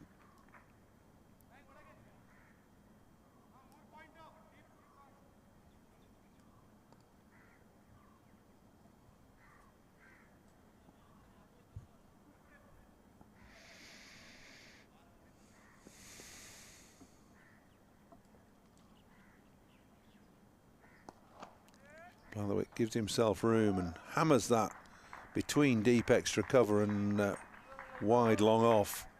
Picked his spot, found it, and gets 4. It's a little gem of a knock, this.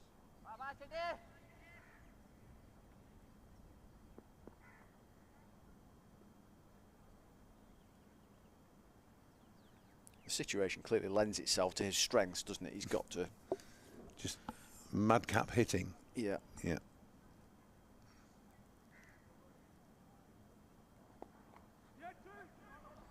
Looking for 2 here. It's just nudged away onto the leg side. Can't get there. Great work from the bowler to scamper towards mid-wicket.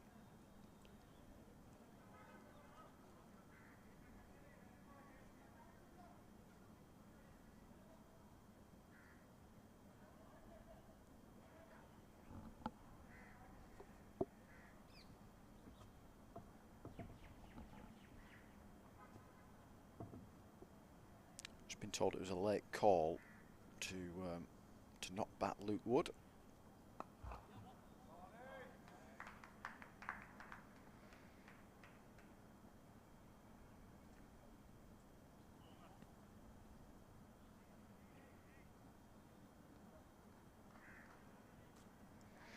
Well, yeah, okay. Must be a late call, and maybe he's not. Maybe he's injured or just not feeling great.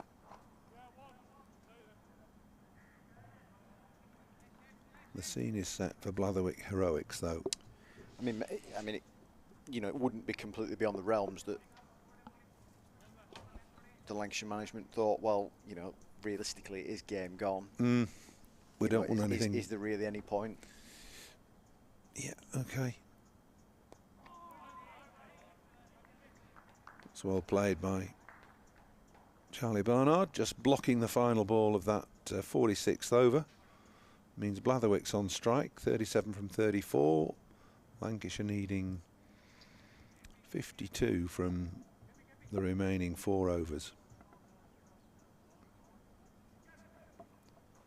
Glorious scene in India, glorious scene at Emirates Old Trafford as well, with the sun shining in the background. The blue skies are merging, aren't they? From the monitor into the... Absolutely. Through the window at the back of the studio. Unfortunately, the heat isn't quite matching it, but no, it's been pretty chilly all day, hasn't it? They don't belt out the air conditioning here, do they? Or the heating. No ball, skied by Blatherwick, and I think he's got himself off strike, which is. Oh no, he decided to. Yeah, decided to stay where he was, very wise, so he can now take the free hit.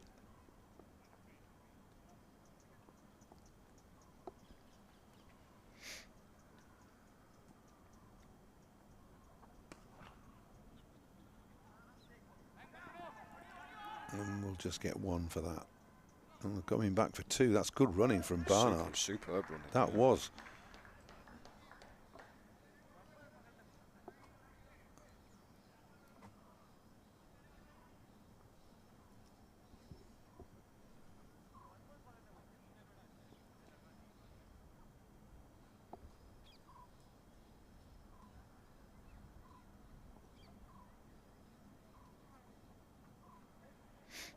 Gone big again this time.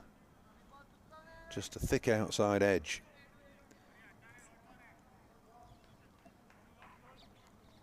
He does tend to try and overhit at times. Does Jack Blatherwick. I mean, you can see that he's got the ability to play some proper shots. Like that, for instance. Didn't quite middle it, but he'll get 2. Yeah, he's certainly going to get 2 there, yeah. Mind, it's easier said than done, isn't it? As a predominantly opening bowler, he's sent in at the end. He's made 41 from 38. Yeah, I mean, it's a... The more you think about it, it's that LBW decision of Balderson's that's been crucial, hasn't it? Yeah.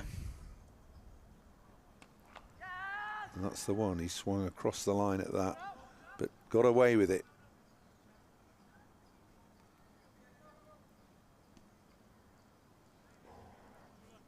Yeah, it was just those couple of wickets, wasn't it, in reasonably quick succession of Singh and then Balderson,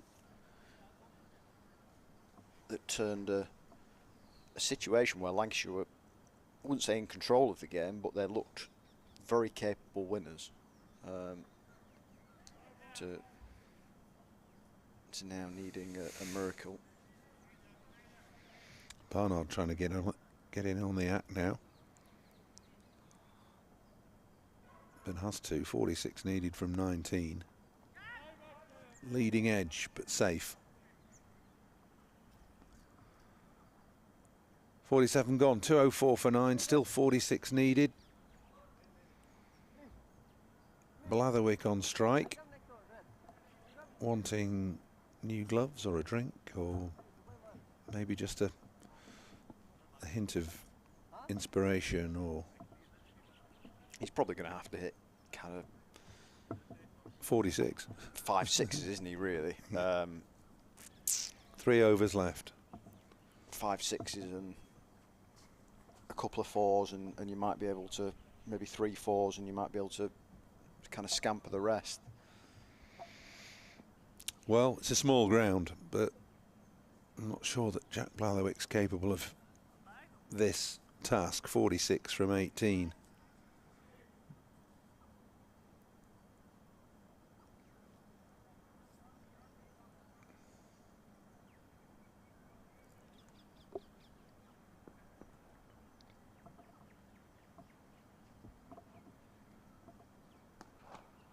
That's a better hit. Stayed, yeah. Stayed behind that. Didn't try and hit across it. Didn't try and hit it too hard. So a much more measured stroke.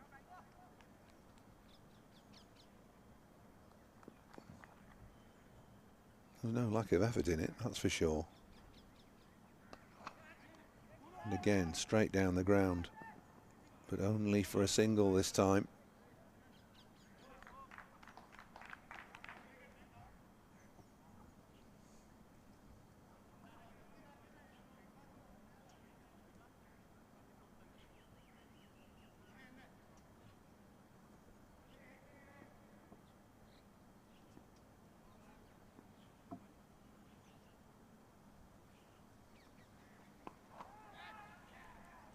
Hold out at extra cover. I think that's the end of the innings. Barnard, the last man out. So Karnataka take the final wicket, win the match. Valiant effort from Jack Blatherwick, who ends up 31 not out from 15 balls.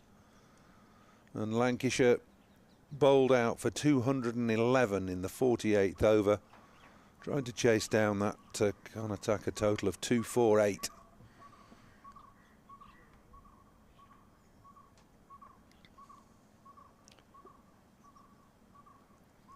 Well, it was a really entertaining game, wasn't it? It was plenty from both sides. Both sides contributed significantly to the game. Be it success for spinners on both sides. Charlie Barnard with 4 for Lancs, and then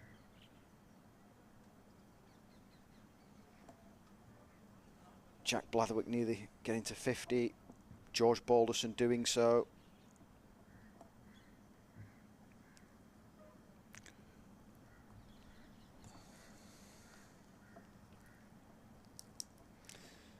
I thought he made more than that. The graphic didn't he? He's 49 off 41, Jack Blatherwick.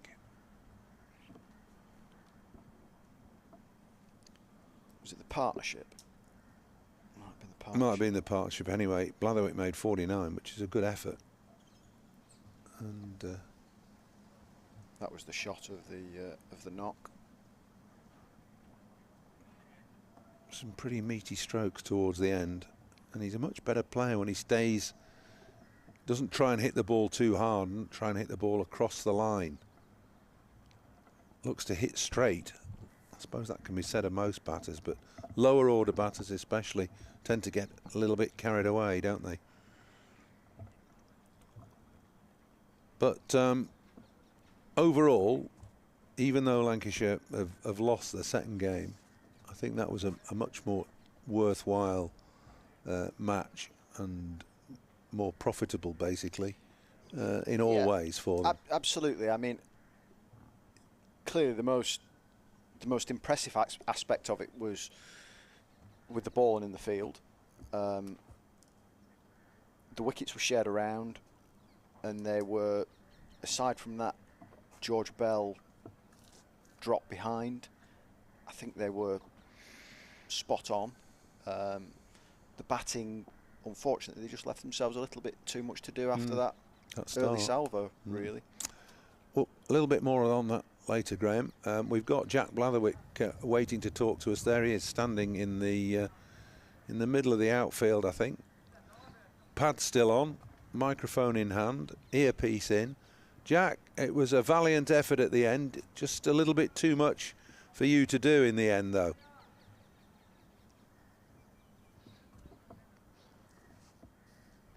Yeah, it was. You know, it was a valiant effort, but yeah, it was just a bit too much at the end there.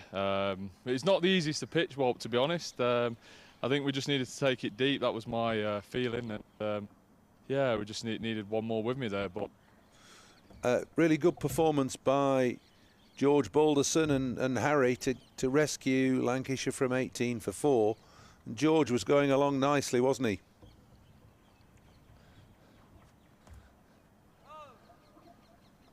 Yeah, really nicely. I mean, he's done a lot of hard work over the winter at his power hitting and options against spin. So, I mean, that's detriment to his hard work there. I think that was the right word. But yeah, it was really good.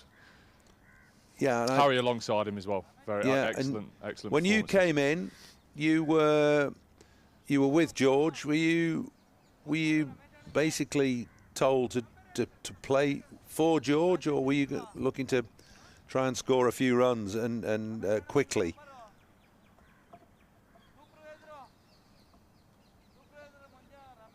Yeah, I mean, I think I wanted to try and take some pressure off George, but I think, you know, just trying to get my ones, get on. It wasn't the easiest to start, so just giving yourself a chance, get the pace of the wicket, and yeah, it was just a shame we lost George there, because I feel like if me and him took it deep there, we could have gave a good effort there. But yeah, that was basically my mindset.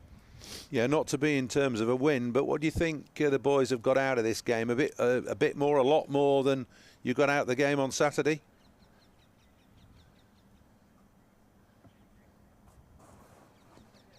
Yeah, 100%. I mean, we've got a lot out of each game and each training session, to be honest. Different conditions, putting ourselves under pressure. They're a very good side, to be honest. And yeah, I mean, today we've played spin really well, and it goes into the season that with good options and playing with the spin. And yeah, it's just obviously a shame we fell short twice, but I think we're moving in the right direction. We've got a good motive going forward.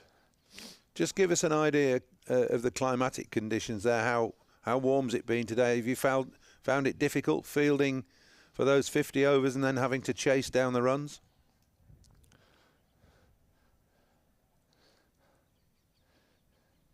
To be honest, it's actually been the coolest day we've had out here. It's there's a nice breeze. It's probably 30 degrees, 28 degrees. So it's actually a nice day today. So it's I think when you're running around in it, it's a bit different. It gets you there. The air's quite thick. But no, it gives us a good fitness base for when we're back and we're in the cold conditions in England. And Jack, you're looking forward. Are you moving on to Dubai in a few days' time? You're looking forward to that?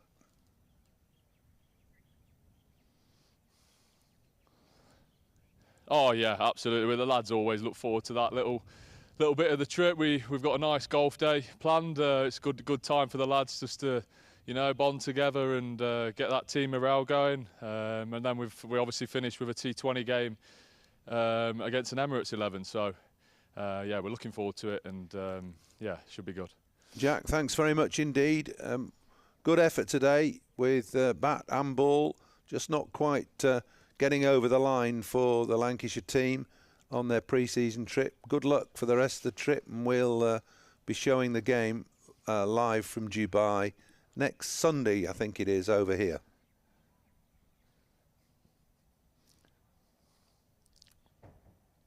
Lovely, thank you guys, appreciate it. Wholehearted effort from Jack, but not quite good enough. But some real good plus points to take, Graham, from this, especially the Singh Balderson partnership. Yeah, they looked really in control of that. As I say, the run rate was up towards 7, probably just a little bit over, but I never really felt that was a factor. I thought they were cruising along really nicely, and probably another 7-8 overs of that partnership potentially wins the game. You know, and gives the likes of Jack Blatherwick, Josh Boyden, who we know can bat as well, a little bit less to do. Do you think there'll be any concern shown by the Lancashire coaches because of the 2 poor starts that Lancashire have got in these 2 games? They'd want runs from Bohannon. They'd want to see George Bell. All those batters who failed twice. It's a funny one, isn't it? Because they've failed twice in 2 50-over games, yet they're not playing 50-over cricket for kind of another 4 months yet. So that's true. So I suspect they'd be a little bit more concerned if those failures kind of add to another failure against Yorkshire towards the end of the month at Headingley. I suspect that might be a little bit more of a problem for them, but I think they'll be fairly relaxed at the moment. You know, they'll be seeing these guys in the nets. They'll get an idea of who's in form and who's not. But yeah, clearly you want runs, don't you? You do. You in an ideal world, you want runs and wickets for everybody. You're not going to get that. They've got another couple of days practice here in Bengaluru, and then on to Dubai for 4 days with a T20 game at the end of that, with a little bit of relaxation thrown in. I think these trips generally are about acclimatisation and getting rid of the rough winter edges without it being too, when I say serious, I mean not too much notice taken of the end result, but everybody getting through an amount of work. Yeah, I also think there's, you know, as Jack mentioned there, the kind of team bonding side of things is pretty important in the sense that, yes, these guys have been around each other, or the majority of each other, for the winter, but it's not every day. 3-4 days training a week, and then they're with each other on these tours 24/7, aren't they? So so that kind of thing is important as well. A golf day thrown in, you don't want too much golf, I guess, but well, you've got to play golf to get on the England team. Well, yeah. So maybe.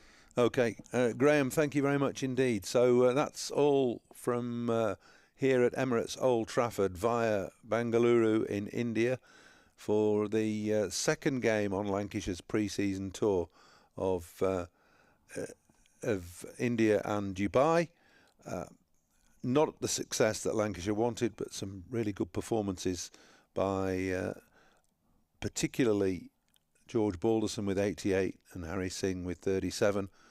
The team will move on to Dubai in the coming days, and we'll show you the T20 match, which comes live from there next Sunday.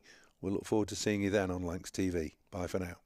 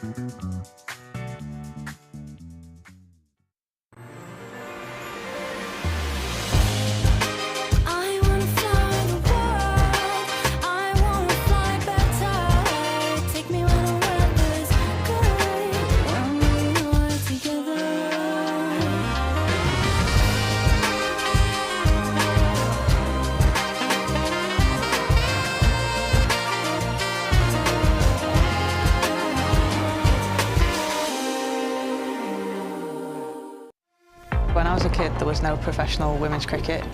I didn't even think that women could be professional sports people. Especially early on, it just didn't really seem like there was a career in it.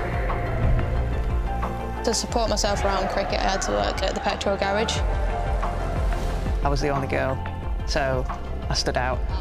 I'd love for young girls to be able to dream about being an athlete and it to be achievable. Thanks to the Hilton funding my contract, it's allowed me to play the game that I love all day, every day.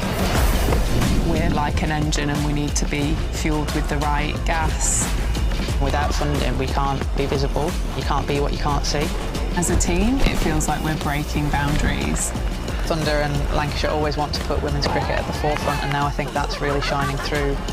It's mad to think that without the Hilton funding, like, we wouldn't be playing cricket every day, training. Well, we could be, but we wouldn't have any money. We wouldn't, yeah, true.